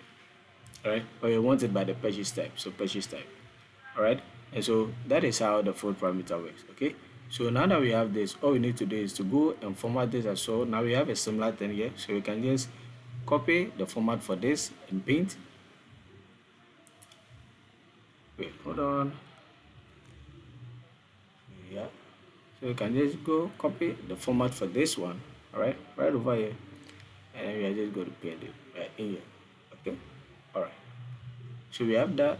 And yeah, so total tax, total cost by product type, total revenue by product type, by form by product method, total revenue by product method, total profit by product method, tax by product method. If I want by the product category, you can also just do that. So total revenue by the product category, total profit by the product category, and etc. etc. So that is our questions and everything that is needed in this particular question solved, plus an additional one for you to enjoy the round. And so yeah, this is my Christmas gift to you all, and I do hope you enjoyed it. And like I've said, don't forget this Christmas, kindly subscribe. All right, so we started off from here. We answered each and every question from this particular data set. Now you can go over and try it on your own as well, but we answered everything, all 13 or 14 questions. Okay, we answered everything as a data analyst, and we provided management with this intensive um, dashboard, okay, to help them or to guide them in making their decisions. And so yes, if this brings us to the end of our project for today, I do hope you enjoyed it just as I also enjoyed it. And there were so many things that went into this particular project, and I do hope you also saw that. And so you can practice it again and again just to get familiar with it, right? So that when you go for an interview and you are asked to explain this particular project, how you did it, the methods, the processes, you are able to, share that with the hiring manager or the interviewer. Whatever you decide.